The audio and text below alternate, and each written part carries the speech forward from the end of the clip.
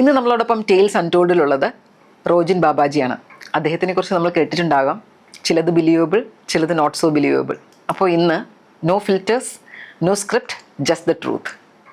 നമുക്ക് ആരാണ് റോജിൻ ബാബാജി എന്നറിയാം.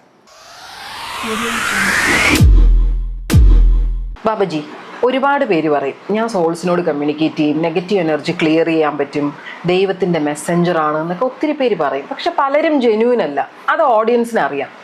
പക്ഷേ എങ്ങനെയാണ് താങ്കൾ ഡിഫറെൻ്റ് ആകുന്നത്? അല്ലെങ്കിൽ എങ്ങനെയാണ് ബാബാജിക്ക് അതിനുള്ളൊരു എലിജിബിലിറ്റി ഉണ്ട് എന്ന് ബാബാജിക്ക് മനസ്സിലായത്? അല്ലെങ്കിൽ ആരാണ് അതിൻ്റെ പിന്നിൽ? എന്ത് ശക്തിയാണ്? ഒരുപാട് ക്വസ്റ്റ്യൻസ് ഒരുമിച്ചാണ്. ഓക്കെ, എലിജിബിലിറ്റി ഒന്നുമില്ല. അപ്പോൾ ഞാനിപ്പോൾ ഇങ്ങനെ ഇരുന്ന് സംസാരിക്കുമ്പോഴും എന്താണ് എൻ്റെ യോഗ്യത എന്ന് പലപ്പോഴും ഞാൻ എൻ്റെ അടുത്ത് ചോദിച്ചിട്ടുണ്ട്. അപ്പോൾ എനിക്ക് കിട്ടിയ ഉത്തരം എന്താണെന്ന് പറഞ്ഞു കഴിഞ്ഞാൽ, യോഗ്യത ഇല്ലാത്ത കാലഘട്ടങ്ങളിലൂടെ ജീവിച്ച് അല്ലെങ്കിൽ യോഗ്യത ഇല്ലാത്തൊരു മനുഷ്യനായി മാറിയിട്ട് അതിൽ നിന്നും എങ്ങനെ യോഗ്യത വരുത്താം എന്നുള്ള എൻ്റെ യാത്രയാണ് ഇപ്പം ഞാനിവിടെ വന്നിരിക്കുന്നത്. എനിക്ക് സംഭവിച്ചതും അല്ലെങ്കിൽ എനിക്ക് ചുറ്റുമുള്ള മനുഷ്യർക്ക് സംഭവിച്ചിരിക്കുന്ന നെഗറ്റീവായ കാര്യങ്ങളും മോശമായ കാര്യങ്ങളും ഈഗോയും തുടങ്ങിയുള്ള എല്ലാ പ്രശ്നങ്ങളും അടങ്ങിയ ഒരു മനുഷ്യനായിരുന്നു ഞാൻ. അതിൽ നിന്ന് എനിക്ക് എങ്ങനെ ചേഞ്ച് ആവാൻ പറ്റി, ഈ ചേഞ്ച് ആയത് എങ്ങനെയാണെന്നുള്ളൊരു പാത്താണ് പലപ്പോഴും ഞാനിരുന്ന് പറയാറ്. എന്ന് പറഞ്ഞു കഴിഞ്ഞാൽ, നിങ്ങളിനേക്കാളും താഴെ ഉള്ള ഒരുത്തനായിട്ട് എന്നെ കേട്ടാൽ മതി. അല്ലാതെ ഞാൻ എന്തോ കണ്ട് പഠിച്ചതായിട്ടോ അല്ലെങ്കിൽ മനസ്സിലാക്കിയോ നിങ്ങൾ എന്നെ കേൾക്കണ്ട. ഞാൻ മറ്റുള്ളവരെ ഉപദേശിക്കാനുള്ള ഒരു യോഗ്യത എനിക്കില്ല എന്നുള്ളത് എനിക്ക് നന്നായിട്ട് അറിയാം. പക്ഷെ ചില കാര്യങ്ങൾ ഞാൻ കഴിഞ്ഞു വന്ന വഴിയിലൂടെ എൻ്റെ ലൈഫിൽ നിന്നും എനിക്ക് പറഞ്ഞു കൊടുക്കാൻ പറ്റുമ്പോൾ അതൊരു പക്ഷെ വളരെ കറക്റ്റായിരിക്കും എന്ന് എൻ്റെ ഇതുവരെയുള്ള അനുഭവം, ഇതുവരെയുള്ള എൻ്റെ ഒരു എക്സ്പീരിയൻസ് എനിക്ക് മനസ്സിലായത് അത് വളരെ കറക്റ്റാണ്. കാരണം ഞാൻ ദൈവത്തെപ്പറ്റി സംസാരിക്കാറില്ല. ഇതിനെപ്പറ്റിയല്ല ഞാൻ പറയുന്നത്. ഞാൻ നിങ്ങളുടെ ഉള്ളിലെ സ്പിരിച്വാലിറ്റി എന്താണെന്ന് പറയുന്നത്. ആ സ്പിരിച്വാലിറ്റിയിലോട്ട് തിരിഞ്ഞു നോക്കുമ്പോൾ നമ്മുടെ ഉള്ളിലെ അഴുക്കുകൾ നമ്മൾ കാണുന്നത്. സ്പിരിച്വാലിറ്റി എന്താണെന്ന് വളരെ ചുരുക്കമായിട്ട് പറഞ്ഞാൽ, നമ്മുടെ ഉള്ളിലെ അഴുക്കുകളെ എടുത്ത് കളയാൻ ഉപയോഗിക്കുന്ന ഒരു ടെക്നിക്ക് മാത്രമാണ് സ്പിരിച്വാലിറ്റി. ഇപ്പോൾ സ്നേഹം എന്നാണ് വിളിക്കുന്നത് നമ്മൾ തമ്മിലൊരു ബോണ്ടിൻ്റെ ടെക്നിക്കാണ്. ഈ സ്നേഹം എന്ന് പറയുന്ന ഒരു ടെക്നിക്ക് ഉപയോഗിച്ചിട്ടാണ് നമ്മളെല്ലാം മനുഷ്യരെ ബന്ധപ്പെട്ട് നിൽക്കുന്നത്. ഇതേ ടെക്നിക്കാണ് സ്പിരിച്വാലിറ്റി എന്ന് വിളിക്കുന്നത്. അതിൻ്റെ അപ്പുറത്തൊരു വേറെ ഒന്നുമില്ല. നമുക്ക് ഒരിക്കലും സ്പിരിച്വൽ ആവാൻ പറ്റില്ല. കാരണം നമ്മൾ സ്പിരിച്വലാണ്. സ്പിരിച്വൽ എന്ന് പറയുന്നത് നമ്മുടെ ഉള്ളിലെ പ്രാണൻ്റെ സഞ്ചാരമുള്ള എല്ലാ മനുഷ്യരും, ജീവജാലങ്ങളും എല്ലാവരും ഈശ്വരൻ്റെ അനുഗ്രഹമുള്ള മനുഷ്യരാണ്. ഇതിൽ നിന്ന് നമുക്കൊരു സ്പിരിച്വാലിറ്റിയെ കണ്ടെത്താൻ പറ്റില്ല. സ്പിരിച്വൽ ആയിരിക്കെ തന്നെ നമ്മൾ സ്പിരിച്വാലിറ്റിയെ തേടി നടക്കുന്നതാണ് പ്രശ്നം. അപ്പോൾ ഇത്തരത്തിലുള്ള ചില കാര്യങ്ങളാണ് എന്നെ ഇവിടെ കൊണ്ട് എത്തിച്ചത്. അടുത്ത ക്വസ്റ്റ്യൻ ആയിരുന്നു, 3-4 ക്വസ്റ്റ്യൻ ഉണ്ടായിരുന്നു അതിനകത്ത്. അതായത് എങ്ങനെ, അല്ലെങ്കിൽ എന്തുകൊണ്ട് എലിജിബിൾ ആയി എന്നുള്ളത്, അല്ലെങ്കിൽ എപ്പോഴാണത് മനസ്സിലായത് എലിജിബിൾ ആണ് എന്നുള്ളത്? ലൈഫ് പരാജയപ്പെട്ട് തോറ്റ് നമ്മുടെ കയ്യിലുള്ളതെല്ലാം നഷ്ടപ്പെട്ട് അവസാനം കാൽച്ചുവട്ടിൽ മണ്ണ് മൊലിച്ചു പോയി നമ്മളൊരു ആത്മഹത്യയുടെ വക്കിലൂടെ കടന്നു പോയി നിൽക്കുമ്പോഴാണ് മനസ്സിലാവുന്നത്, ഓക്കെ ഇനി ഇതിനെ അതിജീവിക്കണമല്ലോ. ഈ അതിജീവനത്തിന്റെ പാത വന്നപ്പോഴാണ് മനസ്സിലാവുന്നത് ഈ ഫെയിലർ ആയിരുന്നു കറക്റ്റ്. ദാറ്റ് മീൻസ് ഈ അവസ്ഥ നമ്മുടെ എല്ലാവരുടെ ലൈഫിലും വരും എന്നുള്ളതാണ് അതിനകത്ത് കണ്ടീഷൻ. പരാജയമാണ് എൻ്റെ എലിജിബിലിറ്റി, തോൽവിയാണ്, തകർന്നു പോയ ലൈഫാണ് എൻ്റെ എലിജിബിലിറ്റി. അതിൽ നിന്നാണ് ഞാൻ നിന്ന് സംസാരിക്കുന്നത്, അതല്ലാതെ വേറെ ഒന്നുമില്ല. നമ്മൾ വിജയിക്കാൻ പഠിക്കുന്നതിന് മുമ്പ് തളരാതിരിക്കാൻ പഠിച്ചാൽ മതി. വിജയം എന്ന് പറയുന്നത് ബൈ പ്രോഡക്റ്റാണ്. നമ്മളൊരു പ്രവൃത്തി വളരെ മനോഹരമായും സമാധാനമായും സന്തോഷത്തോടെ നമ്മളൊരു പ്രവൃത്തി ചെയ്താൽ ഉറപ്പായിട്ടും നമുക്ക് സക്സസ് ലഭിക്കും. അതിൻ്റെ ബൈ പ്രോഡക്റ്റാണ് പണം, സോഷ്യൽ സ്റ്റാറ്റസ്, നമ്മുടെ പ്രൊഫഷനിൽ ഉണ്ടാകുന്ന ഹൈക്ക്, നമ്മുടെ കുടുംബ ബന്ധങ്ങൾ, നമ്മുടെ ആരോഗ്യം തുടങ്ങിയിട്ടുള്ളതെല്ലാം ഒരു കാര്യത്തെ ഏറ്റവും മനോഹരമായി നമുക്ക് ചെയ്യുമ്പോൾ കിട്ടുന്ന ബൈ പ്രോഡക്റ്റുകളാണ്. ഈ ബൈ പ്രോഡക്റ്റുകൾക്ക് വേണ്ടി നമ്മൾ പ്രവർത്തിക്കേണ്ട ആവശ്യമില്ല. അതായത് നമ്മൾ എന്നാണോ പണത്തിന് വേണ്ടി പ്രവർത്തിക്കുക അന്ന് നമുക്കത് ലഭിക്കില്ല, പണം മാത്രമായി പോകും. അല്ലെങ്കിൽ അപ്പോൾ ഈ ഒരു കണ്ടീഷൻ ഇത് ഇങ്ങനെ മനസ്സിലായത് കൊണ്ടാണ്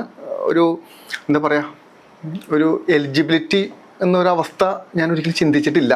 ഇത് എൻ്റെ ഒരു പരാജയത്തിൽ നിന്നാണ് ഇതെല്ലാം ഞാൻ മനസ്സിലാക്കിയത്. അപ്പോൾ ഇപ്പം എല്ലാം ഈ ഒരു വലിയൊരു യാത്രയെക്കുറിച്ച് പറഞ്ഞു, ഒരു ട്രാൻസ്ഫോർമേഷനെ കുറിച്ച് പറഞ്ഞു. ഇപ്പം എനിക്കൊന്ന് ബാബാജി എന്നെ പറയുന്നൊരു കാര്യമുണ്ട്. വിഷ്ണു ശ്രീകൃഷ്ണനെ പല അവസ്ഥകളിലൂടെ വിട്ടു. അത് കാരണം ശ്രീകൃഷ്ണൻ അർജുനനെ ഉപദേശിക്കാനുള്ള ആ ഒരു തട്ടിലേക്ക് ഉയർന്നതിൻ്റെ ഒരു വലിയൊരു കാരണം അതാണെന്ന്. അപ്പോൾ നമ്മളിപ്പോൾ ക്രിട്ടിക്സിന് വേണമെങ്കിൽ പറയാം, എല്ലാവർക്കും പറയാമല്ലോ ദൈവം നമ്മളെ പല ഫെയിലിയേഴ്സിലൂടെ വിട്ടു, അതുകൊണ്ട് ഇങ്ങനെ ആയി എന്ന്. പക്ഷെ ആ ഒരു ട്രാൻസ്ഫോർമേഷൻ ജേർണി, ഇപ്പോൾ ഒരു കാര്യം എനിക്ക് മനസ്സിലായി, ആത്മഹത്യയുടെ ഇതിൽ നിൽക്കുമ്പോഴത്തേക്ക് പിന്നെ നമുക്ക് സീറോയാണ്, പിന്നെ ഒന്നും ആലോചിക്കാനില്ല. അതാണ് ലൈഫിൻ്റെ ഏറ്റവും അവസാനത്തെ ഒരവസ്ഥ. പക്ഷെ എന്നാലും ആ ഒരു ടേണിംഗ് പോയിന്റ്, അതായത് പരാജയപ്പെട്ട് നിൽക്കുമ്പോൾ എല്ലാവർക്കും എളുപ്പം എന്ന് പറയുന്നത് പരാജയത്തിനോട് കീഴടങ്ങാനാണ്. പക്ഷെ അവിടെ നിന്ന് ഫൈറ്റ് ചെയ്ത് തിരിച്ചു വരേണ്ടതാണ് ഞാൻ ചെയ്യേണ്ടത് എന്ന് എങ്ങനെയാണ് മനസ്സിലായത്? ഇവിടെ ഫൈറ്റ് ചെയ്യാനൊന്നുമില്ല. ഈ റിയാലിറ്റി നമ്മൾ എന്നാണോ മനസ്സിലാക്കുന്നത് അന്ന് നമ്മൾ രക്ഷപ്പെടും. നമ്മൾ എന്തിനോടെല്ലാം ഫൈറ്റ് ചെയ്യുന്നത്? നമ്മൾ ജനിച്ച നാൾ മുതൽ എല്ലാ മനുഷ്യർക്കും ഇല്ലെങ്കിലും വീട്ടുകാരോട്, അച്ഛനോടും അമ്മയോടും നാട്ടുകാരോട് ബന്ധുക്കളോട്, അവരിൽ നിന്ന് കിട്ടുന്ന കുത്തുവാക്കുകളോട്, സമൂഹത്തിൽ നിന്ന്, ടീച്ചേഴ്സിന് തുടങ്ങിയിട്ടുള്ള എല്ലാ കാര്യങ്ങളിലും നമ്മൾ ഫൈറ്റ് ചെയ്തുകൊണ്ടിരിക്കുക. നമുക്കിവിടെ എന്തെങ്കിലും ലഭിക്കുന്നുണ്ടോ എന്ന് ചോദിച്ചാൽ ഒന്നും ലഭിക്കുന്നില്ല. അവസാനം അർജുനൻ എന്താ ലഭിച്ചേ? ഇല്ല. നമുക്ക് അറിയില്ല എന്താ ലഭിച്ചതെന്ന് പോലും. നമുക്ക് എല്ലാം മഹാഭാരതം നമ്മൾ വളരെ രസകരമായി നമ്മൾ വായിച്ചു വന്ന അവസാനം എത്തുമ്പോൾ നമുക്ക് മനസ്സിലാവുന്ന ഒരു കാര്യം എന്താ ലഭിച്ച് അറിയില്ല. അതിനകത്ത് എന്താ നമുക്കത് മനസ്സിലാക്കാൻ പറ്റുന്നില്ല. ഇവിടെ നമുക്ക് ജയിക്കാനോ തോൽക്കാനോ ഒന്നുമില്ല. ഇവിടെ നമുക്ക് ആകെ ഉള്ളത് പീസ്ഫുൾ മൈൻഡ് മാത്രം. നമ്മുടെ സമാധാനത്തിലോട്ട് കടന്നു കയറുന്ന കാര്യങ്ങളെ തടയാൻ പറ്റാത്തതാണ് നമ്മുടെ പ്രശ്നം. ആ കൺസേൺ എന്ന് പറയുമ്പോൾ നമുക്ക് മറ്റുള്ള മനുഷ്യരോടുള്ള സ്നേഹമോ അല്ലെങ്കിൽ പോട്ടെ അല്ലെങ്കിൽ ഞാൻ എന്തെങ്കിലും പറഞ്ഞു കഴിഞ്ഞാൽ അവർക്ക് വേദനിക്കും എന്നുള്ളൊരു തോന്നലെന്നാണ്. ഇവിടെ നമ്മളിന്ന് സമൂഹത്തിൽ കാണുന്ന ഒരു 70%-80% മനുഷ്യരും ഏറ്റവും കൂടുതൽ വേദനിച്ചിരിക്കുന്ന സ്വന്തം വീട്ടിൽ നിന്നാണ്. അവിടെ നിന്നാണ് തുടക്കം. പെയിൻ്റെ തുടക്കം അവിടെ നിന്നാണ്. പെയിൻ എങ്ങനെ നിങ്ങൾ എങ്ങനെ പെയിൻ അനുഭവിക്കേണ്ട ഒരു വ്യക്തിയായിട്ട് മാറണം. പെയിൻ തരുമ്പോൾ നിങ്ങളതിനെ എങ്ങനെ മാനേജ് ചെയ്യണം. പെയിൻ തരുമ്പോൾ നിങ്ങൾ എങ്ങനെ കരയണം, ശബ്ദം ഉണ്ടാക്കാതെ കരയണം, വീട്ടിലിരുന്ന് കരയണം, പുറത്തു പോയി ഒരാളോട് സഹായം തേടാൻ പാടില്ല, തുടങ്ങിയിട്ട് നിങ്ങളെ പെയിൻ എങ്ങനെ അനുഭവിക്കാം എന്ന് പറയുന്ന ട്രെയിനിങ് ആണ് വീടിൻ്റെ അകത്തുനിന്ന് കിട്ടുന്നത്.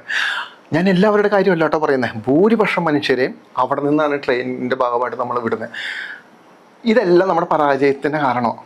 നമ്മൾ എവിടെയാണ് പരാജയപ്പെട്ടതെന്ന് പറഞ്ഞാൽ നമുക്ക് ലഭിക്കാതെ പോയ കാര്യങ്ങൾ പറ്റി ഓർക്കുമ്പോഴാണ് നമുക്ക് ഈ പരാജയം എന്ന് പറയുന്ന പോയിന്റിൽ നമ്മൾ എത്തുന്നത്. നമുക്ക് ലഭിക്കാതെ പോയ എന്തും ആവട്ടെ, നമ്മൾ പലപ്പോഴും ആഗ്രഹിക്കുന്ന പല കാര്യങ്ങളും ഈ ലോകത്ത് ഒരു പൈസ കൊടുക്കില്ലാത്ത കാര്യങ്ങളാണ്. ഒരു വ്യക്തിക്ക് ഒരു 5 മിനിറ്റ് മാറ്റി വെച്ചാൽ തരാൻ പറ്റുന്ന കാര്യങ്ങൾക്ക് വേണ്ടിയിട്ടാണ് നമ്മൾ കിടന്ന് ഭിക്ഷയാചിക്കുന്നത്.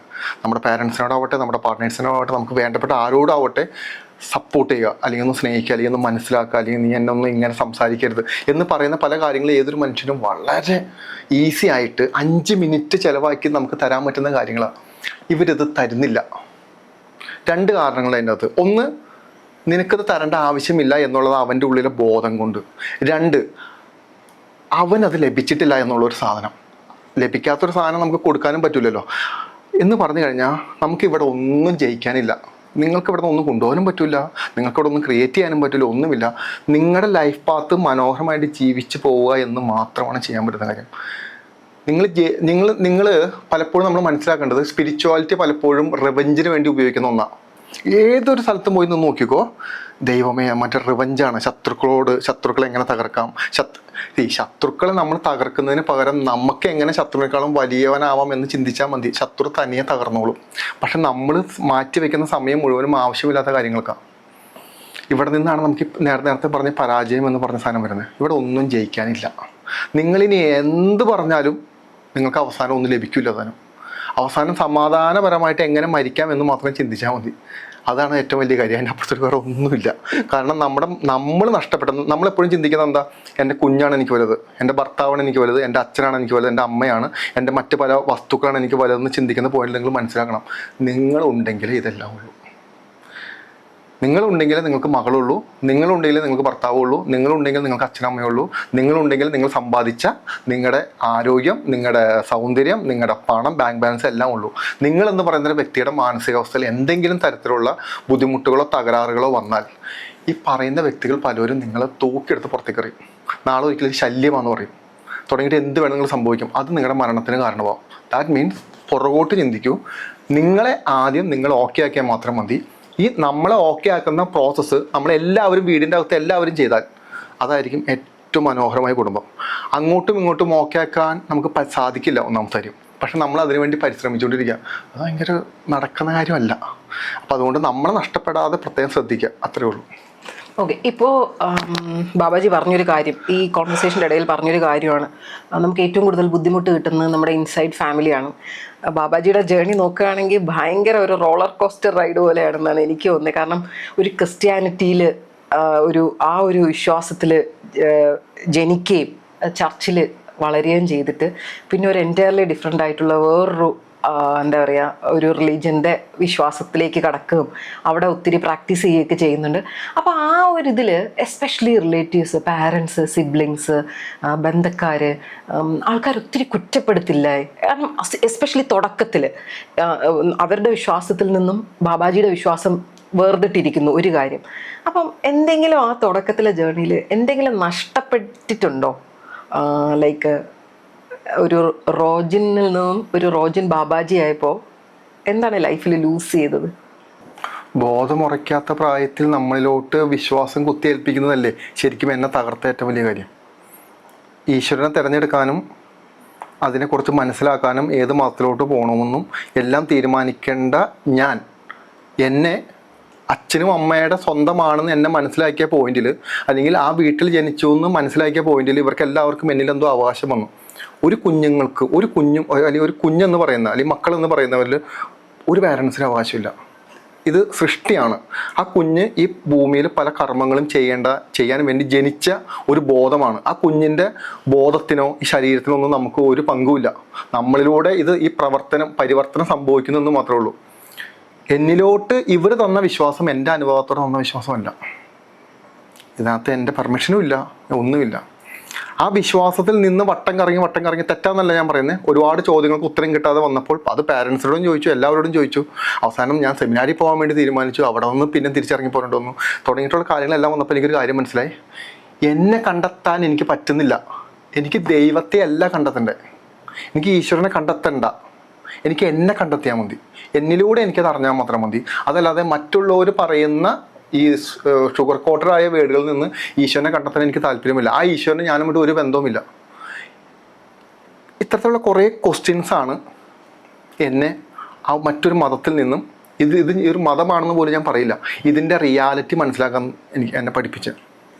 പറഞ്ഞത് എന്താണെന്ന് പറഞ്ഞു കഴിഞ്ഞാൽ, ബേസിക്കലി നമ്മുടെ മക്കളോട് നമ്മൾ ചെയ്യേണ്ട ഒരേ ഒരു കാര്യം, നമ്മുടെ പൊട്ടത്തരങ്ങളും നമ്മുടെ വിശ്വാസങ്ങളും നമ്മുടെ ബന്ധുക്കാരെന്ന് വിളിക്കുന്ന ആളുകളുടെയും എല്ലാവരുടെയും ആശയങ്ങൾക്കും ആദർശങ്ങൾക്കും കൊണ്ട് ഇട്ട് കൊടുക്കാതിരിക്കുക.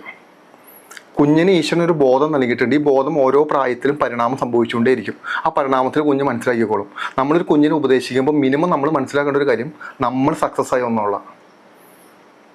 സ്വന്തം അച്ഛനും അമ്മയും സക്സസ് ആവാതെ, സ്വന്തം അമ്മൂമ്മയും അപ്പൂപ്പനും സക്സസ് ആവാതെ, സ്വന്തം നാട്ടുകാരോ വീട്ടുകാരോ സക്സസ് ആവാത്ത കുറേ സക്സസ് ആവാത്ത മനുഷ്യരുടെ നടുക്ക് നിന്നിട്ട് ഒരു കുഞ്ഞിനെ ഉപദേശിക്കാനുള്ള യോഗ്യത നമുക്കില്ല. നമുക്ക് പറഞ്ഞു കൊടുക്കാം, മോനെ ഇങ്ങനെ രണ്ട് ശരികളുണ്ട് ഇതിൻ്റെ അകത്ത്, ഒരു കാര്യത്തിൻ്റെ അകത്ത് ഇന്ന കാര്യം ശരിയാണ്, ഇന്ന കാര്യം തെറ്റാണ്, അത് മോനെ ആലോചിച്ചിട്ട് ചെയ്യാം എന്ന് പറയുന്നതാണ് അതിനകത്ത് കറക്റ്റ്. ഇതാണ് ശരിയെന്ന് നമ്മൾ പറഞ്ഞു കൊടുക്കരുത്. കാരണം എന്താ, ഈ ശരിയിലൂടെ നമുക്കൊന്നും കിട്ടിയിട്ടില്ല. എൻ്റെ പാരൻസ് ഇപ്പോൾ ക്രിസ്ത്യാനിറ്റിയിലൂടെ കടന്നു പോയി മറ്റേതെങ്കിലും മതവിശ്വാസത്തിലൂടെ കടന്നു പോയി കഴിഞ്ഞാൽ അവർ അതിൻ്റെ ഉന്നതിയിലെത്തുന്നതോ അല്ലെങ്കിൽ അവർ പൂർണ്ണമായൊരു സ്പിരിച്വലായ വ്യക്തിയായിട്ടോ എനിക്ക് തോന്നിയിട്ടില്ല. എൻ്റെ റിലേറ്റീവ്സുമായത് എനിക്ക് തോന്നിയിട്ടില്ല. ഇങ്ങനെ എന്തോ ആരൊക്കെയോ പറഞ്ഞു കൊടുത്തിരിക്കുന്ന എന്തൊക്കെയോ വിശ്വാസത്തിൻ്റെ പുറത്ത് നടക്കുന്ന നമുക്ക് കാണുമ്പോൾ അറിയാലോ. അതായത് സക്സസ് ആയ ആളുകളുടെ അടുത്ത് നിന്ന് വേണം നമുക്കത് കേൾക്കാൻ. ഈ സക്സസ് എന്ന് ഉദ്ദേശിക്കുന്നത് സമാധാനമായിട്ടിരിക്കുന്ന മനുഷ്യനെയാണ് സക്സസ് എന്ന് പറയുന്നത്. ഏതൊരു സക്സസിന്റെ അടിസ്ഥാനം സമാധാനമില്ലാത്ത ഒരു കാര്യം സക്സസ് ആവില്ല. റിലേഷൻഷിപ്പ് ആവട്ടെ, പ്രൊഫഷൻ ആവട്ടെ, എന്തും ആവട്ടെ, പാരന്റിങ് ആവട്ടെ, എന്തും ആവട്ടെ, സമാധാനമില്ലാത്തൊരു പാരന്റ്സ് എങ്ങനെയാണ് കുഞ്ഞുങ്ങളെ വളർത്തുന്നത്? പറ്റില്ല. സമാധാനത്തൊരു കുഞ്ഞെങ്ങനെ പഠിച്ച് വിദ്യാഭ്യാസം നേടുന്നത്? ഇല്ല. സമാധാനം എന്ന് പറയുന്നത് മറ്റുള്ളവർ നമുക്ക് ഇഞ്ചെക്ട് ചെയ്യരുത് പോയിസൺ, ഇത്രയേ ഉള്ളൂ. ബാക്കിയുള്ളതെല്ലാം പിന്നെ നമ്മുടെ ഇടയിൽ നടക്കുന്ന കുഞ്ഞു കാര്യങ്ങൾ മാത്രം. പറഞ്ഞത് എന്താണെന്ന് പറഞ്ഞു കഴിഞ്ഞാൽ, വിശ്വാസം അല്ലെങ്കിൽ ഈശ്വരനെ നമ്മൾ കണ്ടെത്തേണ്ട ഒരു കാര്യമാണ്.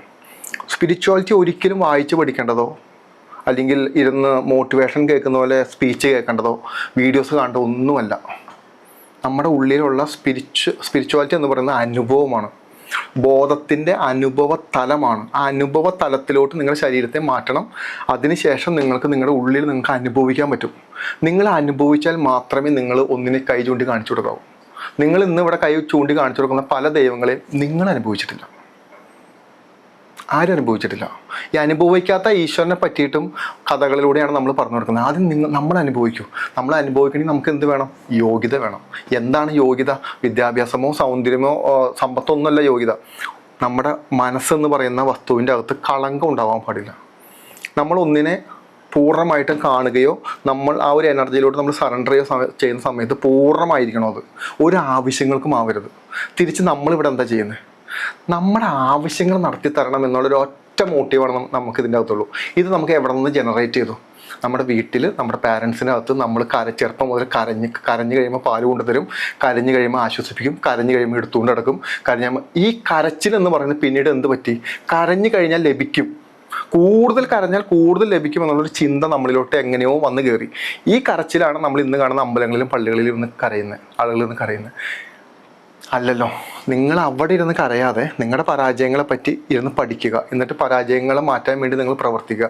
ഈ പ്രവർത്തിക്കാൻ വേണ്ടിയിട്ടുള്ളൊരു ഊർജം ഓരോ കോശങ്ങൾക്കും, നമ്മുടെ ശരീരത്തിലെ ഓരോ സെല്ലുകൾക്കും പ്രവർത്തിക്കാൻ ഊർജം ആവശ്യമുണ്ട്. അതായത് ഇലക്ട്രോ കെമിക്കൽ എനർജിയാണ് നമ്മുടെ ശരീരത്തിൽ പ്രവർത്തിക്കുന്നത്. അപ്പോൾ നമ്മുടെ സെല്ലുകളിൽ ഏതെങ്കിലും ഒരു സെല്ലുകളിൽ ഊർജ്ജത്തിന് പ്രവാഹമില്ലെങ്കിൽ നമ്മുടെ ബോഡി ഓട്ടോമാറ്റിക് വീക്കാവും. ആ പർട്ടിക്കുലർ പോയിന്റുകൾ വേണമെങ്കിൽ ക്യാൻസർ ആയിട്ട് വേണമെങ്കിൽ കൺവേർട്ട് ആവാം, അല്ലെങ്കിൽ ഡാമേജ് സംഭവിക്കാം. ഈ സെല്ലുകളിലോട്ടുള്ള ഈ ഊർജ്ജം എന്ന് പറയുന്നത് നമുക്ക് ചുറ്റുമുള്ള ഈ സ്പേസ്.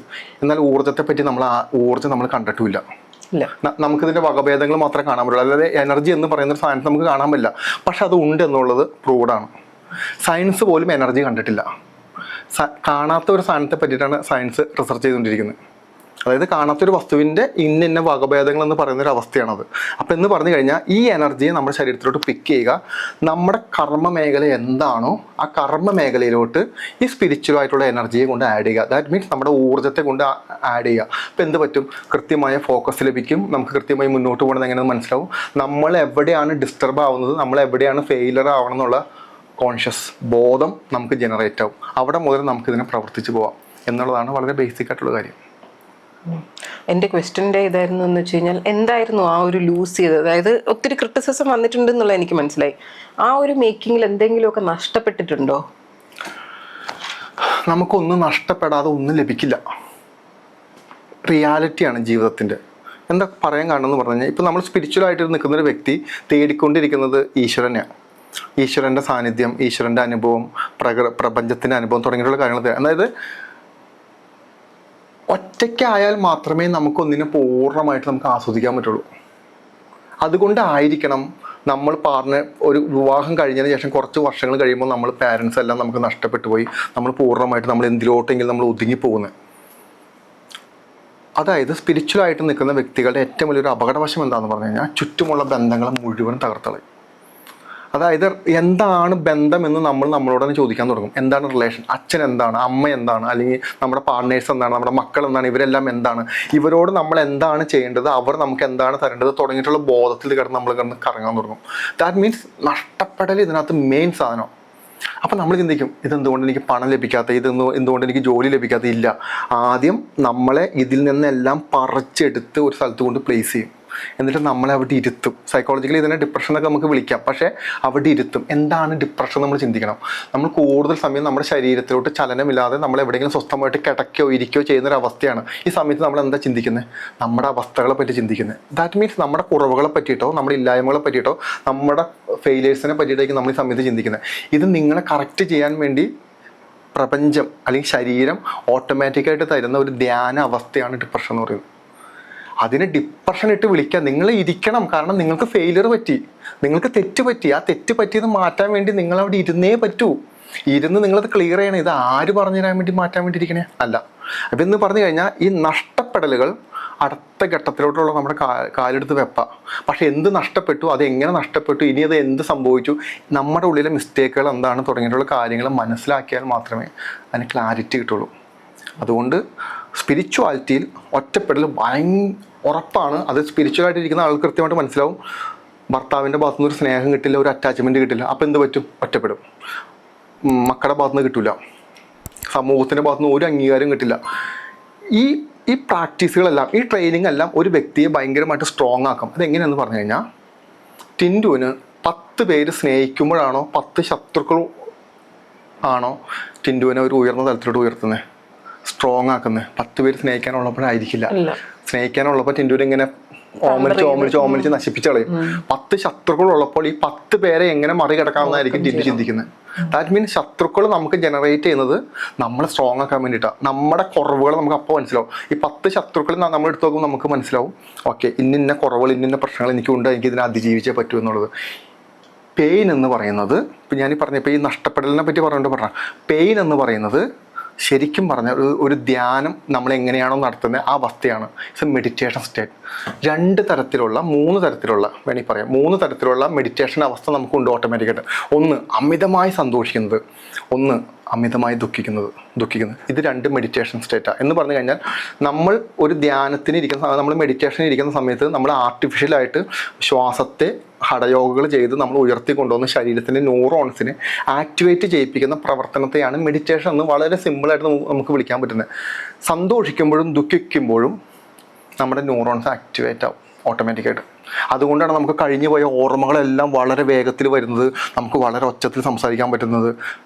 ശ്രദ്ധിച്ചിട്ടുണ്ടോ? നമ്മൾ ഒരിക്കലും ദുഃഖിച്ചിരിക്കുമ്പോൾ നമ്മളിങ്ങനെ അയ്യോ എന്ന് പറഞ്ഞല്ല ദുഃഖിച്ചിരിക്കുന്നത്, നമ്മുടെ ശരീരമൊക്കെ അങ്ങ് വലിഞ്ഞു മുറുകും, ബോധം ഭയങ്കര ഷാർപ്പാവും, നമ്മൾ കാണുന്നതും കേൾക്കുന്നതും ഭയങ്കര ആക്യുറേറ്റ് ആവും. ഇതാണ് ശരിക്കും നമ്മൾ ആർട്ടിഫിഷ്യൽ മെഡിറ്റേഷൻ ചെയ്യുമ്പോൾ നമ്മുടെ ശരീരത്തിൽ സംഭവിക്കുന്നത്. ഇത് തന്നെയാണ് ഈ 2 സമയങ്ങളും നമ്മൾ മാനേജ് ചെയ്യാൻ പഠിച്ച അടുത്ത ഘട്ടത്തിലോട്ട് നമ്മുടെ ബോധത്തിന് പരിണാമം സംഭവിക്കും. അതായത് ബ്രെയിനിൻ്റെ എക്സ്പാൻഷൻ സംഭവിക്കും. ഞാൻ പറഞ്ഞ് മനസ്സിലാവുന്നുണ്ടോ? ഈ ബ്രെയിൻ എക്സ്പാൻഷൻ സംഭവിക്കുമ്പോഴാണ് നമുക്ക് എന്താ സംഭവിച്ചതെന്ന് നമുക്ക് അറിയാൻ പറ്റുള്ളൂ. അതായത് എന്താണ് നമ്മുടെ പ്രശ്നം എന്ന് നമ്മൾ മനസ്സിലാക്കിയാൽ മാത്രമേ നമ്മുടെ പ്രശ്നത്തിൻ്റെ സൊല്യൂഷൻ നമുക്ക് കാണാൻ പറ്റുള്ളൂ. നമ്മൾ സൊല്യൂഷന് വേണ്ടി ഓടിക്കൊണ്ടിരിക്കുക. സൊല്യൂഷൻ കുറേ നമ്മൾ കണ്ടെത്തും, പക്ഷേ ആ സൊല്യൂഷൻ കൊണ്ട് അപ്ലൈ ചെയ്യുമ്പോൾ അത് വർക്കൗട്ട് ആവുന്നില്ല നമുക്ക് കിട്ടുന്ന സൊല്യൂഷൻ. പറഞ്ഞു എന്നാന്ന് പറഞ്ഞാൽ സ്പിരിച്വാലിറ്റി എന്ന് പറയുന്നത് ഉറപ്പായിട്ട് നിങ്ങൾ ഒറ്റപ്പെടും, നിങ്ങൾ തനിച്ചാവും, നിങ്ങൾ 4 ഭിത്തികളുടെ ഉള്ളിൽ ഒതുങ്ങപ്പെടും. 4 ഭിത്തിയുടെ ഉള്ളിൽ ഒതുങ്ങപ്പെടുമ്പോൾ നിങ്ങളോട് ചില ചോദ്യങ്ങൾ നിങ്ങളുടെ മനസ്സ് ചോദിക്കും. നിനക്ക് ഇപ്പോൾ ആരുണ്ട്? നീ ഇത്ര നാൾ നിന്നെ സഹായിച്ചില്ലേ? നിന്നെ സ്നേഹിച്ച ആളുകളൊക്കെ നിനക്ക് എവിടെ? നീ ഇപ്പോൾ നാളെ എന്ത് ചെയ്തു? നീ ഇത്ര നാൾ കഷ്ടപ്പെട്ടത് നീ ആർക്കായിരുന്നു? നിൻ്റെ ആരോഗ്യവും നിൻ്റെ ഇതെല്ലാം കളഞ്ഞത് എന്തിനായിരുന്നു? നമ്മളിവിടെ വന്നത് മറ്റുള്ളവരെ ഹെൽപ്പ് ചെയ്യാനല്ല, പക്ഷെ മറ്റുള്ളവരെ ഹെൽപ്പ് ചെയ്യേണ്ടതെന്നല്ല പറയുന്നത്. ആദ്യം നമ്മുടെ കുറവുകളും നമ്മുടെ മിസ്റ്റേക്കുകളും നമ്മുടെ പ്രോബ്ലംസും ആദ്യം നമ്മളെടുത്ത് മാറ്റിയിട്ട് വേണം നമ്മൾ ഷുഗർ കോട്ടഡ് ആയ ഫേസ് ഇട്ട് നടക്കാൻ. അല്ലെങ്കിൽ എന്ത് പറ്റുമെന്ന് പറഞ്ഞു കഴിഞ്ഞാൽ ആ നമ്മുടെ ഉള്ളിൽ നമ്മൾ അനുഭവിച്ചിരിക്കുന്ന പെയിനും വൃത്തികേടുകളും എല്ലാം നമ്മൾ ചുമന്നുകൊണ്ട് നടക്കേണ്ടി വരും. കുറച്ച് നാൾ നിങ്ങൾ ആദ്യം സ്പിരിച്വൽ ആവുന്നതിനൊക്കെ മുമ്പ് നിങ്ങൾ ആദ്യം ഒന്ന് മാറിയിരിക്കൂ. ഞാൻ ഈ പറഞ്ഞ പോലെ ഒറ്റപ്പെടട്ടെ, നല്ലതാ. തനിച്ചാവട്ടെ, നല്ലതാ. ഒറ്റപ്പെടലിൽ നിന്നാണ് നിങ്ങളെ കണ്ടെത്താൻ പറ്റുള്ളൂ. ഒറ്റപ്പെട്ടാലാണ് നിങ്ങളുടെ കുറവുകൾ നിങ്ങൾക്ക് കണ്ടെത്താൻ പറ്റുള്ളൂ. ഒറ്റപ്പെട്ടാലാണ് നിങ്ങളുടെ കഴിവില്ലായ്മ നിങ്ങൾക്ക് കണ്ടെത്താൻ പറ്റുള്ളൂ. ഒറ്റപ്പെട്ടാലാണ് ഇനി നിങ്ങൾക്ക് ആരുമില്ല എന്നുള്ള വിശ്വാസം നിങ്ങൾക്ക് വരുള്ളൂ. എന്നാണോ നിങ്ങൾക്ക് ആരുമില്ല എന്ന് നിങ്ങൾ വിശ്വസിക്കുന്നത്, അന്ന് മുതൽ നിങ്ങൾ കോൺഫിഡൻ്റ് ആവും. അല്ലാതെ എങ്ങനെ കോൺഫിഡൻ്റ് ആവുന്നു? ഈശ്വരൻ എന്ന് വിളിക്കുന്നത് കോൺഫിഡൻസാണ്. വളരെ കൃത്യമായിട്ട് നമ്മൾ ഒറ്റ വാക്കിൽ ഈശ്വരൻ എന്താണെന്ന് വിളിച്ചാൽ ഇറ്റ്സ് എ കോൺഫിഡൻസ്. നിങ്ങൾക്ക് എന്തും ചെയ്യാനുള്ള വൃത്തികേടുകളല്ല, നമുക്ക് എന്തും ചെയ്യാനുള്ള, എന്തിനെ നേരിടാനുള്ള കോൺഫിഡൻസ് എന്ന് പറയുന്ന വസ്തു നിങ്ങൾക്ക് ഉണ്ടാകണമെങ്കിൽ അത് നിങ്ങൾ സ്പിരിച്വൽ ആയേ പറ്റൂ. ഇവിടെ നിങ്ങൾ ക്ഷേത്രത്തിൽ പോകണ്ട, പള്ളി പോകണ്ട, മെഴുതിരി കത്തിക്കേണ്ട, ഒന്നും വേണ്ട. ഈ ഈശ്വരനെ നിങ്ങൾ കോൺഫിഡൻസ് ആയിട്ട് മാത്രം കണ്ടാൽ മതി, വേറെ ഒന്നുമില്ല എൻ്റെ അകത്ത്. ഇനി ഒരു നോർമൽ ലൈഫ് ജീവിക്കാൻ പറ്റുമോ? ഇനിയൊരു നോർമൽ ലൈഫ് ഇല്ല എന്നുള്ളതാണ് ഇതുവരെ എനിക്ക് മനസ്സിലായൊരു കാര്യം. കാരണം ഞാനൊരു ക്രിസ്ത്യാനിയായിരുന്നു. അപ്പോൾ എനിക്ക് അതിൻ്റേതായ കുറേ പ്രശ്നങ്ങൾ എനിക്ക് ഉണ്ടായിരുന്നു. ഭക്ഷണത്തിൻ്റെ കാര്യത്തിൽ, സംസാരത്തിൻ്റെ കാര്യത്തിൽ തുടങ്ങിയിട്ട് ഒരുപാട് പ്രശ്നങ്ങൾ എനിക്ക് ഉണ്ടായിരുന്നു. ഇതെല്ലാം തനിയെ നിന്നു. അതായത് ഞാനൊരു ക്ഷേത്രത്തിൽ പോയിട്ട് തിരിച്ചിറങ്ങി വരുന്ന സമയത്ത് കുറച്ച് വർഷങ്ങൾക്ക് മുമ്പ് ഞാനൊരു കടയിൽ കയറിയിട്ട് ചിക്കൻ വാങ്ങിച്ചു കറി കഴിക്കാൻ. ചിക്കൻ കഴിച്ച് വായിൽ വെച്ചതും ഞാൻ അബോധാവസ്ഥയിലോട്ട് പോയി. അമ്പലത്തിൽ കഴിഞ്ഞിട്ട് ഇറങ്ങിയതാണ്. അബോധാവസ്ഥയിലോട്ട് പോയിട്ട് കുറേ സമയത്തിന് ശേഷം ഞാൻ എഴുന്നേറ്റ്. ഈ സമയത്ത് ഞാൻ ചെന്ന് കയറിയത് മണികട്ട് എന്ന് പറഞ്ഞൊരു ഘാട്ടിൽ ചെന്നിട്ട് അവിടെ ഇവിടുത്തെ ശരീരങ്ങൾ കത്തിക്കുന്ന സ്ഥലത്ത് എൻ്റെ സോള് പോയി നിൽക്കുക. ഈ സ്ഥലത്ത് ഒരു പൂവങ്കോഴി ഇരുന്ന് എന്നെ നോക്കിയിരിക്കുന്നുണ്ട്. ഇതാണ് ഞാൻ ഹോട്ടലിൻ്റെ അകത്ത് വെച്ചിട്ടാണ് ആലോചിക്കണേ, സ്വപ്നം കണ്ടതിനെ പറ്റിയിട്ടല്ല കേട്ടോ പറയുന്നത്. അതായത് കുറേ നാൾക്ക് ശേഷം ഒരു ക്രേവിങ്സ് വന്നപ്പോൾ ഞാൻ കഴിച്ചതാണ്. വർഷങ്ങൾക്ക് മുന്നുള്ള കാര്യം പറയുന്നത്. അന്ന് എനിക്ക് അന്ന് വന്നത് എൻ്റെ വായിലിരിക്കുന്നത് ഒരു മൃതശരീരമാണ്, ഒരു ശരീരമാണ്, മരിച്ചുപോയ എന്തിൻ്റെ ഒരു ശരീരമാണ് എന്നുള്ളൊരു ബോധത്തിലൂടെ ഞാൻ എത്തി. അന്ന് മുതൽ പിന്നെ എനിക്കത് കഴിക്കാൻ പറ്റിയിട്ടില്ല. നോൺ വെജ് കഴിക്കാൻ പറ്റിയിട്ടില്ല, കഴിക്കാൻ പറ്റില്ല എനിക്ക്. അത് എന്താ അതായത് ഇത് തനിയെ സംഭവിക്കുന്ന പലപ്പോഴും പല ആളുകളും ചോദിക്കാറുണ്ട്, ഈ സ്പിരിച്വലായിട്ട് ഇരിക്കുന്ന സമയത്ത് നമുക്ക് നോൺ വെജ് കഴിക്കാമോ? അങ്ങനെയൊന്നുമില്ല. നിങ്ങൾക്ക് കഴിക്കണേ കഴിക്കാം, കഴിക്കാതിരിക്കാം. നിങ്ങളുടെ ഫുഡ് ഹാബിറ്റുകൾ നിങ്ങൾ ഫോഴ്സ്ഫുള്ളി സ്റ്റോപ്പ് ചെയ്യരുത്. അത് നിങ്ങൾക്ക് ഫ്രസ്ട്രേഷൻ ഡെവലപ്പ് ചെയ്യും. ആർട്ടിഫിഷ്യലായിട്ട് നോർമലായിട്ട് അത് നിങ്ങൾക്ക് കട്ടായിക്കോളും. നിങ്ങൾ ഇതിലൊന്നും കൺസേൺ ആവണ്ട. നിങ്ങളുടെ ശരീരത്തെ നിലനിർത്തിയാൽ മാത്രമേ നിങ്ങളുടെ ഉള്ളിലുള്ള ആത്മാവിനെ നിലനിർത്താൻ നിങ്ങൾക്ക് പറ്റുള്ളൂ. ശരീരത്തിന് ഏത് അവസ്ഥയിലാണോ അതിനെ നിങ്ങൾക്ക് നിലനിർത്താൻ പറ്റുന്ന ആ അവസ്ഥയിൽ നിങ്ങൾ നിലനിർത്തുക. ഇതാണ്. പഴയ ലൈഫിലോട്ട് ഇനി പോകാൻ പറ്റില്ല. എന്ത് പറഞ്ഞു കഴിഞ്ഞാൽ ഇത് ഞാനായിട്ട് ഇവിടെ ഒന്നും പ്ലാൻ ചെയ്തിട്ടില്ല. ഒന്നാമത്തെ കാര്യം, നല്ലൊരു ജോലിയൊക്കെ ഉണ്ടായിരുന്നു രാജിവെച്ചിറങ്ങി പോകുന്ന, അത് അപ്പോഴും എനിക്കറിയില്ല ഇതെന്തിനാന്ന്. എല്ലാം നഷ്ടപ്പെടുത്തി ഗുരുവിൻ്റെ കാൽപാദത്തിൽ ചെന്ന് കയറിയപ്പോൾ എനിക്കറിയില്ലായിരുന്നു ഇതെന്താ സംഭവിക്കണമെന്ന്. ഞാൻ ആദ്യമായിട്ടാണ് ഒരു ആശ്രമം കാണുന്നത്, ഒരു ഗുരുവിനെ കാണുന്നത്. തക്കലയുള്ള ശ്രീ ബ്രഹ്മാനന്ദഗിരിയാണ് എൻ്റെ ക്രിയായോഗയിൽ എനിക്ക് ദീക്ഷ തന്നിരിക്കുന്ന ഗുരു. അപ്പോൾ ഇതൊന്നും എനിക്കറിയില്ല. അവിടെ മുതൽ ഇങ്ങോട്ട് മൊത്തം ചേഞ്ച് ആയിക്കൊണ്ടിരിക്കുക. എൻ്റെ കൂടെയുള്ള ആളുകൾക്ക് മനസ്സിലാവുന്നില്ല, ഞാൻ പറയുന്നത് എന്താണെന്ന് അവർക്ക് മനസ്സിലാവുന്നില്ല.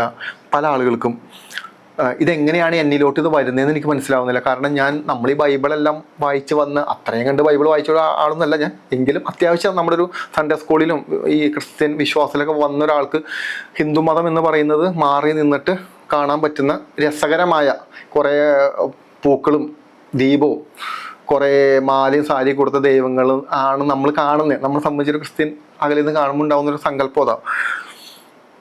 അതിൽ നിന്നും എങ്ങനെയോ അതിലോട്ട് എത്തപ്പെട്ടു. ശിവഭഗവാന്റെ ദർശനത്തിലോട്ട് കിട്ടി.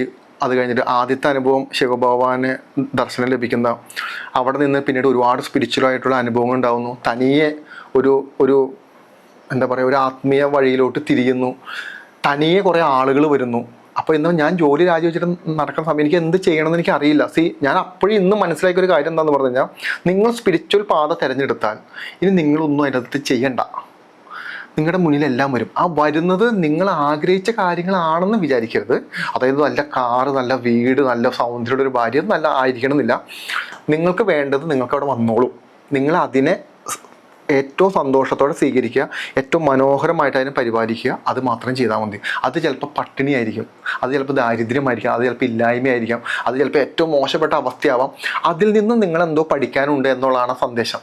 അത് പഠിച്ചു കഴിയുമ്പോൾ നിങ്ങൾ അടുത്ത ഘട്ടത്തിലോട്ട് കൊണ്ടുപോകുള്ളൂ. പണം വേണമെങ്കിൽ അത് അങ്ങനെ, ബന്ധങ്ങൾ വേണമെങ്കിൽ അങ്ങനെ, ഇതെല്ലാം നിങ്ങൾക്ക് സൈഡിൽ കൂടെ വന്നോളും. അവിടെ നിന്ന് അങ്ങോട്ട് എന്തായിരുന്നു ക്വസ്റ്റ്യൻ ചോദിച്ചേ? ഒരു നോർമൽ ലൈഫ്. അതെ, ഓക്കെ. അവിടെ നിന്ന് അങ്ങോട്ട് മൊത്തം ചേഞ്ച് ആയിപ്പോയി. എൻ്റെ വസ്ത്രത്തിൽ ഞാൻ ചേഞ്ച് വന്നു. ഇതൊന്നും ഞാൻ മനഃപൂർവ്വം ചെയ്യണില്ല. വസ്ത്രത്തിൽ ചേഞ്ച് വന്നു, എൻ്റെ ഉറക്കത്തിൽ ചേഞ്ച് വന്നു, രാവിലെ എഴുന്നേൽക്കുന്നത്, മെഡിറ്റേഷൻ കാര്യങ്ങളെല്ലാം മൊത്തത്തിൽ ചേഞ്ചായി. പലപ്പോഴും എൻ്റെ അമ്മയ്ക്ക് പോലും മനസ്സിലാവാറില്ല ഞാൻ എന്താ ചെയ്തുകൊണ്ടിരിക്കുന്നത്. പലപ്പോഴും നമുക്ക് ദർശനം ലഭിക്കും, നമ്മൾ എന്താണ് ചെയ്യേണ്ടതെന്നുള്ള പ്രവൃത്തി വരും. പലപ്പോഴും ചിലപ്പോൾ ആത്മാക്കളുടെ സാന്നിധ്യം വന്ന് കയറും. ചിലപ്പോൾ നമ്മൾ രാത്രി മൊത്തം ഒന്ന് കമ്മ്യൂണിക്കേറ്റ് ചെയ്യേണ്ടി വരും. നമുക്ക് അതിനിടയ്ക്ക് നമ്മൾ കൺസൾട്ടേഷൻ വരും. ഏകദേശം ആ ഒരു യാത്ര ഇപ്പോൾ തുടങ്ങിയിട്ട് ഏകദേശം ഒരു 40-45ഓളം മുകളിൽ രാജ്യങ്ങളിലാണ് കൺസൾട്ടേഷൻ പോകുന്നത്. ഇതൊന്നും ഒരു വീഡിയോ പോലും ഞാൻ ഇന്ന് വരെ പബ്ലിസിറ്റിക്ക് വേണ്ടി ചെയ്തിട്ടില്ല. ഞാൻ എപ്പോഴും ചിന്തിക്കുന്നൊരു കാര്യമോ, ഞാൻ ചാനലിൻ്റെ അകത്തിരുന്നിട്ട് ഓരോ വിഷയങ്ങളെപ്പറ്റി പറയുമ്പോഴും ഇതെൻ്റെ ജീവിതത്തിൽ ഇന്ന് വരെ പറയാത്തൊരു വിഷയമാണ്. നിങ്ങൾ ഈ വിഷയം ഗൂഗിൾ ചെയ്ത് നോക്കിക്കോ, നിങ്ങൾക്ക് ഗൂഗിളിൽ വിഷയം കിട്ടില്ല. അതായത് ഒരു പുസ്തകങ്ങൾ, കഴിഞ്ഞ പ്രാവശ്യം എന്നെ ഒരാൾ കണ്ടപ്പോൾ ചോദിച്ചു, ബാബാജി ഇത് എവിടെ നിന്ന് ഈ സബ്ജക്റ്റുകൾ പറയണേ, ഏത് ബുക്കിൽ നിന്നാണ്? ഞാൻ ഒരു ബുക്ക് വായിച്ചിട്ടല്ലേ സബ്ജക്റ്റുകൾ പറയുന്നത്. ബോധത്തിൻ്റെ പരിണാമം സംഭവിച്ചു കഴിയുമ്പോൾ അത്ഭുതകരമായ രഹസ്യങ്ങളുടെ നിലവറയാണ് നിങ്ങൾക്ക് ഓപ്പണായി കിട്ടുന്നത്. അതായത് ഈ പ്രപഞ്ചത്തിൻ്റെ രഹസ്യം എന്താണ്, നിങ്ങളുടെ ശരീരം എന്താണ്, എനർജി എന്താണ്, ആത്മാക്കൾ എന്താണ്, സോളുകൾ എന്താണ്, ബ്ലാക്ക് മാജിക് എന്താണ് തുടങ്ങിയിട്ടുള്ള വളരെ സീക്രട്ടായിട്ടുള്ള ഡേറ്റകൾ നിങ്ങളിലോട്ട് എത്തും.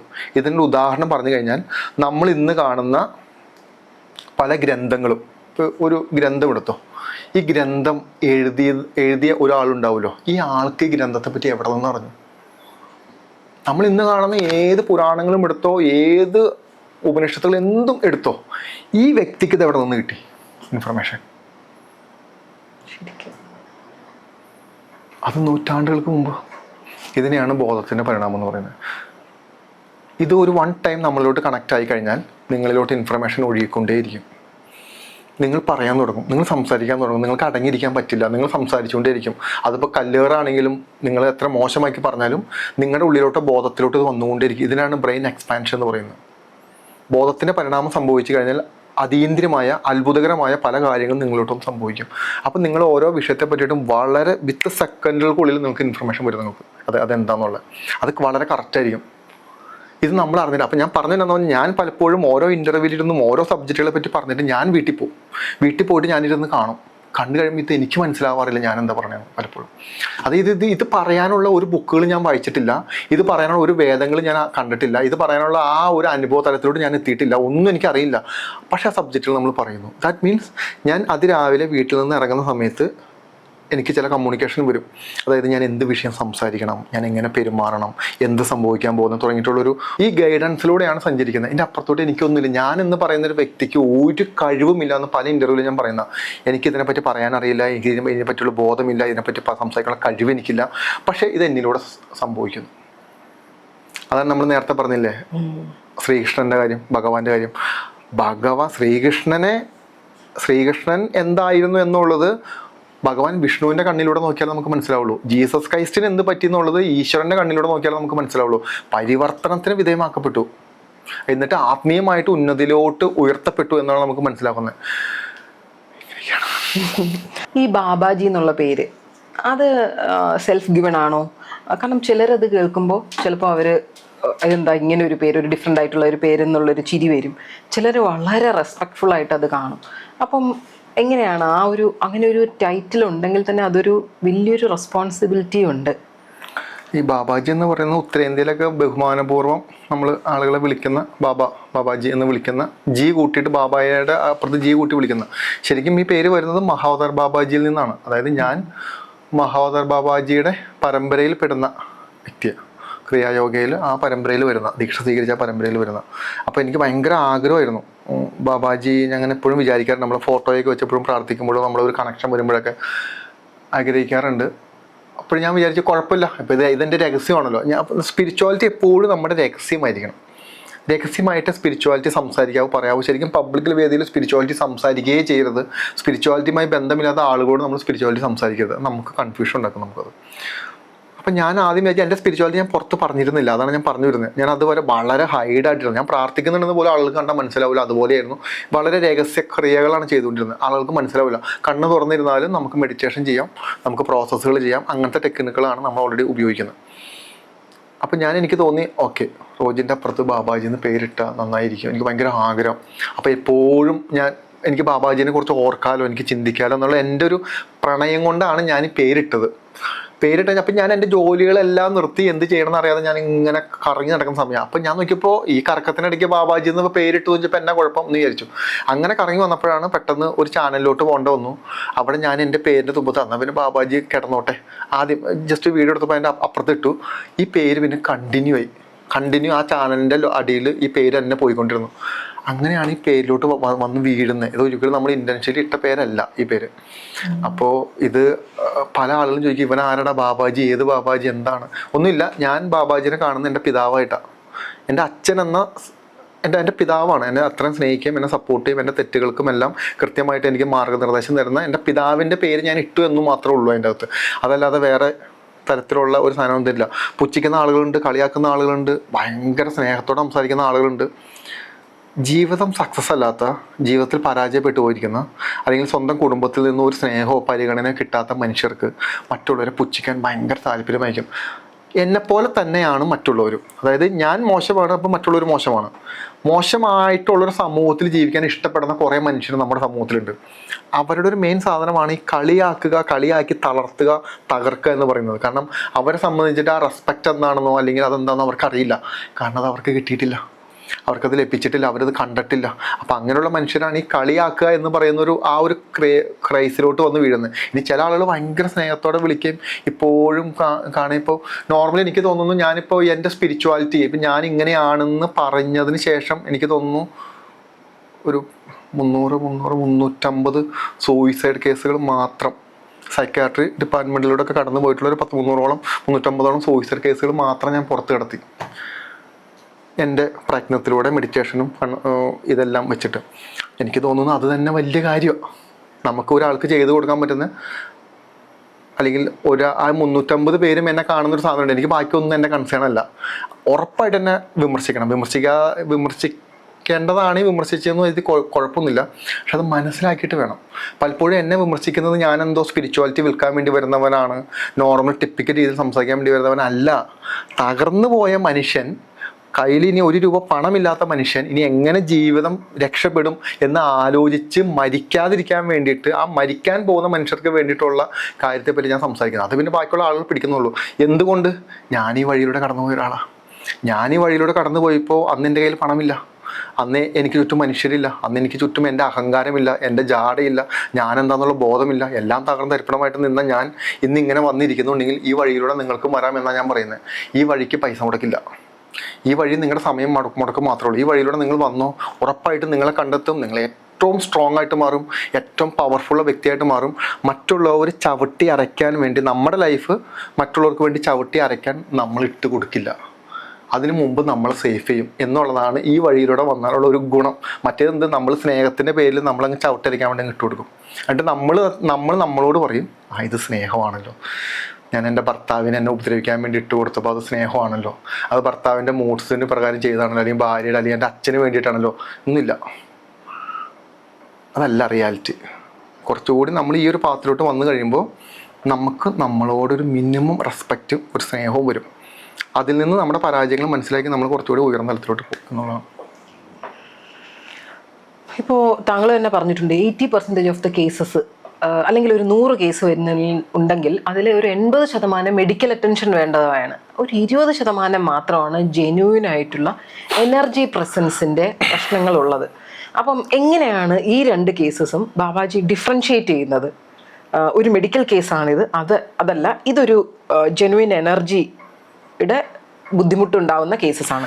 ഈ ഒരു ഡിഫറൻസിയേഷൻ ഞാൻ സൈക്കാട്രി ഡിപ്പാർട്ട്മെൻറ്റിനെ മോശപ്പെടുത്തി സംസാരിക്കുന്നതായിട്ടല്ല നിങ്ങൾ മനസ്സിലാക്കേണ്ടത്. ഒരു 50 വർഷം മുമ്പ് സൈക്കാട്രി ഡിപ്പാർട്ട്മെൻറ്റ് എന്ന് പറയുന്നത് സൂഡോ സയൻസ് ഗണത്തിൽപ്പെട്ട ഒന്നായിരുന്നു. അതായത് കുറച്ച് വർഷങ്ങൾക്ക് മുന്നേ മാനസികമായ വിഭ്രാന്തികൾ, ബുദ്ധിമുട്ട് വന്ന ഒരാളുകൾ എന്താ നമ്മൾ ചെയ്തുകൊണ്ടിരുന്നത്? മെൻ്റൽ ഹോസ്പിറ്റലിൽ കൊണ്ടുപോകുന്നു, ഷോക്ക് അടിപ്പിക്കുന്നു. അത് ഇന്ന് അശാസ്ത്രീയമാണ്, അത് ചെയ്യാൻ പാടില്ല. എത്രയോ മരണങ്ങൾ സംഭവിച്ച് അങ്ങനെ പ്രവർത്തിച്ചുകൊണ്ട് എന്ന് പറഞ്ഞു കഴിഞ്ഞാൽ ശാസ്ത്രീയതയില്ലാത്ത ഒരു കാര്യത്തെ പറ്റിയിട്ടാണ് ഇവർ പഠിച്ചുകൊണ്ടിരുന്നത്. പിന്നീടാണ് മെഡിസിൻ വരുന്നത്. ഈ മെഡിസിൻ വന്നിട്ട് നമ്മുടെ ലൈഫിൽ നമ്മൾ അനുഭവിക്കുന്ന ബുദ്ധിമുട്ടുകൾ, നമ്മൾ കാണുന്ന ബുദ്ധിമുട്ടുകൾ, നമ്മുടെ പാരൻസിൽ നിന്ന് കിട്ടുന്ന ബുദ്ധിമുട്ട്, നമ്മുടെ ബുദ്ധിമുട്ട്, നമ്മുടെ പ്രശ്നം എന്താണെന്ന് നമ്മൾ ആഴത്തിൽ ചെന്ന് നോക്കുമ്പോൾ നമുക്ക് മനസ്സിലാവുന്നത് അതിൻ്റെ സോഴ്സ് നമ്മളല്ല.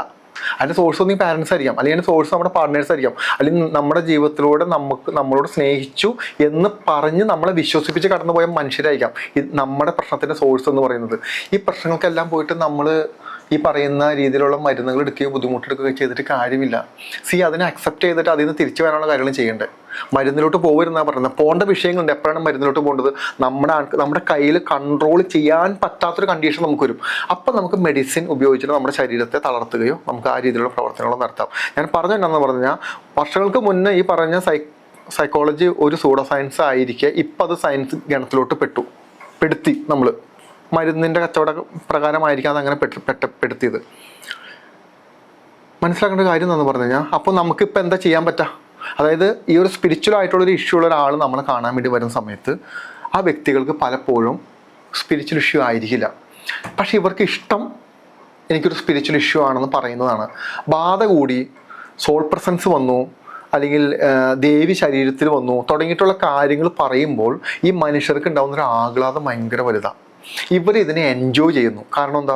മറ്റുള്ള മനുഷ്യരുടെ എന്താ പറയുക, ഒരു അറ്റൻഷൻ കിട്ടുന്നു, അവർ പേടിക്കുന്നു, ഇവരെ കാണുമ്പോൾ ടെൻഷൻ വരുന്നു, ഇവരോട് പ്രാർത്ഥിക്കാൻ പറയുന്നു തുടങ്ങിയിട്ടുള്ള കുറേ കാര്യങ്ങൾ ഇവർക്ക് ലഭിച്ചുകൊണ്ടിരിക്കുക. അപ്പോൾ ഇവർ ഇതിനെ കൂടുതൽ എക്സ്പ്ലോർ ചെയ്യാൻ തുടങ്ങും.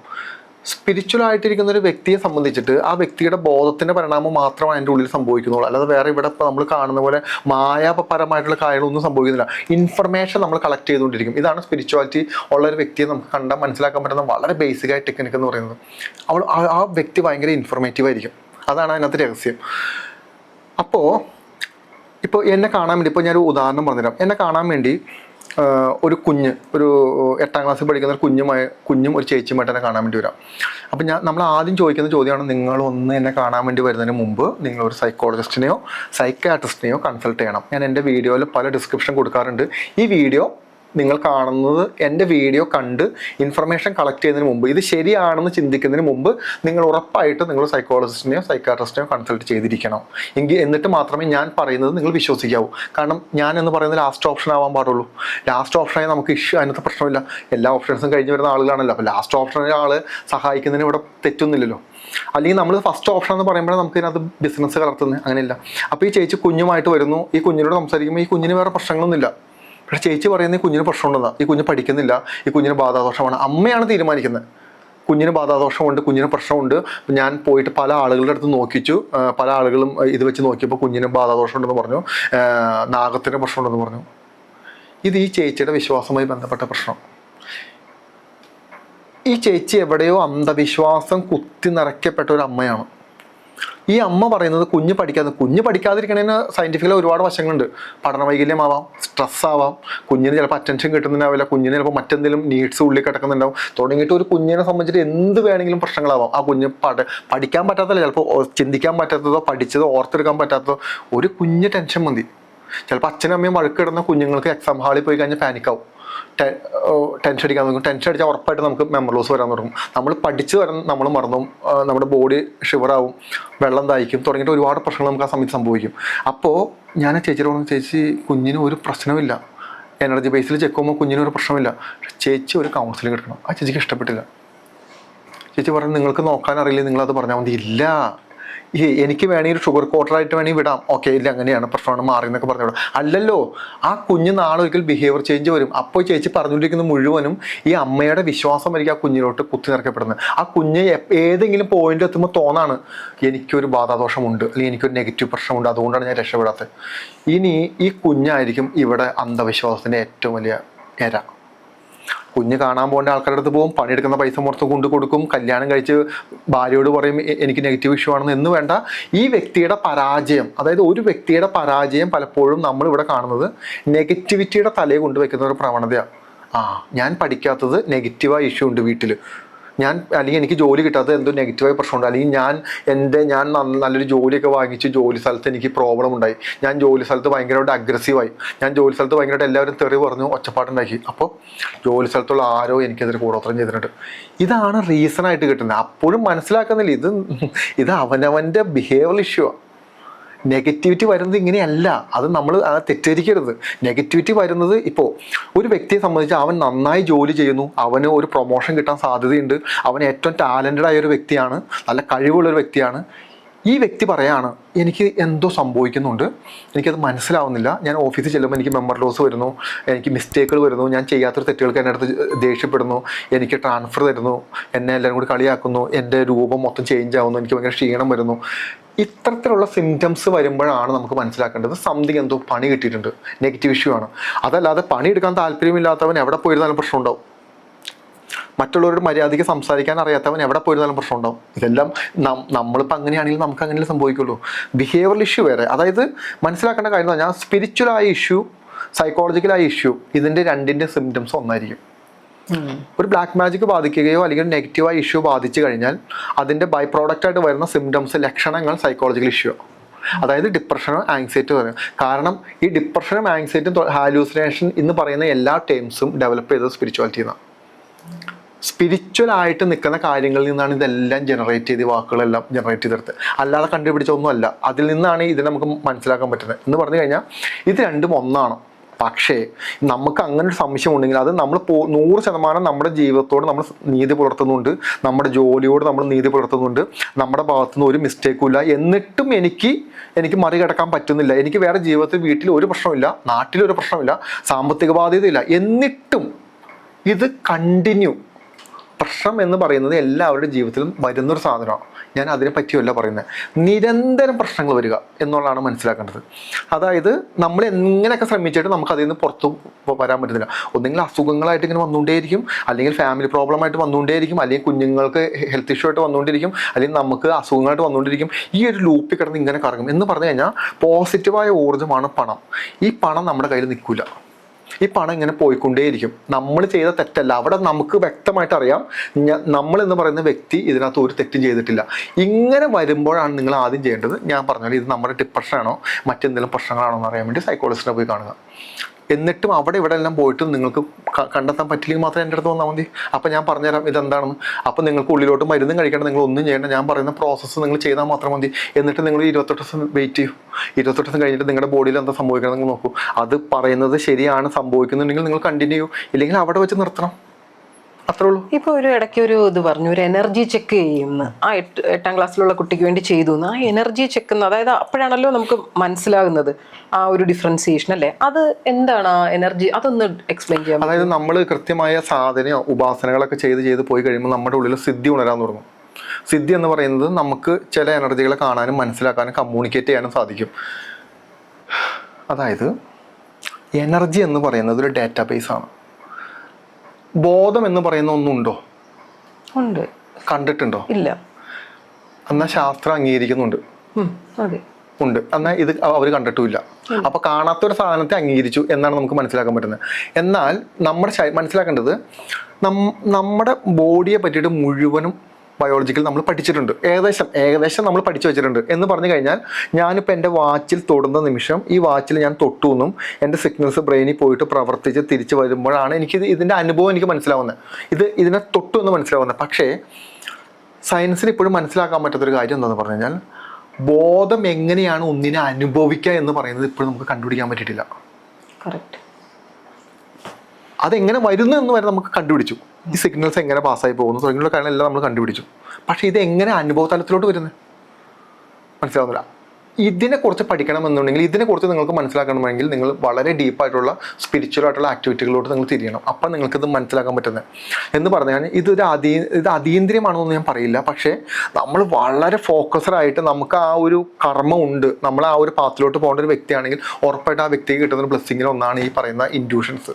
നമ്മളൊരാളുടെ ബോഡിയിൽ ടച്ച് ചെയ്യുമ്പോൾ തന്നെ നമുക്ക് ആ ബോഡി എന്താണെന്നും ഈ ബോഡിയിലൂടെ കടന്നു പോകുന്ന എനർജീസ് എന്താണെന്നും ഇമോഷൻസ് എന്താണെന്നും എന്ത് എനർജിയാണ് ബോഡിയിൽ നിന്ന് പുറത്തു വരണമെന്നും വിത്ത് 1-2 സെക്കൻഡുകൾക്കുള്ളിൽ നമുക്ക് കണ്ടുപിടിക്കാൻ പറ്റും. എല്ലാവരുടെയും കണ്ടുപിടിക്കാൻ പറ്റില്ല. ചില ആളുകൾക്ക് എനർജിയിൽ ബ്ലോക്ക് ഉണ്ടാവും. ഉപാസനകൾ എടുക്കുന്ന ആളുകൾക്കോ നെഗറ്റീവായ എനർജികൾ അമിതമായ ശരീരത്തിലുള്ള ആളുകൾക്കോ നമുക്ക് അവരെ കണ്ടുപിടിക്കാൻ പറ്റില്ല. അവർ വളരെ ഫേക്കായിട്ടായിരിക്കും നിൽക്കുന്നത്. എന്നാൽ അവരുടെ പുറത്ത് കാണുന്നല്ല അവരുടെ ഉള്ളിലുള്ള സാധനം. അപ്പോൾ ഈ എനർജികളെല്ലാം നമുക്ക് കണ്ടുപിടിക്കാൻ പറ്റും. അങ്ങനെയാണ് നമ്മളിത് കണ്ടുപിടിക്കുന്നത്. അപ്പോഴാണ് നമ്മൾ പറയുന്നത് ഇന്ന പ്രശ്നങ്ങളാണ് എന്ന് നമ്മൾ പറഞ്ഞു കൊടുക്കുന്നത്. ഇതുപോലെ തന്നെയാണ് ബാധാദോഷമുള്ള ഒരാൾ വരുമ്പോഴും ആൾ വന്ന് ആ വീട്ടിലോട്ട് കാലെടുത്ത് കുത്തുന്ന സമയത്തോ അല്ലെങ്കിൽ ആ വ്യക്തിയുടെ ഫോട്ടോ കാണുന്ന സമയത്തോ നമുക്ക് കാണാൻ പറ്റും ഈ വ്യക്തിയുടെ ഓറയിൽ അടങ്ങിയിരിക്കുന്ന ആ ഒരു എനർജീനെ. എന്ന് പറഞ്ഞു കഴിഞ്ഞാൽ എനർജിയുടെ അകത്ത് വലിയൊരു ഡാറ്റാബേസ് ഉണ്ട്, സിഗ്നൽസ് ഉണ്ട്. ആ സിഗ്നൽസ് നമുക്ക് പുറത്തേക്ക് എടുക്കാൻ പറ്റും.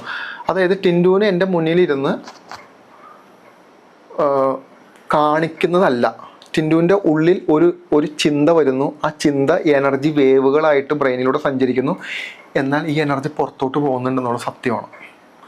ഈ എനർജീനെ എനിക്ക് പിക്ക് ചെയ്യാൻ പറ്റും എന്നുള്ളതാണ് ഞാൻ പറയുന്നത്. ടിൻഡു എന്താണെന്നുള്ളത് ടോട്ടൽ എനർജിയിൽ ഒരു ഡാറ്റാബേസ് ആയിട്ട് അടങ്ങിയിട്ടുണ്ട്. ഈ എനർജിയുടെ ഡാറ്റാബേസ് എടുക്കും. അതല്ലാതെ എങ്ങനെയാണ് ജീവിതത്തിൽ മാറ്റങ്ങൾ വരുന്നത് ഞാൻ പറഞ്ഞിരുന്നത്. നോക്കിക്കഴിയുമ്പോൾ ഇന്ന പ്രശ്നങ്ങൾ കിടക്കുന്നുണ്ട്. ഈ പ്രശ്നങ്ങളിലെല്ലാം എന്താണോ മാറ്റം വരുത്തേണ്ടത് അതിനും മാറ്റം വരുത്തുക. ഇത്രയും ചെയ്താൽ ജീവിതം രക്ഷപ്പെടും. അപ്പോൾ ഇതൊരു നമ്മൾ മെഡിറ്റേഷനോ അല്ലെങ്കിൽ നമ്മൾ എന്തെങ്കിലും കാര്യങ്ങളോ ചെയ്ത് അല്ലെങ്കിൽ ബ്ലെസ്സിങ് ആയിട്ട് എനിക്ക് തോന്നുന്നു എൻ്റെ ജീവിതത്തിൽ ഞാൻ ഭഗവാന്റെ ദർശനത്തിന് ശേഷമാണ് ഞാൻ ഈ ഒരു ഇതിലോട്ട് ഞാൻ കൺവേർട്ടഡ് ആയത്. അതിന് മുമ്പൊന്നും എനിക്ക് അത്ര കാര്യമായിട്ട് എനിക്ക് ഉണ്ടായിരുന്നില്ല. അതിനുശേഷമാണ് ഞാൻ ഇങ്ങനെ മാറിയത്. അപ്പം നമുക്ക് അങ്ങനെ അത് കണ്ടുപിടിക്കാൻ പറ്റും. ഡോക്ടേഴ്സും സ്പിരിച്വൽ ഹീലേഴ്സും കോഓപ്പറേറ്റ് ചെയ്ത് ഒരുമിച്ച് കൊളാബറേറ്റ് ചെയ്ത് വർക്ക് ചെയ്യണം എന്നെപ്പോഴെങ്കിലും തോന്നിയിട്ടുണ്ടോ? ഭയങ്കര സിമ്പിളായിട്ട് ചോദിക്കുകയാണെങ്കിൽ മണിച്ചിത്രത്താഴ് മൂവിയിൽ നമ്മുടെ ഡോക്ടർ സണ്ണി മോഹൻലാലിൻ്റെ ക്യാരക്ടറും ബ്രഹ്മദത്തൻ നമ്പൂതിരിപ്പാട് തിലകൻ ചേട്ടൻ്റെ ക്യാരക്ടറും ഉള്ള ആ ഒരു സിങ്ക് നമ്മൾ ഭയങ്കര ഫാൻറ്റസൈസ് ചെയ്ത് കണ്ട ഒരു മൂവിയാണ്. പക്ഷെ അതിലൊരു സത്യമുണ്ടോ? ഈ ഡോക്ടേഴ്സ് പലപ്പോഴും നമ്മൾ ഡോക്ടേഴ്സിനെ കൺസൾട്ട് ചെയ്യാൻ ചെല്ലുന്ന സമയത്ത് അവരുടെ ഇൻഡ്യൂഷൻ ഉപയോഗിച്ചിട്ടാണ് അവർ അസുഖം കണ്ടെത്തുന്നത്. എല്ലാവരും നമ്മളെ നേരിട്ട് ബ്ലഡ് ഇത് ചെക്ക് ചെയ്തിട്ട് വരാനെന്നല്ല പറയുന്നത്. നമ്മൾ ലക്ഷണം പറയുന്നു, നമ്മുടെ ആരോഗ്യം നോക്കുന്നു, നമ്മുടെ നമ്മൾ അവിടെ ചോദിക്കുമ്പോൾ നമ്മുടെ ഉത്തരങ്ങൾ നോക്കുന്നു. എന്നിട്ട് അവരൊരു അസംഷനിലേക്ക് എത്തുന്നു, ഇന്ന അസുഖമായിരിക്കാം. അവരൊരു മരുന്ന് തരുന്നു, മാറിയില്ലെങ്കിൽ അവർ അടുത്ത മരുന്ന് തരുന്നു, അത് മാറിയില്ലെങ്കിൽ അടുത്ത മരുന്ന് തരുന്നു, എന്നിട്ട് മാറിയില്ലെങ്കിൽ ചെക്കപ്പ് ചെയ്യുന്നു. ഇങ്ങനെയാണല്ലോ ഇത് പോകുന്നത്. ദാറ്റ് മീൻസ് പലപ്പോഴും അത് അവരുടെ എക്സ്പീരിയൻസിൽ നിന്നായിരിക്കാം. പക്ഷെ പലപ്പോഴും നമ്മളൊരു പരീക്ഷണ വസ്തു ആവുന്നുണ്ടോ എന്ന് നമുക്ക് തന്നെ ചിലപ്പോൾ തോന്നിപ്പോവും അതിൻ്റെ അകത്ത്. എന്ന് പറഞ്ഞു എന്താന്ന് പറഞ്ഞു കഴിഞ്ഞാൽ ഇതെല്ലാം ഒരാളുടെ അനുഭവത്തിൽ നിന്ന് എക്സ്പീരിയൻസിൽ നിന്നാണ് ഇതൊക്കെ ജനറേറ്റ് ചെയ്യുന്നത്. പാരസെറ്റമോൾ കൊടുക്കണോ അതോ മറ്റെന്തെങ്കിലും മരുന്ന് കൊടുക്കണോ എന്നുള്ളത് ഡോക്ടറിൻ്റെ അനുഭവമാണ്. ആ വ്യക്തിയെ നോക്കുമ്പോൾ മുഖത്തുണ്ടാകുന്ന ക്ഷീണോ കണ്ണിലുണ്ടാകുന്ന രക്തോട്ടത്തെ പറ്റി സംബന്ധിച്ച കാര്യം നിൽക്കുന്നത്. എന്നാൽ ഈ തരുന്ന മരുന്ന് അല്ല എങ്കിലോ വേറെ എന്തെങ്കിലുമാണ് അസുഖമെങ്കിലോ പറയാൻ പറ്റില്ല നമുക്ക്. ഞാൻ എന്തിനാണ് ഇത്രയും പറഞ്ഞതെന്ന് പറഞ്ഞു കഴിഞ്ഞാൽ ഇത് തന്നെയാണ് സ്പിരിച്വൽ ഹീലേഴ്സിൻ്റെ സംഭവിക്കുന്നത്. ഇൻഡ്യൂഷൻ പവറിലാണ് ഇത് വർക്ക് ചെയ്യുന്നത് എന്ന് പറഞ്ഞു കഴിഞ്ഞാൽ ഇത് രണ്ടും രണ്ടല്ല. ഇത് രണ്ടും ഒന്നാണ്. ഇപ്പോൾ എൻ്റെ അടുത്ത്, ഞാനൊരു ഡോക്ടറല്ല, എൻ്റെ അടുത്ത് സൈക്കാട്രി ഡോക്ടേഴ്സ് ഉണ്ട് കൺസൾട്ടേഷൻ. അത് എല്ലാ രാജ്യങ്ങളിൽ നിന്നും, പല രാജ്യങ്ങളിൽ നിന്നും ഉണ്ട്. സൈക്കോളജിസ്റ്റുകളുണ്ട്, കൗൺസിലേഴ്സ് ഉണ്ട്, പള്ളിയിലച്ചന്മാർ വരുന്നുണ്ട്, സയൻറ്റിസ്റ്റുകളുണ്ട്. ഞാൻ അഹങ്കാരം കൊണ്ട് പറയുന്നില്ല, ഞാൻ പറഞ്ഞാൽ ഇത് എന്താണെന്ന് പറഞ്ഞു, ഞാൻ വലിയ സംഭവമായിട്ടും പറയുന്നല്ല, മനസ്സിലാക്കണം ഞാൻ എന്തിനാത് പറയണതെന്ന്. ദാറ്റ് മീൻസ് ഇതെന്ന് പറയുന്നത് ഇവരുടെ പ്രൊഫഷനെ ഭയങ്കരമായിട്ട് സഹായിക്കുന്ന ഒന്നാണ് സ്പിരിച്വാലിറ്റി. ഒരു ഡോക്ടർക്ക് അദ്ദേഹം അനുഭവിക്കുന്ന മാനസികമായ സമ്മർദ്ദം, അദ്ദേഹം അനുഭവിക്കുന്ന സ്ട്രെസ്സ്, ഇതൊന്നും നമുക്ക് മനസ്സിലാവേ ഇല്ല. ഏറ്റവും കൂടുതൽ സ്ട്രെസ് അനുഭവിക്കുന്നത് സൈക്കാട്രി ഡോക്ടർമാരാണെന്ന് പറഞ്ഞാൽ വിശ്വസിക്കൂ. ഏറ്റവും കൂടുതൽ സ്ട്രെസ് അനുഭവിക്കുന്നത് സൈക്കോളജി മേഖലയിൽ നിൽക്കുന്ന ആളുകളാണ്. അതായത് നമ്മുടെ മുന്നിൽ വരുന്ന ഒരു സൈക്കോളജിക്കൽ ഇഷ്യൂ ഉള്ള ഡിസോർഡർ ആയിട്ടുള്ള ഒരാളെ അവിടെ സംസാരിക്കണമെന്നുണ്ടെങ്കിൽ നമ്മൾ അവരുടെ മാനസികാവസ്ഥയിലോട്ട് ആവണം. നമ്മളായിട്ട് നിന്ന ആ കമ്മ്യൂണിക്കേഷൻ വർക്കൗട്ട് ആവില്ല. നമ്മൾ അവരായിട്ട് മാറണം. അങ്ങനെയെങ്കിൽ നമ്മൾ ഈ പറയുന്ന ഡോക്ടേഴ്സും ഈ പറയുന്ന സൈക്കോളജിസ്റ്റുകളും എന്തായിട്ട് മാറിയിട്ടാണ് നിൽക്കുന്നത് എന്ന് പറഞ്ഞു കഴിഞ്ഞാൽ അവസാനം നമുക്ക് നമ്മുടെ വ്യക്തിത്വം ഇല്ലാണ്ടായി പോകും. അതിൻ്റെ അകത്ത് ഈ ജോലിയുടെ അവസ്ഥയിൽ പറയുന്നത് ഡോക്ടേഴ്സ് ഇവരാരോടും പറയും, പലപ്പോഴും പറയാതെ വന്നെടുക്കും. ഞാൻ അവരൊരു സൈക്കാട്രി ഡോക്ടേഴ്സ് ആണെന്ന് പോലും പറയാതെ വന്നിട്ട് എൻ്റെ അടുത്ത് കൺസൾട്ടേഷൻ എടുക്കും. ഞാൻ പറഞ്ഞു അതിനെന്താ കുഴപ്പം സാറേ, അതിനകത്ത് പ്രശ്നമൊന്നുമില്ല. അതായത് ഈ വിഷയങ്ങൾ, അതായത് പലപ്പോഴും സൈക്കാട്രി ഡിപ്പാർട്ട്മെൻറ്റിൽ നിൽക്കുന്ന ആളുകൾ എന്തുകൊണ്ടാണ് കൂടുതൽ കൺസൾട്ടേഷൻ എൻ്റെ അടുത്ത് വന്നതെന്ന് പറഞ്ഞു കഴിഞ്ഞാൽ ഇതിനകത്ത് സംഭവിക്കുന്ന അപകടം പറഞ്ഞുതരാം. ഇപ്പോൾ ടിൻഡു ഒരു ബാധാദോഷമുള്ള ഒരാളാണെന്ന് വിചാരിക്കുക, ഒരു നെഗറ്റീവായ എനർജി പ്രസൻസ് ഉള്ള ഒരാളെന്ന് വിചാരിക്കുക. കാണിക്കുന്ന സിഗ്നൽ എന്താണെന്ന് പറഞ്ഞു കഴിഞ്ഞാൽ ഉറക്കമില്ലായ്മ, ശരീരത്തിൽ ഭയങ്കര ക്ഷീണം, അതായത് നമുക്ക് ഇങ്ങനെ കാര്യങ്ങൾ ഭയങ്കര മാനിപ്പുലേഷൻ ആയിരിക്കും. നമ്മളാണെന്നാണ് നമ്മുടെ വിചാരം, പക്ഷെ അത് നമ്മളല്ല. നമുക്കിങ്ങനെ കാര്യങ്ങൾ 2 സൈഡിൽ നിന്ന് 3 സൈഡിൽ നിന്ന് 4 സൈഡിൽ നിന്നൊക്കെ ഇങ്ങനെ തന്നുകൊണ്ടിരിക്കും. അല്ലാതെ ശരിയല്ല, ഇത് തെറ്റാണ്, നീ അങ്ങനെ പെരുമാറിക്കോ, നീ ഇങ്ങനെ പെരുമാറിക്കോ എന്നുള്ള ഇൻഡ്യൂഷൻ നമുക്ക് ഇങ്ങനെ വളരെ പവർഫുള്ളായിട്ട് കിട്ടിക്കൊണ്ടേയിരിക്കും. ഭയങ്കര നെഗറ്റീവ് അവസ്ഥ, നമ്മൾ എവിടെ ചെന്നാലും രക്ഷപ്പെടാത്തൊരവസ്ഥ, നെഗറ്റീവായൊരു സറൗണ്ടിങ് തുടങ്ങിയിട്ട് മൊത്തത്തിൽ നമ്മൾ അതുവരെ ഉണ്ടായിരുന്ന നമ്മുടെ എല്ലാ കാര്യങ്ങളും കുളമാവാൻ തുടങ്ങും. നമ്മൾ പെട്ടെന്ന് എന്താ ചിന്തിക്കുന്നത്, നമുക്ക് എന്തോ ഡിപ്രഷൻ ഉണ്ട്. അപ്പം നമ്മൾ ഡിപ്രഷൻ കാരണം തപ്പി പോകുമ്പോൾ നമുക്ക് ലഭിക്കാതെ പോയതോ അല്ലെങ്കിൽ നമുക്ക് കിട്ടാതെ പോയിട്ടുള്ള എന്തെങ്കിലും ഒരു കാരണത്തിൽ പോയിട്ടുള്ള നമ്മൾ ഹുക്ക് ചെയ്യും. അല്ലെങ്കിൽ ഭർത്താവിൻ്റെ സ്നേഹം കിട്ടില്ലെന്നോ, അല്ലെങ്കിൽ നമ്മുടെ ചെറുപ്പത്തിൽ എനിക്ക് വീട്ടുകാരുടെ വന്ന ഒരുപാട് നമ്മൾ പിക്ക് ചെയ്ത് കൊണ്ടുവരുന്ന വിഷയങ്ങളെ നമുക്കൊരു കാരണം വേണമല്ലോ. അത് നമുക്കൊരു സൈക്കോളജിസ്റ്റിനെ സൈക്കാട്രിസ്റ്റിനെ കാണാൻ വേണ്ടി പോകുമ്പോൾ നമുക്കൊരു റീസൺ വേണ്ടേ. ആ റീസണിന് വേണ്ടിയിട്ട് നമ്മൾ കുറച്ച് കാരണങ്ങൾ പിക്ക് ചെയ്യും. ശരിക്കും ഇതൊക്കെ നമ്മൾ മറന്നു കിടക്കുക. പക്ഷേ നമുക്ക് മനസ്സിലാവുന്നില്ല. ഇങ്ങനെയുള്ള മനുഷ്യർ പോയിട്ട് ഇവരുടെ അടുത്ത് കൺസൾട്ടേഷൻ പോകും. അപ്പോൾ ഇവരെന്ത് പണി ചെയ്യും, ഇവരെ കൺസൾട്ട് ചെയ്യും, നിരന്തരം ട്രീറ്റ്മെൻറ്റ് കൊടുക്കും. ട്രീറ്റ്മെൻറ്റ് കൊടുക്കുമ്പോൾ എന്ത് പറ്റുമെന്ന് പറഞ്ഞു കഴിഞ്ഞാൽ ഈ എനർജി വേരിയേഷൻ ഇവരെ കിടന്ന് ഹിറ്റ് ചെയ്യാൻ തുടങ്ങും. അതായത് ഒരു മനുഷ്യനുമായിട്ട് നമ്മൾ കൂടുതലായിട്ട് പഴകി കാര്യങ്ങൾ സംസാരിച്ച് കൺസൾട്ടേഷൻ കൊടുത്ത് മേത്ത് ടച്ച് ചെയ്ത് കഴിയുമ്പോൾ വിയർപ്പിലൂടെ വരെ നമുക്ക് ഈ എനർജി വേരിയേഷൻ നമുക്ക് സംഭവിക്കും. ആ ശരീരത്തിലെ വിയർപ്പ് നമുക്ക് തട്ടി കഴിഞ്ഞാൽ അങ്ങനെ സംഭവിച്ചു കഴിയുമ്പോൾ എന്ത് പറ്റുമെന്ന് പറഞ്ഞു കഴിഞ്ഞാൽ നമ്മുടെ പോസിറ്റീവായ ഊർജ്ജം കംപ്ലീറ്റ് അങ്ങ് നഷ്ടപ്പെടും. അതായത് നെഗറ്റീവായ ആളുകൾ, ഞാൻ ഇങ്ങനെ ഉദാഹരണം പറഞ്ഞാൽ മനസ്സിലാവും. ടിൻഡുവിന് 2 കൂട്ടുകാരുണ്ട്. അതിലൊരാൾ ഭയങ്കര പോസിറ്റീവാണ്, ഒരാൾ കട്ട നെഗറ്റീവാണ്. ഈ 2 കൂട്ടുകാരിൽ പോസിറ്റീവായ ഒരു കൂട്ടുകാരൻ ഒരു ഫ്രണ്ട് വന്നിട്ട് അടുത്തിരിക്കുമ്പോൾ ടിൻഡുവിന് ഭയങ്കര സന്തോഷം, ഭയങ്കര പോസിറ്റീവൊക്കെ ആവും. നെഗറ്റീവായ ഒരാൾ ഒന്നും മിണ്ടിയില്ല, വെറുതെ അടുത്ത് വന്നിരിക്കുമ്പോൾ തന്നെ നമുക്ക് ശ്വാസം മുട്ടയോ, നമുക്ക് ഇറിറ്റേഷൻ വരുമോ, നമുക്ക് എഴുന്നേറ്റ് പോകണമെന്ന് തോന്നിയോ, പറയാനിരിക്കുന്ന കാര്യമെല്ലാം മറന്നു പോയോ. ഈ അവസ്ഥ വരുന്നത് എന്തുകൊണ്ടാണെന്ന് പറഞ്ഞു കഴിഞ്ഞാൽ ഒരു ശരീരത്തിൽ നിന്നും കൂടിയ അളവിലുള്ള ഈ എനർജി പ്രൊഡ്യൂസ് ആവും. ഈ എനർജി ഓപ്പോസിറ്റ് ഇരിക്കുന്ന ബോഡി ആഗീകരണം ചെയ്യും. നമ്മുടെ ശരീരത്തിന് പ്രത്യേകത എന്താ, എനർജി പ്രൊഡ്യൂസ് ചെയ്യാനും എനർജി ആഗീകരണം ചെയ്യാനും കഴിവുള്ള ഒന്നാണ് നമ്മുടെ ബോഡി. അത് നമ്മുടെ ബോഡിയുടെ അകത്ത് സ്റ്റോർ ചെയ്യുകയും ചെയ്യും. അതാണ് ഇതിൻ്റെ പ്രശ്നം. പോസിറ്റീവ് എനർജി ആണെങ്കിൽ അത് സ്റ്റോർ ചെയ്യും. അതുകൊണ്ടാണ് നമ്മൾ അമ്പലങ്ങളിൽ പോകുമ്പോൾ നമുക്ക് പോസിറ്റീവ് എനർജി കിട്ടി കുറേ സമയത്തേക്ക് നമ്മൾ പോസിറ്റീവായി സന്തോഷമായിട്ട് ഇരിക്കുന്നത്. നമ്മളൊരു നെഗറ്റീവായ സ്ഥലങ്ങളിലോ നെഗറ്റീവായ സിറ്റുവേഷനിലോ ചെന്ന് പെട്ട് കഴിയുമ്പോൾ മുഴുവൻ നമുക്ക് നെഗറ്റീവായ ഊർജ്ജം വരും. നമ്മുടെ നെഗറ്റീവായ ചിന്തകൾ മുഴുവൻ നമ്മൾ ഹിറ്റ് ചെയ്യും. അത് ഇതുകൊണ്ട് സംഭവിക്കുന്നത് എന്ന് പറഞ്ഞു കഴിഞ്ഞാൽ ഒരു നെഗറ്റീവായ ശരീരത്തിൽ നിന്നും കൂടിയ അളവിലുള്ള നെഗറ്റീവ് എനർജി നമ്മുടെ ബോഡിയിലോട്ട് കൺവേർട്ട് ആവും. ഇത് നിരന്തരം വന്നുകൊണ്ടിരിക്കുന്ന സമയത്ത് എന്ത് പറ്റുമെന്ന് പറഞ്ഞാൽ ടോട്ടൽ നമ്മുടെ പോസിറ്റീവായ കംപ്ലീറ്റ് കാര്യങ്ങൾ കട്ടാവും. നമ്മൾ ബുദ്ധിമുട്ടിലാവാൻ തുടങ്ങും. ഇങ്ങനെ ബുദ്ധിമുട്ടിലായ ഒരുപാട് ഡോക്ടേഴ്സിനെ ഞാൻ കാണാറുണ്ട്. വളരെ സിമ്പിളായിട്ടുള്ള ചില മെത്തേഡുകൾ കൊടുത്തു കഴിഞ്ഞാൽ ഇവർക്കത് ചേഞ്ച് ആവും. അപ്പം അങ്ങനെ സംഭവിക്കും. ഞാൻ പറഞ്ഞത് എന്താണെന്ന് പറഞ്ഞു കഴിഞ്ഞാൽ ഈ ലോകത്തിൽ ഏറ്റവും ഉന്നതിയിൽ നിൽക്കുന്ന ഏറ്റവും സക്സസ് ആയ ആളുകളെല്ലാം സ്പിരിച്വലായിരുന്നു. അപ്പം നിങ്ങൾ ചിന്തിക്കും നിങ്ങളുടെ സ്പിരിച്വാലിറ്റി ആണെന്ന്. നിങ്ങളുടെ സ്പിരിച്വാലിറ്റിയെ പറ്റിയിട്ടല്ല ഈ പറയുന്നത്. അവനവനെ കണ്ടെത്തുന്നതിനെയാണ് സ്പിരിച്വാലിറ്റി എന്ന് വിളിക്കുന്നത്. ഇപ്പോഴും തെറ്റിദ്ധരിക്കരുത്. നിങ്ങൾ പറയും നിങ്ങൾ ദൈവത്തിനെ ഇവിടെ നിന്ന് പുകഴ്ത്തുന്നത് കൊണ്ടോ ദൈവത്തിനോടിരുന്ന് പാട്ട് പാടുന്നതുകൊണ്ടോ, നിങ്ങൾ ഇവിടെ ദൈവത്തിനെ ഇരുന്ന് പുകഴ്ത്തുന്നത് കൊണ്ടോ ദൈവത്തിനോടിരുന്ന് പാട്ട് പാടുന്നതുകൊണ്ടോ ചെയ്യുന്നതുകൊണ്ടൊന്നും ദൈവത്തിനോട് ഒന്നും ലഭിക്കാനില്ല. നിങ്ങൾക്ക് ഇവിടെ എന്താ ലഭിക്കുന്നത്? നിങ്ങൾക്ക് കുറച്ച് സാറ്റിസ്ഫാക്ഷൻ ലഭിക്കും. കുറച്ച് പാട്ട് പാടുമ്പോഴോ കുറച്ച് കൈയടിക്കുമ്പോഴൊക്കെ കിട്ടുന്നൊരു ആനന്ദം. ഇതേ ആനന്ദം നിങ്ങൾക്ക് ഗാനമേളയ്ക്ക് പോയാലും കിട്ടും. ഇതേ ആനന്ദം നിങ്ങളൊരു DJ പാർട്ടിക്ക് പോയാലും ഇതിന് കൂടുതൽ നിങ്ങൾക്ക് അവിടെ കിട്ടും. അപ്പോൾ ഇവിടെ എന്താ മനസ്സിലാക്കേണ്ടത്? സ്പിരിച്വാലിറ്റി എന്ന് വിളിക്കുന്ന സാധനം ഇതിനു വേണ്ടിയിട്ടല്ല. നിങ്ങൾ പറയുന്ന ദൈവത്തിനെ പുകഴ്ത്തുന്ന ഒന്നല്ല. ഈശ്വരൻ സൃഷ്ടിച്ച പാല്, ഈശ്വരൻ സൃഷ്ടിച്ച പൂക്കള്, ഈശ്വരൻ സൃഷ്ടിച്ച വസ്തുക്കളുമായിട്ട് ഈശ്വരൻ്റെ അടുത്ത് പോയിട്ട് ഇതെല്ലാം ഈശ്വരന് കൊടുത്തിട്ട് നീ എന്നെ സഹായിക്കണം അല്ലെങ്കിൽ എന്നെ ഹെൽപ്പ് ചെയ്യണം എന്ന് പറയുന്നത് അത് എന്ത് മാനസികാവസ്ഥയുടെ പ്രശ്നം? ഇവിടെ നമ്മൾ കറക്റ്റ് ആവാൻ വേണ്ടിയിട്ടുള്ള കാര്യത്തെ പറ്റി പറയുന്നത് എന്ന് പറഞ്ഞു കഴിഞ്ഞാൽ, സ്പിരിച്വൽ ആവുന്നൊരു വ്യക്തി അവനവനിലോട്ട് ഫോക്കസ് ചെയ്ത് അവനവൻ്റെ കുറവുകളും തെറ്റുകളും മനസ്സിലാക്കി അവനവനെ ക്ലിയർ ചെയ്ത് ഞാൻ എന്താണോ ചെയ്യേണ്ടത് ആ ചെയ്യുന്ന കാര്യത്തിലോട്ട് മുഴുവനും ഫോക്കസ് ചെയ്യാൻ വേണ്ടി നിൽക്കും. അപ്പം എന്ത് പറ്റും? നമ്മൾ ഏതെങ്കിലും ഒരു കാര്യത്തിലോട്ട് പൂർണ്ണമായിട്ട് നമ്മൾ ശ്രദ്ധ കൊടുത്ത് ഫോക്കസ് ആവുന്ന സമയത്ത് നമുക്കൊരു ഒറ്റപ്പെടൽ ഫീൽ അനുഭവപ്പെടാൻ തുടങ്ങും നാച്ചുറലായിട്ട്. അത് എന്തൊരു കാര്യം ചെയ്ത് നോക്കിക്കോ, ഭയങ്കര ഫോക്കസ്ഡ്. അതെന്ന് പറഞ്ഞാൽ ചുറ്റുള്ള ആളുകളുടെ ഇമോഷൻസോ ബാക്കിയുള്ള കാര്യങ്ങളോ നമ്മൾ കൺസേൺ ആയെന്ന് വരില്ല. ഈ സമയത്ത് നമുക്കൊരു കൂട്ട് എന്ന് പറയുന്ന ഒന്നിനെയാണ് നമ്മൾ ഈശ്വരൻ എന്ന് വിളിക്കുന്നത്. ആക്ച്വലി ആ എനർജി നമ്മുടെ എനർജി തന്നെയാണ്. നമ്മളോട് കമ്മ്യൂണിക്കേറ്റ് ചെയ്യുന്ന നമ്മുടെ സാന്നിധ്യം കൊണ്ട് നമുക്ക് മനസ്സിലാക്കാൻ പറ്റുന്ന, അത് കൃഷ്ണനാവട്ടെ, ജീസസ് ക്രൈസ്റ്റ് ആവട്ടെ, ഭഗവാനാവട്ടെ, ഭഗവതി ആവട്ടെ, ആരും ആവട്ടെ, ആ എനർജീനെ നമ്മളവിടെ ക്രിയേറ്റ് ചെയ്യും. എന്നിട്ട് നമുക്ക് പ്രൊട്ടക്ഷൻ ഇട്ട് വയ്ക്കും. ഇതാണ് ശരിക്കും സംഭവിക്കുന്നത്. അപ്പോൾ എന്ത് പറ്റും? നമ്മളിലോട്ട് ഫോക്കസ്ഡ് ആവും. ഇതാണ് സ്പിരിച്വാലിറ്റി. അതല്ലാതെ നമ്മളിവിടെ വിളിക്കുന്നത് സ്പിരിച്വൽ സാറ്റിസ്ഫാക്ഷനാണ്. ഞാൻ പ്രാർത്ഥിച്ച് കഴിയുമ്പോൾ ഞാൻ സാറ്റിസ്ഫൈഡ് ആവാം. ഒരിക്കലും ആനന്ദം അനുഭവിക്കുന്നില്ല, അവിടെ സന്തോഷം അനുഭവിക്കുന്നില്ല, ഒന്നുമില്ല. നമ്മുടെ അച്ഛനും പ്രാർത്ഥിച്ചു, നമ്മുടെ അമ്മയും പ്രാർത്ഥിച്ചു, നമ്മുടെ അപ്പൂപ്പനും അമ്മൂമ്മയും പ്രാർത്ഥിച്ചു. എന്നിട്ട് എന്ത് കിട്ടി? ഒന്നും കിട്ടിയില്ല.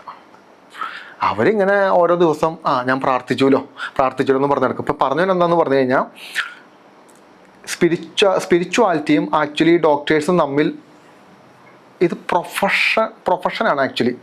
അവർക്ക് സാമ്പത്തികം കിട്ടുന്ന പല കാര്യങ്ങളുമാണ് ഇതിൻ്റെ അകത്തും. രണ്ട് കൂട്ടർക്കും സാമ്പത്തികം കിട്ടുന്ന കാര്യങ്ങളാണ്.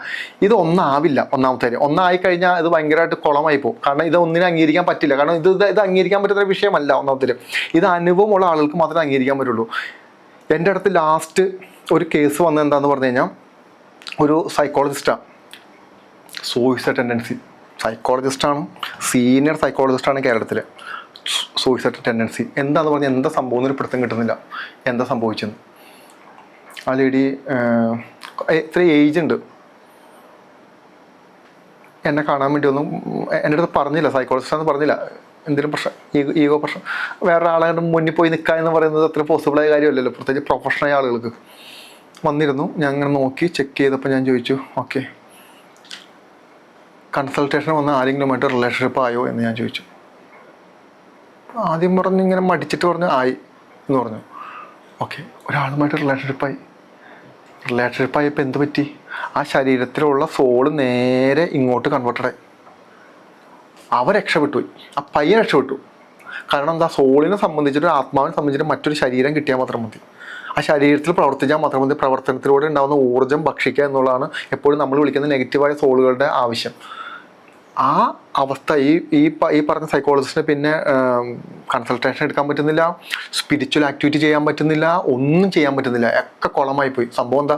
ബാധാദോഷത്തിൽ നിൽക്കാം എന്ന് പറഞ്ഞു കഴിഞ്ഞാൽ, ഈ പയ്യനായിട്ട് ഈ പയ്യൻ്റെ കർമ്മവുമായി ബന്ധപ്പെട്ട് നിന്നിട്ട് സോളാ. ഈ പയ്യന് ആത്മഹത്യ പ്രവണതയുമായിട്ട് വന്ന് കയറിയതാ. ഇപ്പോൾ ഈ പറഞ്ഞ ലേഡിക്ക് ആത്മഹത്യ പ്രവണത വന്നു, സൂയിസൈഡ് ടെൻഡൻസി വന്നു, ഭയങ്കര ബുദ്ധിമുട്ടായി. ആരോട് പറയും? എവിടെ പോയി മരുന്ന് കഴിക്കും? മരുന്ന് കഴിച്ചാൽ മാറൂലെന്ന് ഇവർക്ക് നന്നായിട്ട് അറിയാവുന്ന, മരുന്ന് കഴിച്ചാൽ മാറില്ലെന്ന്. അവസാനം കൺസൾട്ടേഷൻ എടുത്ത് ഒരു 1-1.5 മാസം കഴിപ്പിക്കും, പൂർണ്ണ അവസ്ഥയിലോട്ട് മൊത്തം മാറി എന്ന് പറഞ്ഞു കഴിഞ്ഞാൽ ആലോചിച്ച് നോക്കി.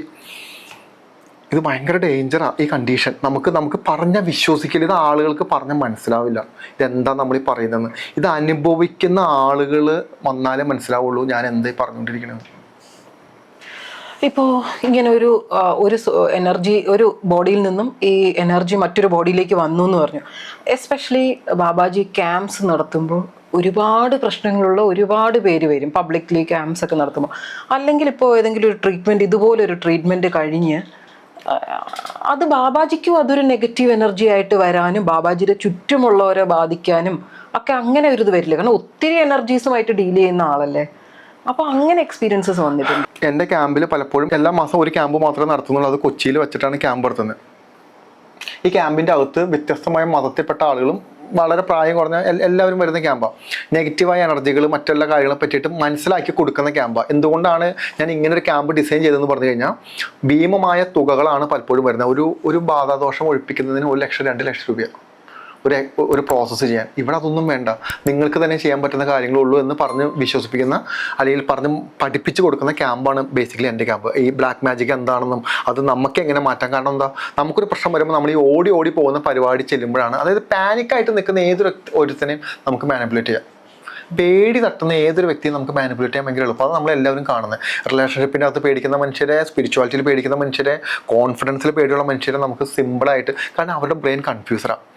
അപ്പോൾ ഇവരോട് പറയാം, നിങ്ങൾക്കൊരു ബാധാദോഷമുണ്ട്, ഭയങ്കര പ്രശ്നമാണ്, നിങ്ങൾ മരണത്തിലോട്ടാണ് പോകുന്നത്, നിങ്ങളൊരു 1,00,000 രൂപ വെച്ചാൽ ഞാൻ പൂജ ചെയ്തു തരാം എന്ന് പറയുന്ന സിസ്റ്റമാണ് നിലവിൽ നമ്മളിവിടെ കാണുന്നത്. അതിനെ ഒന്ന് തിരുത്തി എഴുതുക എന്ന് പറയുന്നത് കൊണ്ടാണ് ഞാൻ എൻ്റെ ക്യാമ്പിൻ്റെ അകത്ത് ഇത് മൊത്തം പുറത്ത് പറയും. ഞാൻ ഇതെന്താണെന്നുള്ള സാധനം, സൊല്യൂഷൻ എന്താണെന്നുള്ളത് പുറത്ത് പറയും. പക്ഷേ പലപ്പോഴും ഒരു നെഗറ്റീവായ എനർജി ശരീരത്തിൽ അടങ്ങിയിരിക്കുന്ന ഒരു വ്യക്തിയെ സംബന്ധിച്ചിട്ട് ഒരു പോസിറ്റീവായ എനർജി അല്ലെങ്കിൽ ഇത്തരത്തിലുള്ള എക്സോസിങ് ചെയ്യുന്ന വ്യക്തിയോട് ഭയങ്കര ഇറിറ്റേഷൻ കാണിക്കും. കാരണം ആ ശരീരത്തിൽ അടങ്ങിയിരിക്കുന്ന എനർജീനെ റിലീസ് ചെയ്യാൻ ചെല്ലുന്ന ആളുകളാണ് നമ്മൾ. എൻ്റെ ഓരോ ക്യാമ്പിലും ഒന്നെങ്കിൽ എന്നെ ഉപദ്രവിക്കാൻ വരും, അല്ലെങ്കിൽ ഒന്നെങ്കിൽ നമ്മുടെ ഡ്രസ്സ് വലിച്ച് കീറാൻ വേണ്ടി വരും, അല്ലെങ്കിൽ നമ്മളെ തെറി പറയാൻ വേണ്ടി വരും. ഞാൻ അവർ പറഞ്ഞോട്ടെ. കാരണം നമ്മളെ പാനിക്കാക്കണേ. അതായത് ഞാനിപ്പോൾ അവരുടെ അടുത്തോട്ട് ചെല്ലുന്ന സമയത്ത് ഇവർ പാനിക്കാവും. പാനിക്കായിട്ട് ഒന്നെങ്കിൽ നമ്മൾ ഉപദ്രവിക്കും, 2-3 പേര് കയറി പിടിച്ചാലാണ് നിൽക്കുള്ളൂ. രണ്ടവസ്ഥയുണ്ട് ഇതിൻ്റെ അകത്ത്. ഒന്ന് സൈക്കോളജിക്കൽ ഇഷ്യൂ, ഒന്ന് റിയൽ ഇഷ്യൂ. 70% psychological issue. സ്പിരിച്വലായിട്ടുള്ള ഫിയർ തട്ടിയാൽ ഇങ്ങനെ സംഭവിക്കും. സ്പിരിച്വലായിട്ടുള്ള ഫിയർ തട്ടിയാൽ, അതായത് സ്പിരിച്വാലിറ്റിയിൽ നിന്ന് അമ്പലത്തിലോ അല്ലെങ്കിൽ രാത്രി സമയത്ത് എഴുന്നേറ്റ് കഴിയുമ്പോൾ എന്തെങ്കിലും ഒരു ഭയം എന്തെങ്കിലും തട്ടിക്കഴിഞ്ഞാൽ ഇതെന്ത് പറ്റും, കഴിഞ്ഞു പോയ നമ്മുടെ കാലഘട്ടത്തിലെ കഥകളിൽ നിന്നോ സിനിമകളിൽ നിന്നോ ഒക്കെ ജനറേറ്റ് ചെയ്യുന്ന രൂപങ്ങളാണ് നമ്മൾ പിന്നീട് ഹാലൂസിനേറ്റ് ചെയ്ത് ഇല്യൂഷൻ ചെയ്ത് വരുന്നത്. പക്ഷെ 30% റിയൽ ഉണ്ട് ഇതിനകത്ത്. റിയൽ എങ്ങനെയാണ് നമ്മൾ തിരിച്ചറിഞ്ഞത് പറഞ്ഞു കഴിഞ്ഞാൽ, ഇവരുടെ ശരീരത്തിൽ പൊസഷൻ, അതായത് എക്സ്ട്രാ എനർജി വരുന്നൊരു ടൈമുണ്ട്. ഈ സമയത്ത് ഇവരുടെ ചക്രകളും ഇവരുടെ ഞരമ്പുകളും ശരീരഭാഗങ്ങളും നമുക്ക് ശ്രദ്ധിച്ച് നോക്കിക്കഴിഞ്ഞാൽ മറ്റൊരു ആംഗിളിലായിരിക്കും പ്രവർത്തിക്കുന്നത്. നോർമൽ ഒരു ഹാലൂസിനേഷൻ കാണിക്കുന്ന അല്ലെങ്കിൽ തോന്നൽ കാണിക്കുന്ന, വിഭ്രാന്തി കാണിക്കുന്ന ആളുകളെ പോലെ അല്ല ഇവർ പെരുമാറുന്നത്. വളരെ സ്ലോ ആയിട്ടായിരിക്കും പെരുമാറുന്നത്. കൃഷ്ണമണിയുടെ അകത്ത് കളർ ചേഞ്ച് ആവും. ഞാൻ ലക്ഷണം പറയുന്നത് കളർ ചേഞ്ച് ആവും. അടുത്ത നിമിഷം ഇവരുടെ നോട്ടം ഭയങ്കര ഷാർപ്പായിരിക്കും നമ്മൾ നോക്കുന്നത്. അടുത്ത നിമിഷം ആ ഹാളിൻ്റെ അകത്ത് കംപ്ലീറ്റും ഫ്ലക്ച്വേഷൻ വരും ഇലക്ട്രിസിറ്റിക്ക്. ഒന്നുകിൽ ഫാനുകളോ ലൈറ്റുകളോ എല്ലാം ഒന്നുകിൽ ഓഫാവും, അല്ലെങ്കിൽ കിടന്ന് മിങ്കിളാവും, അല്ലെങ്കിൽ കിടന്ന് ഏതെങ്കിലും ബൾബ് പൊട്ടിത്തെറിക്കും. ഇത് ലക്ഷണം കാണിക്കുന്ന എന്താണ്? ലക്ഷണം കാണിക്കുന്നത് കൂടിയ അളവിലുള്ള ഇലക്ട്രിസിറ്റി, അതായത് ഊർജം ആ ശരീരത്തിലോട്ട് വരുന്നു എന്നാണ് നമ്മൾ മനസ്സിലാക്കേണ്ടത്. അതായത് ഇതിപ്പോൾ ഒരു മനുഷ്യ ശരീരം, തിരിച്ച് നിങ്ങൾ വേറൊരു ഉപകരണം വെച്ചോ, ഒരു ഉപകരണം നിങ്ങൾ എവിടെയെങ്കിലും വെച്ചിട്ട് അതിലോട്ട് കൂടിയ അളവിൽ ഇലക്ട്രിസിറ്റി പമ്പ് ചെയ്ത് നോക്കും. ഇതേ മാറ്റം ഇവിടെ സംഭവിക്കുന്നത്. അതുകൊണ്ടാണ് ഞാൻ പറഞ്ഞത് നമ്മുടെ ശരീരം എന്ന് പറയുന്നത് ഇലക്ട്രോ കെമിക്കൽ എനർജി എന്ന് പറയുന്ന പ്രവർത്തനത്തിലാണ് നമ്മുടെ ശരീരം പ്രവർത്തിക്കുന്നത്. നമ്മുടെ ഓപ്പോസിറ്റ് ഇരിക്കുന്ന ഒരാളുടെ ശരീരത്തിലോട്ട് കൂടിയ അളവിലുള്ള എനർജി വരുന്ന സമയത്ത് നമ്മുടെ ശരീരത്തിലുള്ള എനർജിയിൽ ഫ്ലക്ച്വേഷൻ വരും. ഒന്നുകിൽ നമ്മൾ പാനിക്കാവും, അല്ലെങ്കിൽ നമ്മൾ കുഴഞ്ഞു വീഴും, അല്ലെങ്കിൽ നമ്മൾ ടെൻഷൻ അടിക്കാൻ തുടങ്ങും, അല്ലെങ്കിൽ നമുക്ക് കൂടുതൽ BP അടിക്കാൻ തുടങ്ങും. ഈ അവസ്ഥയെ നമുക്ക് മറികടക്കാൻ പറ്റില്ല നമുക്ക്. അപ്പോൾ ഈ ശരീരത്തിലോട്ട് ഇങ്ങനെ വരുന്ന സമയത്ത് നമുക്ക് ഇത്തരത്തിലുള്ള ലക്ഷണങ്ങൾ വരാൻ തുടങ്ങും. ഇതിൻ്റെ ഒപ്പം തന്നെ കൂട്ടത്തിൽ ആ ക്യാമ്പിൻ്റെ അകത്ത് നെഗറ്റീവായിട്ടിരിക്കുന്ന ആളുകൾ ആരെങ്കിലും ഉണ്ടെങ്കിൽ അവർക്ക് എല്ലാവർക്കും പൊസഷൻ ട്രിഗർ ആവാൻ തുടങ്ങും ഈ ഒരൊറ്റ വ്യക്തിയിൽ നിന്നും. ഇങ്ങനെയാണ് റിയൽ പൊസഷൻ കേസുകൾ നമ്മൾ കണ്ടുപിടിക്കുന്നത്. അതല്ലാതെ എന്തെങ്കിലും കാണിച്ച് ഒച്ചം ബഹളം ഉണ്ടാക്കി അല്ലെങ്കിൽ ദേവി വന്നോ അല്ലെങ്കിൽ തുള്ളുന്ന ഇതൊന്നും പൊസഷനല്ല. ഇതെല്ലാം പൊസഷൻ ഉണ്ട് എന്ന് അവർ വിശ്വസിച്ചതാണ്. മറ്റേത് അങ്ങനെയല്ല. മറ്റേത് പൊസഷൻ കാണിക്കണമെങ്കിൽ 3-4 പേരെടുത്തങ്ങ് പൊക്കും. അവിടെ ഭയങ്കര എക്സ്ട്രാ പവറായിരിക്കും. കാരണം ഈ എനർജിയാണ് ഞാൻ പറയുന്നത്. ഇതിനെ നിങ്ങൾ ഒരു അത്ഭുതമായിട്ട് കാണണ്ട, ഇതിനെ എനർജി ആയിട്ട് കണ്ടോ. കൂടിയ അളവുള്ള എനർജി പ്രവാഹമായിട്ട് കണ്ടാൽ മതി ഈ സാധനം. ഇത് ഇവരെ ടോട്ടൽ മാറ്റും. അടുത്ത നിമിഷം നമ്മൾ എന്തെങ്കിലും തരത്തിലുള്ള പ്രോസസ്സുകൾ ചെയ്യുന്ന സമയത്ത് ഇവർ ബോധം കെട്ട് വീഴുകയും അടുത്ത നിമിഷം ഇവർക്ക് ഇത് ഓർമ്മയില്ല. ലോ പ്രൊഫൈലുള്ള ആളുകളല്ല. പലപ്പോഴും നമ്മളെപ്പോഴും കാണുന്നത് എന്താ, ഈ തുള്ളലും കാര്യങ്ങളും കാണിക്കുന്നതെല്ലാം ഒരു സാധാരണക്കാരായിട്ട് മനുഷ്യരായിരിക്കും. പക്ഷെ പലപ്പോഴും പൊസഷൻ കണ്ടീഷൻ കാണിക്കുന്നത് സമൂഹത്തിലെ ഏറ്റവും ഉയർന്ന സ്ഥാനത്ത് നിൽക്കുന്ന പല മനുഷ്യരിലാണ് നമുക്കിത് കാണാൻ പറ്റുന്നത്. കാരണം അങ്ങനെയുള്ള മനുഷ്യരിൽ നിന്നാലാണ് ഈ സോളുകൾക്ക് പലപ്പോഴും ഗുണമുള്ളൂ, അല്ലെങ്കിൽ അവരെ കൺട്രോൾ ചെയ്യാൻ പറ്റുള്ളൂ. ഒന്ന് സമൂഹത്തിൽ ഒരു ഉയർന്ന തലത്തിൽ നിൽക്കുന്ന ഒരു ഡോക്ടറിൻ്റെ ശരീരത്തിൽ ഒരു പൊസഷൻ കണ്ടീഷൻ വന്നു കഴിഞ്ഞാൽ നോർമൽ ആളുകൾ വരുന്ന പോലെ അല്ല ഡോക്ടറുടെ ശരീരത്തിൽ വരുന്നത്. ആ ഡോക്ടറിനെ വെച്ചിട്ട് ആ സോളിന് എന്തും ചെയ്യാം, എങ്ങനെ വേണമെങ്കിലും മാനിപ്പുലേറ്റ് ചെയ്യും, എന്ത് കലുവണി ചെയ്യാം. ഇതാണ് നോർമലി അതിനകത്ത് സംഭവിക്കുന്നത്. അപ്പോൾ ക്യാമ്പിൻ്റെ അകത്ത് ഭയങ്കര ഡേഞ്ചറാണ് ഇത്. നമ്മൾ ഈശ്വരൻ വന്നിട്ടല്ല എന്നെ സഹായിക്കുന്നത്. എന്നെ സഹായിക്കുന്ന ഈശ്വരനാണ്. ഈ സമയത്ത് അത് എൻ്റെ സിദ്ധിയാണ്, അത് എൻ്റെ കഴിവാണ്. ഞാൻ മെഡിറ്റേഷൻ ചെയ്യുന്നതും ഞാൻ പ്രാർത്ഥിക്കുന്നതും ഞാൻ ഉപാസനകളെല്ലാം ചെയ്യുന്നതിൻ്റെ കഴിവ്, എൻ്റെ ഉള്ളിലുള്ള കഴിവാണ്, എനർജിയാണ് ഞാൻ ആ സമയത്ത് അവിടെ ഉപയോഗിക്കുന്നത്. എന്നിട്ടാണ് റിലീസ് ചെയ്യുന്നത്. എന്ത് പറ്റും, ഞാൻ മറ്റേ കരിമ്പ് പിഴിഞ്ഞ ചണ്ടി പോലെ ആയിപ്പോകും കുറച്ച് സമയത്തേക്കല്ല, മിനിമം ഒരു 24 മണിക്കൂറത്തേക്ക് എനിക്ക് അങ്ങനെ സംഭവിക്കും. നമ്മൾ ഏതൊരു നെഗറ്റീവായ ആളുകളുടെ ബോഡിയിൽ ടച്ച് ചെയ്യുകയോ അവർക്ക് കൺസൾട്ടേഷൻ കൊടുക്കുകയോ അവരുടെ പ്രോസസ്സുകൾ ഈ പ്രശ്നങ്ങൾ മാറ്റാൻ വേണ്ടി ശ്രമിച്ചു കഴിഞ്ഞാൽ അടുത്ത നിമിഷം മുതൽ നെഞ്ചുവേദന വരാൻ തുടങ്ങും, തലവേദന ഭയങ്കരമായിട്ട് വരാൻ തുടങ്ങും, ചിലപ്പോൾ വൊമിറ്റിംഗ് വരാൻ തുടങ്ങും. മാക്സിമം അത്രത്തോളം വന്ന് നിൽക്കും. പിന്നെ രാത്രി സമയത്ത് നമുക്ക് ഹീലിംഗ് കിട്ടണം. ഒന്നെങ്കിൽ നമ്മുടെ ദേവതയോ അല്ലെങ്കിൽ നമ്മൾ പ്രാർത്ഥിക്കുന്ന ഈശ്വരൻ്റെ സാന്നിധ്യമോ ആ സമയത്ത് രാത്രി വന്ന് നമുക്ക് ഹീലിംഗ് തരും. ഈ ഹീലിംഗ് തരുന്ന സമയത്ത് നമ്മുടെ ബോഡി മൊത്തം പഴുത്ത് ചുട്ട് പൊള്ളും. ഈ സമയത്ത് ഒരു രാത്രി മൊത്തം പഴുത്ത് ചുട്ട് പൊള്ളും. നമ്മൾ വിചാരിക്കും പനിയാണെന്ന്, പനിയല്ല. ഈ നെഗറ്റീവായ എനർജീനെ റിലീസ് ചെയ്യുന്ന ഇത് അൾട്ടിമേറ്റ് നമ്മുടെ വിശ്വാസവും നമ്മുടെ പ്രാർത്ഥനയും നമ്മുടെ പ്രോസസ്സും നമ്മുടെ ഗുരുവിലുള്ള വിശ്വാസവും ഈശ്വരനോടും നമ്മൾ അർപ്പിച്ചിരിക്കുന്ന, അതായത് പ്രപഞ്ചത്തിൻ്റെ എനർജിയോടാണ് നമ്മൾ വിശ്വസിച്ചിരിക്കുന്നത്. ഇത്രയും പ്രോസസ്സുകളെല്ലാം ചെയ്യണം. അപ്പോൾ ആളുകൾ വിചാരിക്കും ഇത് വളരെ സിമ്പിളല്ലേ, ഇതൊക്കെ വലിയ കുഴപ്പമില്ലാത്ത കാര്യങ്ങളല്ല. എക്സോസിസം ചെയ്യുന്ന ഏതൊരു വ്യക്തിയുടെയും, ഇപ്പം ഞാൻ എക്സോസിസം ചെയ്യുന്ന ഒരാളാണ്, എക്സോസിസം ചെയ്യുന്ന ഏതൊരു വ്യക്തിയുടെയും ജീവിതത്തിൻ്റെ അവസാനം എന്ന് പറയുന്നത് ഭയങ്കര ദുരിതം. അതായത് എനിക്ക് എന്തെങ്കിലും വന്നാൽ എനിക്ക് നോക്കാം, എൻ്റെ വീട്ടുകാർക്കോ എൻ്റെ കൂടെയുള്ള ആളുകൾക്കോ എന്തെങ്കിലും തരത്തിലുള്ള ബാധാദോഷമോ നെഗറ്റീവ് ഇഷ്യോ വന്നു കഴിഞ്ഞാൽ എന്നെ മാനസികമായിട്ട് തളർത്തി കളയുന്നത്. അവിടെ മുതൽ ഞാൻ തകരാൻ തുടങ്ങും. ഇതാണ് പലപ്പോഴും നമുക്ക് സംഭവിക്കുന്നത്. നമ്മൾ പ്രൊട്ടക്റ്റഡ് ആണ്, പക്ഷെ നമ്മുടെ കൂടെ നിൽക്കുന്ന ആൾക്കാർ പ്രൊട്ടക്റ്റഡ് അല്ല. പലപ്പോഴും എക്സോസിസം പഠിക്കാൻ വരികയോ ഇത്തരത്തിലുള്ള ഹീലിംഗ് പഠിക്കാൻ വരുന്ന ആളുകളോട് ഞാൻ പലപ്പോഴും പറയാറുണ്ട്, ഇതൊരു ഡേഞ്ചർ പ്ലേ ആണ്, നിങ്ങൾ വിചാരിക്കുന്ന പോലെയല്ല. ഏതെങ്കിലും തരത്തിലുള്ള നിങ്ങളുടെ പ്രവർത്തനങ്ങളോ നിങ്ങൾക്ക് എന്തെങ്കിലും ബുദ്ധിമുട്ടുകളോ വന്നു കഴിഞ്ഞാൽ നിങ്ങളുടെ വീട്ടിലുള്ള ആളുകൾ നശിപ്പിച്ച് കളയും എനർജികൾ വന്ന്. കാരണം എന്താണെന്ന് പറഞ്ഞാൽ ഇത് ഇടപെടാൻ പാടില്ല നമ്മൾ അതിൻ്റെ അകത്ത്. പിന്നെ നമ്മൾ ഇടപെടുന്നത് എന്തുകൊണ്ടാണെന്ന് പറഞ്ഞു കഴിഞ്ഞാൽ ഓക്കെ നമ്മൾ ആ മനുഷ്യരെ സഹായിക്കേണ്ടതാണ് എന്ന് നമുക്ക് തോന്നുന്നതുകൊണ്ടാണ് ഇടപെടുന്നത്. അതുകൊണ്ട് സ്പിരിച്വലായിട്ട് നിൽക്കുന്ന ഏതൊരു ഹീലേഴ്സിനോടും എനിക്ക് പറയണം ഒരേ ഒരു കാര്യം, ഇത് നമുക്ക് കാണുമ്പോൾ സമൂഹത്തിൽ നല്ല വിലയും ഒരു സ്നേഹവും എല്ലാം കിട്ടും. നമ്മുടെ ജീവൻ വെച്ചിട്ടുള്ള കളിയാണ്. കാരണം നമ്മൾ കണക്ട് ചെയ്യുന്നത് എനർജിയാണ്. ഒരു വ്യക്തിയുടെ പാപമോ ശാപമോ അല്ലെങ്കിൽ മറ്റുള്ള മനുഷ്യരെ ദ്രോഹിച്ചതോ ഉപദ്രവിച്ചതോ അവരുടെ പൂർവികരെ ഉപദ്രവിച്ചതോ അല്ലെങ്കിൽ ഏതെങ്കിലും ഉപാസന ദേവതകൾ കൃത്യമായി നോക്കാത്തതിൻ്റെ ഭാഗത്ത് അടങ്ങിയിട്ടുള്ള കാര്യങ്ങളിൽ നിന്നാണ് ഇവർക്കിത് ലഭിച്ചത്. ഇവരുടെ കർമ്മഫലമായിട്ട് ലഭിച്ച കാര്യത്തെയാണ് നമ്മൾ മാറ്റാൻ വേണ്ടി പോകുന്നത്. ഉറപ്പായിട്ടും ആ ശാപത്തിൻ്റെ പങ്ക് നമ്മൾ ഏറ്റെടുക്കേണ്ടി വരും എന്നുള്ള അതിനകത്ത് അർത്ഥം. അതുകൊണ്ട് ഇത് ഒട്ടും സുഖകരമായിരിക്കില്ല ഈ ഒരു പാത്ത്. ബാബാജിയുടെ ലൈഫിൽ മറക്കാൻ പറ്റാത്ത എന്തെങ്കിലും ഒരു കേസ് ഉണ്ടോ? ജെന്യുവിൻലി പേടിച്ചതായിട്ടോ അല്ലെങ്കിൽ സ്കേഡായിട്ടുള്ള എന്തെങ്കിലും കേസസ് ഇതുവരെയും ഭയങ്കര? എനിക്ക് ഞാൻ ഈ പ്രോസസ്സിലോട്ടൊക്കെ വരുന്ന ഒരു സ്പിരിച്വൽ കാര്യങ്ങളോട്ട് വരുന്നതിന് മുമ്പ് ഞാൻ എൻ്റെ വീട്ടിൽ താമസിക്കുന്ന സമയത്ത് എനിക്ക് എല്ലാ ദിവസവും രാത്രിയാകുമ്പോൾ ഞാൻ കിടന്നുറങ്ങുമ്പോൾ 2 മണി 3 മണിക്കാവും ഈ കിടക്കുന്ന സമയത്ത് ഭയങ്കര അലർച്ച കേൾക്കും, ഒരു സ്ത്രീയുടെയും ഒരു പെൺകുട്ടിയുടെയും. അപ്പം എൻ്റെ വിചാരം ആരോ അയൽവക്കത്തിരുന്ന് സംസാരിക്കുന്നുണ്ട്, ഒച്ചയിൽ സംസാരിക്കുന്നുണ്ട് എന്ന ചിന്ത. അപ്പം ഞാനിതിങ്ങനെ കുറേ നാൾ, 1 മാസത്തോളം പുറത്തേക്ക് ഇറങ്ങുന്നു, നോക്കുന്നു, ടെറസിൻ്റെ മുകളിൽ കിടന്ന് ചുറ്റും നോക്കുന്നു, അയൽവക്കത്താണെന്ന് ചെയ്തു ഓർക്കുന്നില്ല. വന്ന് കിടക്കുമ്പോൾ നിലത്ത് കിടക്കുമ്പോഴാണ് ഈ ഒച്ച. അപ്പം എനിക്കിത് മനസ്സിലായെന്നു. പിന്നെ ഞാൻ പാനിക്കാവാൻ തുടങ്ങി, ടെൻഷൻ അടിക്കാൻ തുടങ്ങി. പിന്നെയും കൂടുതൽ ഡീപ്പായിട്ട് ഇരിക്കുന്ന സമയത്താണ് മനസ്സിലാവുന്നത് ഞാൻ താമസിക്കുന്ന എൻ്റെ വീട്ടിൽ സോൾ പ്രസൻസ് ഉണ്ട്. 2 ആത്മാക്കൾ വന്നിരുന്ന് അവരുടെ മരണത്തിന് തൊട്ട് മുമ്പ്, മണിക്കൂറുകൾക്ക് മുമ്പ് അവർ അമ്മയും മകളും കൂടി ഇരുന്ന് സംസാരിക്കുന്ന സംസാരമാണ് ഞാൻ കേൾക്കുന്നത്. അതിനുശേഷം അവർ മരിക്കുന്ന അവസ്ഥ, ഈ മരിക്കുന്ന സമയത്ത് തീ കൊളുത്തിട്ട് എന്തോ ആണ് അവർ മരിക്കുന്നത്. ഈ മരിക്കുന്ന സമയത്ത് അമ്മയും മകളും കരഞ്ഞ് നിലവിളിക്കുന്ന ഒരു അവസ്ഥയുണ്ട്. അപ്പോൾ ഈ ഒരു 3-3.5 മണിക്കൂറിലെ ഇവർ തമ്മിലുള്ള കോൺവെർസേഷനാണ് ഞാൻ കേട്ടുകൊണ്ടിരിക്കുന്നത്. ഇത് ഒരു വീക്കിൽ 2-3 വട്ടം ഞാൻ ഈ സാധനം കേൾക്കും. അപ്പോൾ എനിക്കിത് മനസ്സിലായില്ല എന്താ സംഭവം എന്ന് പറഞ്ഞു കഴിഞ്ഞാൽ ഇവർക്ക് മോക്ഷം ലഭിച്ചിട്ടില്ല. ഇവർക്ക് വേറെ ആരുമില്ലാത്ത സാധാരണ ഫാമിലി ആയിരുന്നു അവർ. അപ്പോൾ പല ആത്മാക്കളും നമ്മളെ കാണാൻ വേണ്ടി വരുമ്പോഴോ സംസാരിക്കുമ്പോഴോ എല്ലാം അവരുടെ നീഡ് എന്താണെന്ന് പറഞ്ഞു കഴിഞ്ഞാൽ ഒന്നെങ്കിൽ അവരുടെ റിലേറ്റീവ്സിനോടോ വീട്ടുകാരോടോ ഇത് പറഞ്ഞ് നമ്മൾ ധരിപ്പിക്കണം, നമ്മൾ പറഞ്ഞു കൊടുക്കണം, ഇതേ നിങ്ങളുടെ വീട്ടിൽ ഇന്നൊരാൾക്കും മോക്ഷം ലഭിച്ചിട്ടില്ല, അല്ലെങ്കിൽ ഇന്ന പ്രശ്നങ്ങളുണ്ട്, ആത്മാവ് ഇപ്പോഴും അലഞ്ഞുകൊണ്ടിരിക്കുക എന്ന് നമ്മൾ പറഞ്ഞ് വിശ്വസിപ്പിക്കണം. അപ്പോൾ ഇവർക്ക് കമ്മ്യൂണിക്കേറ്റ് ചെയ്യാൻ പറ്റുന്നതും സംസാരിക്കാൻ പറ്റുന്നതുമായിട്ടുള്ള സ്പിരിച്വൽ ആളുകൾ ഇവർ തേടും. ഈ സമയത്താണ് ഇത് നമ്മളെ കാണാൻ വേണ്ടി വരുന്നത്. അപ്പോൾ നമ്മൾ കമ്മ്യൂണിക്കേറ്റ് ചെയ്യും. അപ്പോൾ എന്ത് ചെയ്യും? അപ്പോൾ നമ്മൾ പറയണം എന്നാൽ ശരി സംസാരിക്കാമെന്ന് പറയുമ്പോൾ കുറച്ച് ദിവസങ്ങൾ കഴിയുമ്പോൾ ഈ ആത്മാവിൻ്റെ വീട്ടുകാർ ആരെങ്കിലും നമ്മുടെ അടുത്ത് കൺസൾട്ടേഷൻ എടുക്കാൻ വേണ്ടി വരും. അപ്പോൾ നമ്മൾ പറഞ്ഞു കൊടുക്കും ഇന്ന ഇഷ്യൂ ആണ്, നമ്മളിങ്ങനെ വന്നു എന്നൊന്നും പറയുന്നില്ല, ഇമോഷണലി അക്സെപ്റ്റ് ചെയ്യണമെന്നില്ല അങ്ങനത്തെ അവസ്ഥകൾ. ഇങ്ങനെ വരും കൊച്ചു കുഞ്ഞുങ്ങൾ മരിച്ചുപോയ. അതായത് പലപ്പോഴും ഇത് നമുക്ക് കാണാൻ പറ്റുന്നത് ആലുവ ശിവക്ഷേത്രമല്ലേ, ആലുവ ശിവക്ഷേത്രത്തിൻ്റെ പരിസരത്ത് നമ്മൾ പോയിരുന്ന് മെഡിറ്റേഷൻ ചെയ്ത് കഴിയുമ്പോൾ നമ്മൾ ഞെട്ടിപ്പോവും. ആത്മാക്കളുടെ എണ്ണം കണ്ടാൽ അത്രത്തോളം ആത്മാക്കൾ അലഞ്ഞ് തിരിഞ്ഞ് നടക്കുന്ന നമുക്കവിടെ കാണാൻ പറ്റും. കുഞ്ഞുങ്ങൾ, സ്ത്രീകൾ, പ്രായമായ ആളുകൾ എല്ലാവരും നിലവിളിച്ച് ഭഗവാനെ എന്ന് വിളിച്ച് ആ ക്ഷേത്രത്തിന് ചുറ്റും ഇങ്ങനെ നടക്കുന്നത് കാണാൻ പറ്റും. ഞാൻ അതിൻ്റെ ഒരു വീഡിയോ എൻ്റെ ഇൻസ്റ്റാഗ്രാമിൽ പബ്ലിഷ് ചെയ്തിട്ടുണ്ട്. ആ സോൾ ഇങ്ങനെ ചുറ്റും നടക്കുന്നൊരു വീഡിയോ, ഒരു 5 സോള് ഒരുമിച്ച് പോണ ഒരു വീഡിയോ പബ്ലിഷ് ചെയ്തിട്ടുണ്ട്.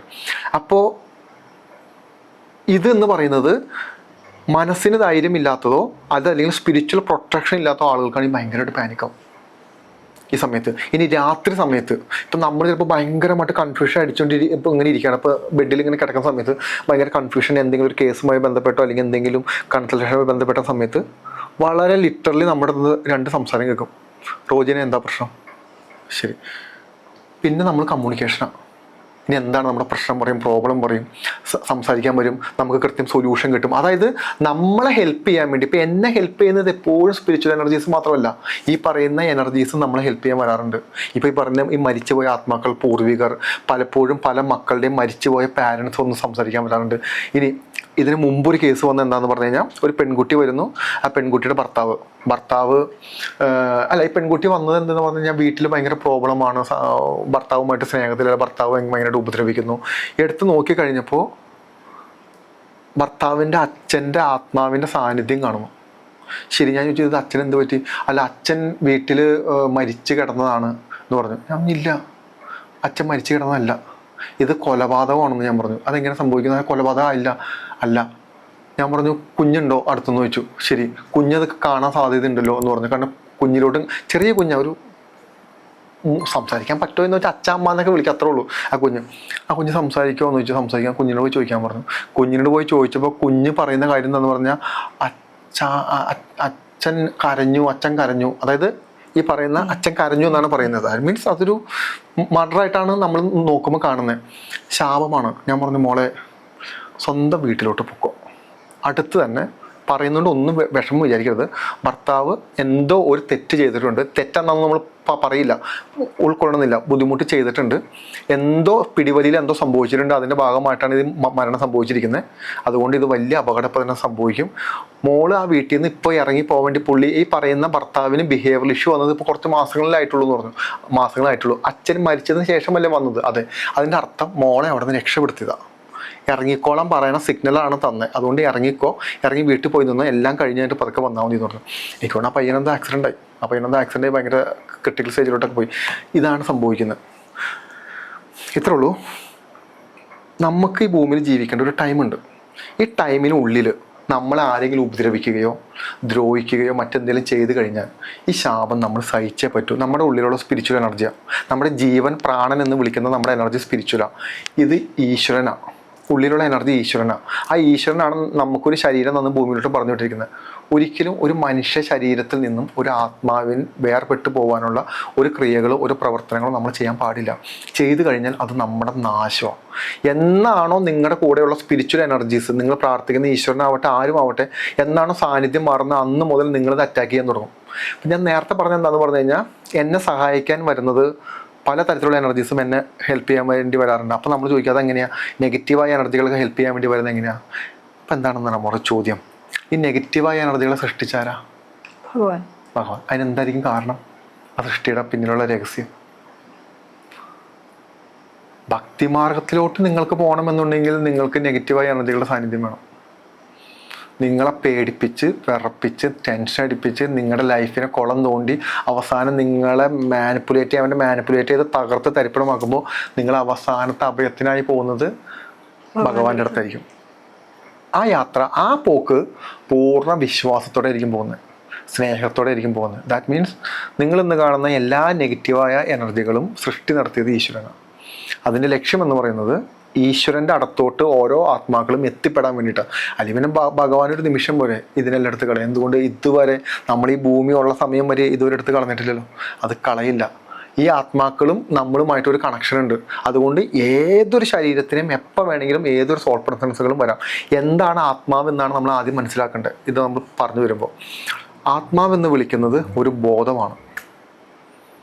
എല്ലാം അറിയാവുന്ന, എന്തും ചെയ്യാൻ സാധിക്കുന്ന, ശരീരത്തെ ക്രിയേറ്റ് ചെയ്യാൻ പറ്റുന്ന, അദൃശ്യമാക്കാൻ പറ്റുന്ന, ഒരു ബ്രെയിനെ കൺട്രോൾ ചെയ്യാൻ പറ്റുന്ന ഒരു ബോധമാണ്. ഈ ഒരു ബോധത്തെയാണ് നമ്മുടെ ഉള്ളിലും ഈ ബോധമുണ്ട്. അതിനെ നമ്മൾ ആത്മാവെന്ന് വിളിക്കുന്നു.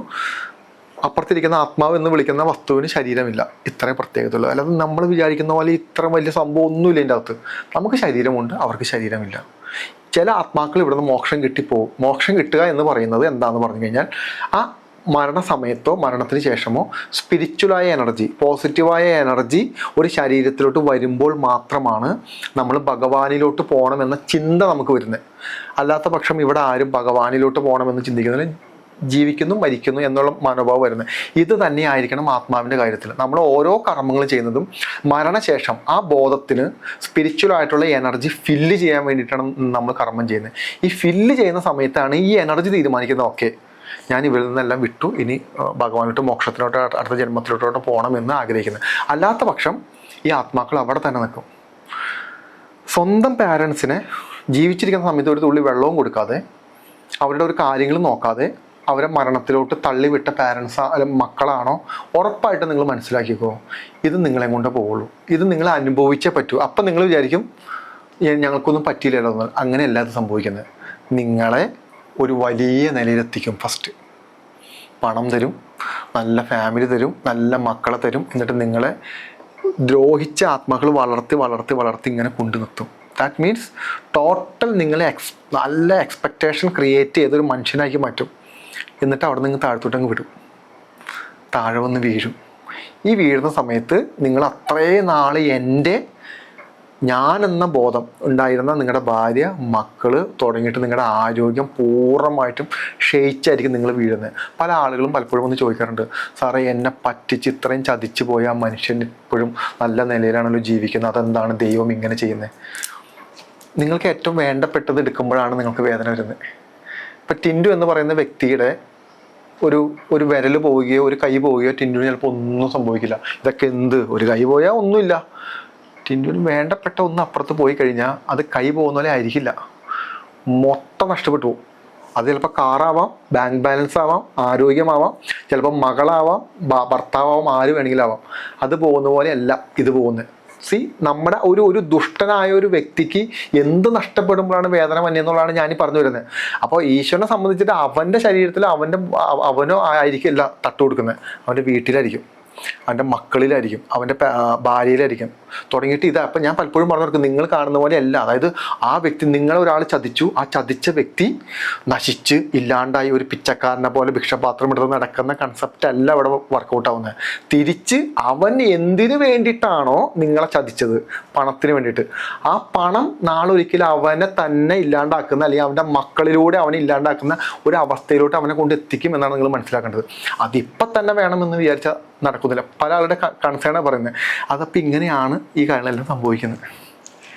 ഇപ്പോൾ ഇതിൽ നിന്ന് എനിക്ക് തോന്നിയൊരു കാര്യം, ഈ കൂടോത്രം അല്ലെങ്കിൽ ബ്ലാക്ക് മാജിക്, അതായത് ഒരു പേഴ്സൻ്റെ ലൈഫ് ഡിസ്ട്രോയ് ചെയ്യാൻ മറ്റൊരു പേഴ്സണ് സാധിക്കും എന്ന് പറയുന്നത് അത് ശരിക്കും ഉള്ളതാണോ? ശരി, അമ്മ അനുഗ്രഹിച്ച മക്കൾക്ക് ഗുണപ്പെടുമോ? ഉറപ്പായിട്ടും. അതിനകത്തെ ശാസ്ത്രീയത എന്താ? ശാസ്ത്രീയത അറിയില്ല, ചിലപ്പോൾ ഒരു കണക്ഷനായിരിക്കും. നമ്മുടെ ഏറ്റവും സന്തോഷവും സമാധാനമായിട്ടുള്ള പോസിറ്റീവായ ഊർജത്തെ നമ്മൾ ഒന്നിലോട്ട് കൊടുക്കുകയാണ്.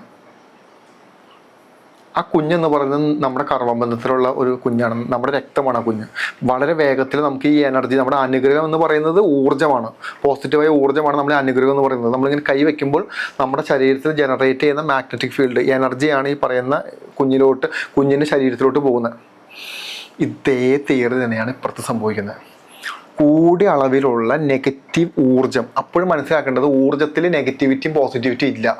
നിങ്ങൾ എന്താണോ ഒരു ഊർജത്തിലോട്ട് കൊടുക്കുന്നത് അതാണ് അവിടെ പ്രവർത്തിക്കുന്നത്.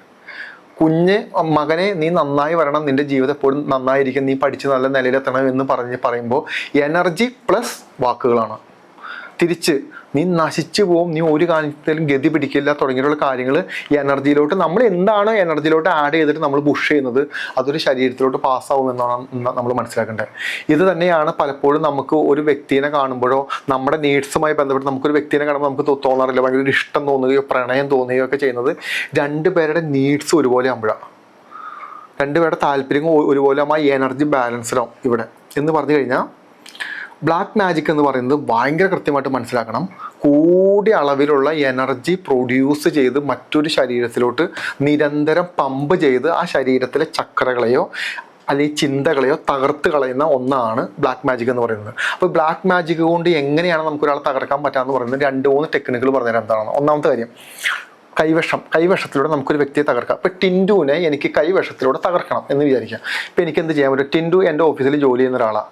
ടിൻറ്റു നാളെ, ഞാനും ടിൻറ്റുവാണ്, ടിൻറ്റു നാളെ ഒരിക്കലും ഒരു മാനേജർ പോസ്റ്റിലോട്ട് പോകാൻ സാധ്യതയുണ്ട്. അതെനിക്ക് ഇഷ്ടപ്പെടുന്നത്. ഇതാണ് എനിക്ക് ടിൻറ്റുവിന് കൈവശം തരേണ്ട എൻ്റെ കാരണം. അല്ലെങ്കിൽ ടിൻറ്റു വളരെ എല്ലാവരോടും ചിരിച്ച് കളിച്ച് സംസാരിക്കുന്നത്, എനിക്ക് ചിരിച്ച് കളിച്ച് സംസാരിക്കാൻ പറ്റുന്നില്ല. വലിയ കാരണമൊന്നും വേണ്ട കേട്ടോ ഇതിൻ്റെ അകത്ത്, വളരെ സിമ്പിൾ കാരണം മതി. അപ്പം ഞാൻ എന്ത് പണിയും, ഞാൻ കൈവശം ക്രിയേറ്റ് ചെയ്യുന്ന അല്ലെങ്കിൽ ഉണ്ടാക്കുന്ന ഒരാളുടെ അടുത്തോട്ട് ചെല്ലും. ആ വ്യക്തി എൻ്റെ അടുത്ത് പറയും, ശരി കൈവശം ഉണ്ടാക്കി തരാം, എന്താണ് ആവശ്യം, എന്താണ് ഇന്ന ആവശ്യം, ശരി. ഒന്നെങ്കിൽ ഭസ്മം, അല്ലെങ്കിൽ മഷി രൂപത്തിൽ, അല്ലെങ്കിൽ മറ്റു വസ്തുക്കളിൽ, അല്ലെങ്കിൽ പഴം, ഫ്രൂട്ട്സ്, പാൽപ്പായസം, ഉണ്ണിയപ്പം, ഇതിലെന്തിൽ വേണമെങ്കിലും നമുക്ക് വെക്കാം. വളരെ സ്നേഹത്തോടെ ഞാൻ അമ്പലത്തിൽ പോയതാണെന്ന് പറഞ്ഞോ മറ്റെന്തെങ്കിലും ആയിട്ടോ ടിൻറ്റുവിന് കൊണ്ടുതരും. ടിൻറ്റു ഇത് കഴിക്കും. ഈ പറയുന്ന ഭസ്മം, ഈ സാധനം കഴിക്കും, കൈവശം ക്രിയേറ്റ് ചെയ്ത കൈവശം കഴിക്കും, ശരീരത്തിലോട്ട് ചെല്ലും. ഇനിയാണ് മനസ്സിലാക്കേണ്ടത്. ഇനി സ്പിരിച്വാലിറ്റി എല്ലാം മാറ്റി വെച്ചോ. ടിൻറ്റുവിൻ്റെ ശരീരത്തിലോട്ട് പോയത് ഒരു പ്യുവർ പോയിസണാണ്. ഈ പോയിസൺ ടിൻറ്റു ചെക്കപ്പ് ചെയ്താൽ കണ്ടുപിടിക്കാൻ പറ്റില്ല. എന്ത് ചെയ്താലും ഈ പോയിസൺ ശരീരത്തിൻ്റെ കണ്ടുപിടിക്കാൻ പറ്റും. ഇത് കുടലിൽ പറ്റി പിടിച്ചിരിക്കും ഈ പോയിസൺ. ഇനി മുതലാണ് ടിൻറ്റു മനസ്സിലാക്കേണ്ടത്. ഇനി മുതൽ ടിൻറ്റുവിന് വയറുവേദന വരാൻ തുടങ്ങും, മോഷൻ കറക്റ്റാവില്ല, തലവേദന എടുക്കാൻ തുടങ്ങും, ബോഡിയിൽ ഇറിറ്റേഷൻ വരാൻ തുടങ്ങും, ഹീറ്റ് അമിതമായിട്ട് വരാൻ തുടങ്ങും. ഈ 4 കാര്യങ്ങൾ ഒരു മാസം വന്നു കഴിഞ്ഞാൽ 2ാമത്തെ മാസം ടിൻറ്റുവിൻ്റെ അവസ്ഥ തന്നെ ആയിരിക്കും. കൈവിട്ടു. വയറുവേദന ഒരു മാസം നിരന്തരം വയറുവേദന വന്നാൽ 2ാമത്തെ മാസം നമ്മുടെ പിടിവിടും. പിന്നെ നമ്മൾ വീട്ടിൽ കിടന്ന് കാണിക്കുന്നത് നമുക്ക് തന്നെ മനസ്സിലാവില്ല എന്താണെന്ന്. ഇപ്പോൾ സ്ത്രീകളാകുമ്പോൾ കുറച്ച് ദിവസത്തെ വയറുവേദന വരുമ്പോൾ തന്നെ മനസ്സിലാക്കാമല്ലോ, ഈ വയറുവേദന കണ്ടിന്യൂ ആയുള്ള അവസ്ഥ തന്നെ ആയിരിക്കും. ദാറ്റ് മീൻസ് നമ്മുടെ ശരീരത്തിലോട്ട് ഏതെങ്കിലും ഒരു വേദന നിരന്തരമായി വന്നാൽ നമ്മുടെ മാനസികാവസ്ഥയിൽ തകരാറ് സംഭവിക്കാൻ തുടങ്ങും. മനസ്സെന്ന് പറയുന്ന, അല്ലെങ്കിൽ നമ്മുടെ മനസ്സെന്ന് പറയുന്നത് മറ്റ് പല കാര്യങ്ങളിലും ഫോക്കസ് ചെയ്യേണ്ട മനസ്സിനെ നമ്മൾ വേദനയിലോട്ട് ഫോക്കസ് ചെയ്യാൻ തുടങ്ങും. വേദന മാറുന്നതിനെ പറ്റി, വേദന മാറുന്നില്ലല്ലോ, പെയിൻ, ബുദ്ധിമുട്ട് തുടങ്ങിയുള്ള കാര്യങ്ങൾ ഫോക്കസ് ചെയ്യാൻ തുടങ്ങും. ഇത് ടിൻറ്റുവിൻ്റെ ടോട്ടൽ മാനസികാവസ്ഥനെ കുളമാക്കും, ഇറിറ്റേറ്റഡ് ആക്കും, ചുറ്റുമുള്ള ബന്ധങ്ങളെ നശിപ്പിക്കും. ഓഫീസിൻ്റെ അകത്ത് നന്നായിട്ട് ജോലി ചെയ്യാൻ പറ്റില്ല, അവിടെ പ്രശ്നങ്ങളുണ്ടാവും, ആശുപത്രി പോകും, കുറേ പൈസ പോവും, ജോലിയും വേണ്ട, ഒരു മണ്ണാങ്കട്ടയും വേണ്ട, അവസാനം എനിക്ക് എൻ്റെ ശരീരം ആരോഗ്യം മതി എന്നുള്ള മാനസികാവസ്ഥയിലോട്ട് എത്തും. ദാറ്റ് മീൻസ് ടിൻറ്റുവിൻ്റെ ശരീരത്തിലെ ബയോളജിക്കൽ പ്രവർത്തനത്തെ എനിക്ക് തടയാൻ പറ്റിയാൽ അന്ന് മുതൽ ടിൻറ്റുവിൻ്റെ ജീവിതം നശിച്ചു എന്നർത്ഥം. ഈ കൂടോത്രം ചെയ്യുന്നവർക്ക് ബൂമറാങ് എഫക്റ്റ് പോലെ തിരിച്ചു ഉറപ്പായിട്ടും കിട്ടും. എന്താണെങ്കിലും ഉറപ്പായിട്ടും കിട്ടും. ആ തിയറിയാണ് ഞാൻ ആദ്യം പറഞ്ഞത്. നമ്മുടെ ഉള്ളിൽ ഒരു സ്പിരിച്വൽ എനർജി ഉണ്ട്. ആ എനർജീനെ തകർക്കാൻ വേണ്ടി മറ്റൊരാൾ പ്രവർത്തിക്കാൻ പാടില്ല. അതിപ്പോൾ എന്താണ് നമ്മൾ പ്രവർത്തിക്കാൻ പാടില്ല, പക്ഷേ ഇതിവിടെ പ്രവർത്തിക്കുന്നു. അപ്പോൾ കൈവശം സംഭവിക്കുമ്പോൾ അത് പറ്റും. ഇനി അടുത്തത്, ഈ തന്നിരിക്കുന്ന കൈവശത്തിൻ്റെ അകത്ത് നെഗറ്റീവായ സജഷൻസ് ഉണ്ടാവും, നെഗറ്റീവായ ധാരണ ചെയ്തു വെച്ചിട്ടുണ്ടാവും. എന്തെങ്കിലും യന്ത്രങ്ങളോ കോയിനൊക്കെ കൊണ്ടുപോയി നമ്മുടെ വണ്ടിയുടെ അകത്തുനിന്ന് നമ്മളിരിക്കുന്ന വീട്ടിൽ എവിടെയും കൊണ്ടുവയ്ക്കും. ഈ കോയിനിൽ നിന്ന് ഈ കൊടുത്തിരിക്കുന്ന എനർജി പ്രൊഡ്യൂസ് ആയിക്കൊണ്ടിരിക്കും, ചുറ്റും നെഗറ്റിവിറ്റി പ്രൊഡ്യൂസ് ആയിക്കൊണ്ടിരിക്കും. നമ്മളൊരാളെ നോക്കി ചിരിക്കുന്നത് വരെ ഓപ്പോസിറ്റ് നിൽക്കുന്ന ആൾക്ക് നെഗറ്റീവായിട്ട് തോന്നും. ഇനി നമുക്ക് മന്ത്രങ്ങൾ ജപിക്കാം. നല്ല പവർഫുള്ളായിട്ടുള്ള മന്ത്രങ്ങളുണ്ട്. ഒന്നും വേണ്ട, ടിൻറ്റുവിൻ്റെ ഒരു ഫോട്ടോ മാത്രം കിട്ടിയാൽ മതി.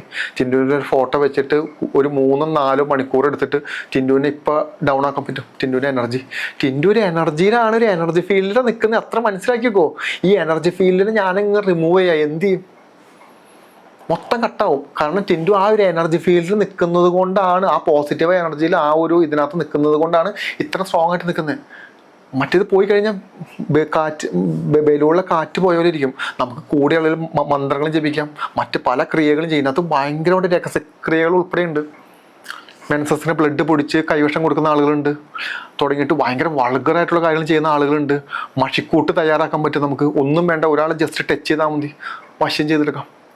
ഇപ്പം നമ്മൾ തോന്നാം, ഓക്കെ ഈ ഒരു പെൺകുട്ടിക്ക് ഇതല്ല, പല ആളുകളും ചെയ്യുന്നൊരു മെത്തേഡ് കേട്ടോ. ഈ പെൺകുട്ടി നല്ലൊരു വീട്ടിലെ പെൺകുട്ടിയാണ്, വശം ചെയ്തേക്കാം. പോയി വശം ചെയ്യാം. വശം ചെയ്ത് ധാരണ ചെയ്ത് മന്ത്രങ്ങൾ ജപിച്ച് ഈ പറയുന്ന വശക്കൂട്ട് തയ്യാറാക്കി ശരീരത്തിൽ പുരട്ടുകയോ ആരെങ്കിലും കയ്യിൽ കൊടുത്തു കഴിഞ്ഞാൽ വശപ്പെട്ടു. എന്താണ് വശപ്പെടുന്നത്? ഒരാളിലോട്ട് അറ്റൻഷൻ മാറുന്നു. അപ്പം നമ്മൾ വിചാരിക്കും വശപ്പെടുക എന്ന് പറയുന്നത് ഒരാളെ കാണുമ്പോൾ തന്നെ പോയി പ്രേമിക്കുന്നു, ഇഷ്ടപ്പെടുന്നു, സ്നേഹിക്കുന്നു. അല്ല, വശ്യമന്ത്രം എന്ന് പറയുന്നതിന് എൻ്റെ എന്താണ് ഇഷ്യൂ എന്ന് പറഞ്ഞു കഴിഞ്ഞാൽ ടിൻഡുവിന് ഇപ്പോൾ ടിൻഡുവിനെയാണ് വശം ചെയ്യണമെന്ന് വിചാരിക്കുക. ടിൻഡുവിനെ വശം ചെയ്യുമ്പോൾ എന്ത് പറ്റുമെന്ന് പറഞ്ഞാൽ ടിൻഡുവിൻ്റെ ചുറ്റും നിൽക്കുന്ന ബന്ധങ്ങളിൽ ആദ്യം വിള്ളൽ വരാൻ തുടങ്ങും. ടിൻഡു ഒറ്റപ്പെടും. ഈ സമയത്ത് ടിൻഡുവിന് വശം ചെയ്ത ആളിലോട്ട് ഒരു ഫോക്കസ് വരാൻ തുടങ്ങും, ഒരു അറ്റൻഷൻ വരാൻ തുടങ്ങും. അവിടെ മുതൽ പതുക്കെ ഒരു സാധനം ഇങ്ങനെ വർക്കൗട്ട് അത് ഭയങ്കര ഡീപ്പാവും. ഈ സമയത്ത് ടിൻഡുവിനോട് ആരും എന്ത് പറഞ്ഞൊരു കാര്യമില്ല. എത്രയോ പെൺകുട്ടികളെ വശം ചെയ്ത് അങ്ങനെ എടുക്കുന്നത്, എത്രയോ പൈസയുള്ള വീടുകളിലെ സ്ത്രീകളെയാണ്, കല്യാണം കഴിഞ്ഞതിന് ശേഷമുള്ള സ്ത്രീകളെയാണ് പലപ്പോഴും വശം ചെയ്യുന്നത്. പലപ്പോഴും നമ്മൾ ഈ ബ്ലാക്ക് മാജിക്കുമായി ബന്ധപ്പെട്ട ഏതെങ്കിലും ഒരു ആളുകളുടെ അടുത്ത് നിങ്ങൾ പോകുന്നുണ്ടോ, നിങ്ങൾ ആദ്യം ചെയ്യുന്ന വശ്യോ, നിങ്ങളെ വശ്യം ചെയ്ത് ആദ്യം കൺട്രോൾ വരുത്തിയതിന് ശേഷമാണ് നിങ്ങളെ സഹായിക്കുന്നത്. കാരണം നിങ്ങളിനി പോകാൻ പാടില്ല, പിന്നെ നിങ്ങളിനി പറയുന്നവിടെ അനുസരിക്കും ആ വ്യക്തിയുടെ അടുത്ത്. അതുകൊണ്ടാണ് ഈ അറിയില്ലാത്ത വ്യക്തികളുടെ അടുത്ത് നിങ്ങൾ പോകരുതും ചെയ്യരുതും പറയുന്നത് കൊണ്ടാണ്. കാരണം ചെയ്യുന്നതേ അധർമ്മമാണ്. അതിൻ്റെ അകത്ത് പിന്നെ ഇനി എന്ത് ലോജിക്ക് ഇതിനകത്തിരിക്കുന്നത്, എന്ത് വേണം ചെയ്തൂടെ? അപ്പോൾ വശം ചെയ്യുന്നതും ധാരണ ചെയ്യുന്നതും സ്തംഭനം ചെയ്യുന്നതും എല്ലാം, ഇത്തരത്തിലുള്ള ക്രിയകളെല്ലാം ചെയ്യുന്നതും നന്നായി ചെയ്തു കൊടുക്കുന്ന ആളുകളുണ്ട്. പക്ഷേ എങ്കിൽ പോലും ഇപ്പോഴത്തെ ഒരു കണ്ടീഷൻ അനുസരിച്ചിട്ട് അത് അങ്ങനെയല്ല ചെയ്യുന്നത്. ഇത് ചെയ്യുന്ന ആളുടെ അവസാനം എന്താണെന്നുള്ളതാണ് ചോദ്യം. തകർന്ന് തരിപ്പണമായി ഇത് ആ വ്യക്തി ചെയ്ത് കൊടുത്തിരിക്കുന്ന മനുഷ്യരെ എങ്ങനെയാണോ വേദനിച്ചത് അതിൻ്റെ ഇരട്ടി ഒരു 3-4 തലമുറ അനുഭവിക്കേണ്ടി വരും അവിടെ കിടന്ന്. മരണം എന്ന് പറയുന്നത് ചിന്തിക്കുക പോലും വേണ്ട, മരണം സംഭവിക്കില്ല അവർക്ക്. അവരവിടെ ഇട്ടേക്കും കട്ടിൽ, അവിടെ കിടന്ന് അനുഭവിക്കും. ഇതാണ് ഇതിൻ്റെ അവസാനം. പല ആളുകളും പറയാറുണ്ട്, സാറേ ഞാൻ അവിടെ പോയതിന് ശേഷമാണ് എനിക്ക് ഇങ്ങനെ സംഭവിച്ചത്. ഉറപ്പായിട്ടും എത്രയോ സ്ത്രീകളെയാണ് ദുരുപയോഗം ചെയ്യുന്നത്, പുരുഷന്മാരെ ഉൾപ്പെടെ. എൻ്റെ അടുത്ത് ഒരു ലാസ്റ്റ് ഒരു കേസ് വന്ന് ആ പയ്യൻ്റെ കയ്യിൽ നിന്ന് അവൻ ആ പയ്യനായിട്ട് ഭയങ്കര സ്നേഹത്തിലായിരുന്ന ഒരു പെൺകുട്ടിയുമായിട്ട്. ഈ പയ്യൻ ഈ പെൺകുട്ടീനെ തിരിച്ചു വേണമെന്ന് ആഗ്രഹിച്ച് ഒരുത്തൻ്റെ അടുത്ത് ചെന്നു. 8 ലക്ഷം രൂപ വാങ്ങിച്ചു പെൺകുട്ടീനെ തിരിച്ചു കൊടുക്കണം പേരും പറഞ്ഞ്. അപ്പം ആ പയ്യൻ അത്രത്തോളം സ്നേഹം ഉണ്ടായിട്ടിരിക്കണം. ഇതാണ് ഞാൻ പറഞ്ഞത്, ഇതിനകത്ത് ചൂഷണം ചെയ്യാൻ വലിയ ബുദ്ധിമുട്ടൊന്നുമില്ല. കാരണം എന്താ, സ്പിരിച്വാലിറ്റിയിൽ പ്രോഡക്റ്റ് ഇല്ല, തെളിവില്ല. ഞാനൊരു കാര്യം ചെയ്തെന്ന് പറഞ്ഞാൽ ചെയ്തു, നടന്നില്ലയോ, നിങ്ങളുടെ വിധി കൊണ്ട് നടന്നില്ല, എനിക്ക് എങ്ങനെയാണ് ഇതിനെ ന്യായീകരിക്കാം? ഇതാണ് സ്പിരിച്വാലിറ്റിയുടെ അപകടം. നമുക്ക് ഇവിടെ ഞാൻ ഈ ഗുളിക കഴിച്ചപ്പോൾ എനിക്ക് അസുഖം മാറിയില്ല എന്ന് പറയണമെന്ന് ഇവിടെ ഇല്ല, ഇവിടെ ഓപ്ഷൻ ഒന്നുമില്ല. ഇവിടെ ഇങ്ങനെ പറ്റി കഴിഞ്ഞപ്പോൾ ഈ പയ്യനെ കൊണ്ട് ചെയ്യാത്ത കാര്യങ്ങളൊന്നുമില്ല എന്ന് വേണ്ട, സെമിത്തേരിയുടെ കുഴിയിലിറങ്ങി തലയോട്ടി വരെ എടുത്ത് അത് അരച്ച് പേസ്റ്റ് വരെ ആക്കി അർദ്ധരാത്രി ഇരുന്നു ഈ പെൺകുട്ടിനെ തിരിച്ചു കിട്ടാൻ വേണ്ടി. ഈ പെൺകുട്ടിയുടെ വീട്ടിൽ ചാടി ചെല്ലുന്നു, ചെരുപ്പ് എടുക്കുന്നു, മണ്ണെടുക്കുന്നു, ഡ്രസ്സ് എടുക്കുന്നു, ഇവൻ പറയുന്ന പോലെ കൊണ്ടു കൊടുക്കുന്നു എന്ന് വേണ്ട. ഈ പയ്യനെ കൊണ്ട് കളിപ്പിക്കാൻ പറ്റുന്ന കുരങ്ങുകളി മുഴുവനും കളിപ്പിച്ചു. അവസാനം പറഞ്ഞു നടക്കൂല എന്ന് പറഞ്ഞു വിട്ടു.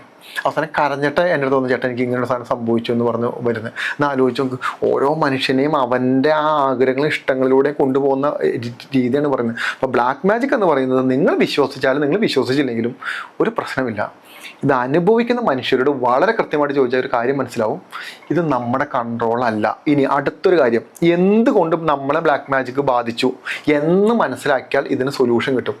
നമ്മുടെ ശക്തി, നമ്മുടെ പ്രാണോർജം നമ്മുടെ ശരീരത്തിൽ ശക്തിപ്പെടാത്തത് കൊണ്ടാണ് നമുക്ക് നെഗറ്റീവായ സാന്നിധ്യങ്ങൾ കൂടെ ഒത്തരം ബ്ലാക്ക് മാജിക് തുടങ്ങിയിട്ടുള്ള കാര്യങ്ങൾ നമുക്ക് കേൾക്കുന്നത്. ഇതിനെ ശക്തിപ്പെടുത്താൻ മാത്രം മതി. ഇതിനെ ശക്തിപ്പെടുത്താൻ നിങ്ങൾക്ക് 1 രൂപ പൈസ മുടക്കില്ല എന്ന് മനസ്സിലാക്കിക്കോ. അല്ലാതെ നിങ്ങൾ അമ്പലത്തിൽ പോകുന്നതാണ്, ഇത് അമ്പലത്തിൽ പോകാണ്ടതെന്നല്ല ഞാൻ പറയുന്നത്. നിങ്ങൾ പൊക്കോ, പക്ഷെ നിങ്ങൾ ഇതിന് വേണ്ടിയിട്ടാണെന്ന് വിചാരിക്കരുത്. നിങ്ങൾ അമ്പലത്തിൽ പോകുന്നത് അവിടുത്തെ ഭഗവാന്റെ കയ്യിൽ നിന്നും പോസിറ്റീവായ ഊർജ്ജം വാങ്ങാനാണ് പോകുന്നത്. അത് നിങ്ങൾ പോയാലും കിട്ടും, നിങ്ങളുടെ ശത്രു പോയാലും കിട്ടും. ആര് പോയാലും ഭഗവാൻ അങ്ങനെ വേർതിരിവൊന്നുമില്ല അവിടെ.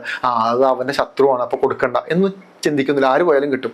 തിരിച്ച് ഇതിനെ മനസ്സിലാക്കേണ്ടത്, നിങ്ങൾ ഇരിക്കുക, നല്ലൊരു മെഡിറ്റേഷനോ മറ്റെന്തെങ്കിലും പ്രോസസ്സുകളോ ഉപാസനകളൊക്കെ എടുത്ത് നിങ്ങൾ ഭയങ്കരമായിട്ട് ആ ഈശ്വരനുമായിട്ട് ശക്തി പ്രാപിക്കുക, എനർജി കൂട്ടിക്കൊണ്ടേയിരിക്കുക. സമയം മുടക്കുണ്ട്, കഷ്ടപ്പാടുണ്ട്, ചെറിയ പ്രോസസ്സുകളൊന്നുമല്ല. നിങ്ങളുടെ ജീവിതത്തിലെ ഭക്ഷണം, വസ്ത്രം, നിങ്ങളുടെ ബന്ധങ്ങൾ തുടങ്ങിയുള്ള ഒരുപാട് കാര്യങ്ങൾ മാറ്റി വെച്ചാൽ മാത്രമാണ് നിങ്ങൾക്ക് സിദ്ധിയിലോട്ട് നിങ്ങൾക്ക് ഉയരാൻ പറ്റുള്ളൂ. ഇത് വെറുതെ പറയുന്നതല്ല, ഇത് ഓരോ ഘട്ടങ്ങളിലും നിങ്ങൾക്ക് അനുഭവം വരാൻ തുടങ്ങും. ഓരോ അനുഭവങ്ങളെ ശരീരത്തിലൂടെ എനർജി പാസ്സാവുന്നത്, നിങ്ങളുടെ ബോധം, നിങ്ങളുടെ തുടങ്ങിയിട്ട് ഒരുപാട് മാറ്റങ്ങൾ നിങ്ങൾക്ക് ചുറ്റും സംഭവിക്കും. പ്രാർത്ഥന വേണ്ട, നിങ്ങൾ ഒരു ദൈവത്തോടും പ്രാർത്ഥിക്കാനല്ല പറയുന്നത്. പ്രാർത്ഥിക്കേണ്ട ആവശ്യം ഇവിടെ ഇല്ല. കാരണം ആവശ്യങ്ങൾക്ക് വേണ്ടി ചിന്തിക്കുമ്പോഴാണ് പ്രാർത്ഥന എന്ന് പറയുന്ന കൺസെപ്റ്റിലൂടെ നമ്മൾ എത്തുന്നത്. അതല്ല, ഇത് നിങ്ങളുടെ ഉള്ളിലെ ശക്തി ഉണരാൻ വേണ്ടി നിങ്ങൾ പ്രവർത്തിച്ചാൽ മാത്രം മതി. അത് ഉണർന്നോളും. അത് ഉണർന്നു കഴിഞ്ഞാൽ നിങ്ങൾ ഒരു ബ്ലാക്ക് മാജിക് ഈ പറയുന്ന ഒരു നെഗറ്റീവായ ഇഷ്യൂ ഒന്നും ബാധിക്കില്ല. നിങ്ങളുടെ ആരോഗ്യം, നിങ്ങളുടെ മാനസികാവസ്ഥ, നിങ്ങളുടെ പ്രൊഫഷൻ തുടങ്ങിയിട്ടുള്ള എല്ലാ കാര്യങ്ങളും നിങ്ങൾക്ക് ഭയങ്കരമായിട്ട് ബാലൻസ് ചെയ്ത് നിർത്തി സന്തോഷമായിട്ട് ജീവിക്കാൻ പറ്റും. ഇതാണ് സിമ്പിൾ ഉത്തരം. ഇനി നമ്മുടെ ഒരു റാപ്പിഡ് റിഫ്ലക്ഷൻ റൗണ്ട്. ഞാനൊരു വാക്ക് പറയും, ബാബാജിയുടെ മനസ്സിൽ എന്താണോ പെട്ടെന്ന് വരുന്നത്, ഒരുപാട് ആലോചനയൊന്നുമില്ല, അത് ഒറ്റ വാക്ക്. മരണം. അത്ഭുതങ്ങളുടെ തുടക്കം. ദൈവം. കോൺഫിഡൻസ്. ഭയം. തകർച്ച. Black magic. സ്പിരിച്വാലിറ്റി. ഏത് മതത്തിലെയും പ്രീസ്റ്റ്. ആവശ്യമില്ല. ഇരുട്ട്. റിയാലിറ്റി. ആത്മാവ്. ട്രാവൽ. മണി. Byproduct. സംശയം. നാശത്തിൻ്റെ തുടക്കം. കർമ്മ. റിയാലിറ്റി. സത്യം. തെറ്റിദ്ധാരണ. നാളെ അല്ലെങ്കിൽ ടുമോറോ. മിസ്അണ്ടർസ്റ്റാൻഡിങ്. ടിൻഡു. അടിപൊളി. അതൊന്ന് ഹൈലൈറ്റ് ചെയ്തോ ഇതിനെ. റോഗിൻ ബാബാജി. ഒന്നുമില്ല, ഒരു യാത്രിക, അത്രേ ഉള്ളൂ. ഇനി നമ്മുടെ ഏറ്റവും ഒരു ലാസ്റ്റ് ക്വസ്റ്റ്യൻ ആണ്. അതായത് ഇതുവരെയും പബ്ലിക്കിൻ്റെ അടുത്ത് ബാബാജി പറയാത്ത ഒരു അൺടോൾഡ് കഥ, ഒരു ടെയിൽസ് അൺടോൾഡിലേക്ക് പറയാമോ?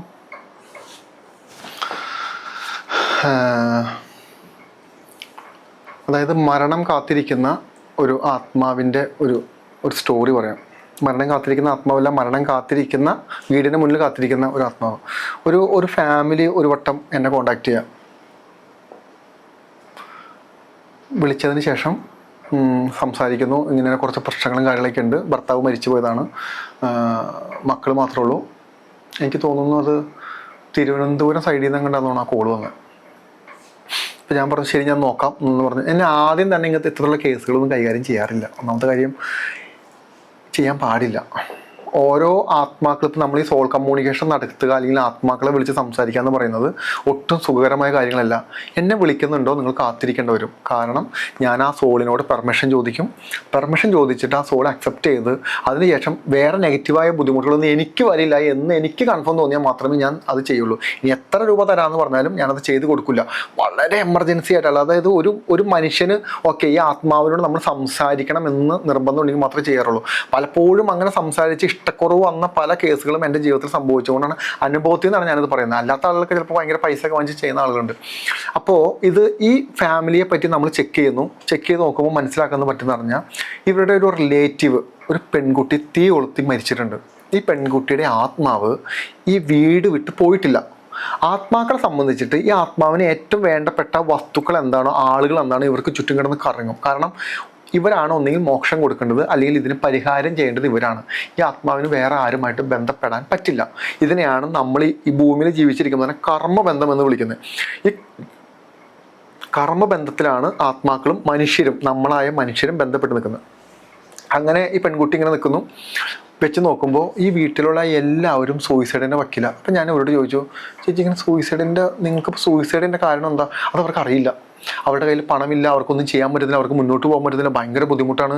ഇവർ ഒരുപാട് സ്ഥലങ്ങളിൽ പോയി, ഡോക്ടേഴ്സിനെ കാണാൻ പോയി, ഈ മക്കൾക്ക് സൈക്കാട്രി മെഡിസിൻ കൊടുത്ത് എല്ലാം കൊടുത്തിട്ട് ഒരു രക്ഷയില്ല. നോക്കിക്കഴിയുമ്പോൾ എന്താ, വേറെ ഒന്നുമില്ല. പുറത്ത് നിന്ന് ഒരാൾക്ക് ഈ വീട്ടുകാരെ സഹായിക്കാൻ പറ്റില്ല. ഈ പറയുന്ന വീട്ടുകാരെ സഹായിക്കാൻ പറ്റില്ല. കാരണം എന്താ, ഈ ആത്മാവിൻ്റെ സാന്നിധ്യം ഫുൾ ടൈം ആ വീടിൻ്റെ മുമ്പിൽ നോക്കുമ്പോൾ ഒരു പെൺകുട്ടി അവിടെ ഇങ്ങനെ ഇരിക്കുക. ഇവർക്ക് ഈ രണ്ട് കുട്ടികൾക്ക് സുഹൃത്തുക്കളില്ല. ബോഡി, അതായത് നമുക്ക് ഒരു സോൾ പ്രസൻസ് ഉള്ള ഒരു ശരീരത്തെ നമുക്ക് കാണുമ്പോൾ ഫോട്ടോ നമ്മളെടുത്ത് നോക്കി കഴിയുമ്പോൾ മെലിഞ്ഞുണങ്ങിയിരിക്കും നമ്മൾ. അതായത് സ്കിന്നിൻ്റെ ടെക്സ്ചർ തന്നെ മാറിപ്പോകും. ഒരു നോർമൽ ഷെയ്ഡിൽ ആയിരിക്കില്ല ഇരിക്കുന്നത്. നമ്മൾ കുറച്ചുകൂടി പ്രോസസ്സ് ചെയ്യുമ്പോൾ അതിൻ്റെ അകത്ത് നമ്മുടെ ടോൺ അല്ലാതെ വേറൊരു ടോൺ ഇങ്ങനെ നിൽക്കുന്നത് നമുക്ക് കാണാൻ പറ്റും. നമ്മുടെ ടോണിൽ ഇത് കാണാൻ പറ്റും. സൂയിസൈഡ് ടെൻഡൻസിലാണ് ഈ പിള്ളേർ. ഇനി എങ്ങനെയാണ് സൂയിസൈഡ് ടെൻഡൻസി വരുന്നതെന്ന് വേണം മനസ്സിലാക്കാൻ. അതായത് ഈ പെൺകുട്ടിക്ക്, ഈ പറയുന്ന ചേച്ചിയുടെ മകൾക്ക് റിലേഷൻഷിപ്പുകൾ സക്സസ് ആവില്ല. എവിടെ ചെന്നാലും പരാജയങ്ങൾ സംഭവിക്കും. എക്സാമിന് പോയി കഴിഞ്ഞാൽ മറവി വരും. ചെയ്യാത്ത തെറ്റുകൾക്ക് കുറ്റപ്പെടുത്തൽ ഏൽപ്പിക്കേണ്ടി വരും. അപ്പോൾ ഇത്തരത്തിലുള്ള സമൂഹത്തിൽ നിന്ന് കിട്ടുന്ന ഈ പറയുന്ന നെഗറ്റീവായ കാര്യങ്ങൾ വന്നു കഴിയുമ്പോൾ എന്ത് പറ്റുമെന്ന് പറഞ്ഞു കഴിഞ്ഞാൽ പരാജയപ്പെട്ടുല്ലോ. നമ്മൾ തന്നെ ചിന്തിക്കുമ്പോൾ വീട്ടിലാരുമില്ല, നാട്ടിലാരുമില്ല, പരാജയപ്പെട്ട് സൂയിസൈഡ് ടെൻഡൻസി.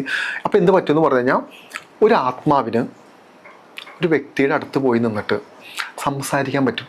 അതെങ്ങനെയാണെന്ന് പറഞ്ഞു കഴിഞ്ഞാൽ അതാണ് ഞാൻ പറയുന്നത്. നമ്മുടെ ബ്രെയിൻ എന്ന് പറയുന്നത് സിഗ്നലുകളെ, എനർജിയുടെ സിഗ്നലുകളെ എടുത്ത് പ്രോസസ്സ് ചെയ്ത് അതിനെ പിക്ചറാക്കാനോ ശബ്ദമാക്കി മാറ്റാനുള്ള കഴിവ് ഉള്ള സാധനമാണ് നമ്മുടെ ബ്രെയിൻ. ആണല്ലോ. അതുകൊണ്ടാണ് ഞാൻ നേരത്തെ പറഞ്ഞത് ഈ സിഗ്നൽസ് എടുത്തിട്ടാണ് നമ്മുടെ ബ്രെയിൻ പ്രവർത്തിക്കുന്നത്. സിഗ്നൽസിൻ്റെ ഇത് നോക്കിയിട്ടാണ് അത് ചിത്രമാണോ രൂപമാണോ എന്താണെന്ന് നമുക്ക് മനസ്സിലാക്കി തരുന്നത്, നമ്മുടെ ബോധത്തിലോട്ട് മനസ്സിലാക്കി തരുന്നത്. അങ്ങനെയെങ്കിൽ പുറത്തുള്ള ഒരു എനർജിക്ക് നമ്മളോട് കമ്മ്യൂണിക്കേറ്റ് ചെയ്യാൻ പറ്റും, നമുക്ക് സജഷൻ തരാൻ പറ്റും.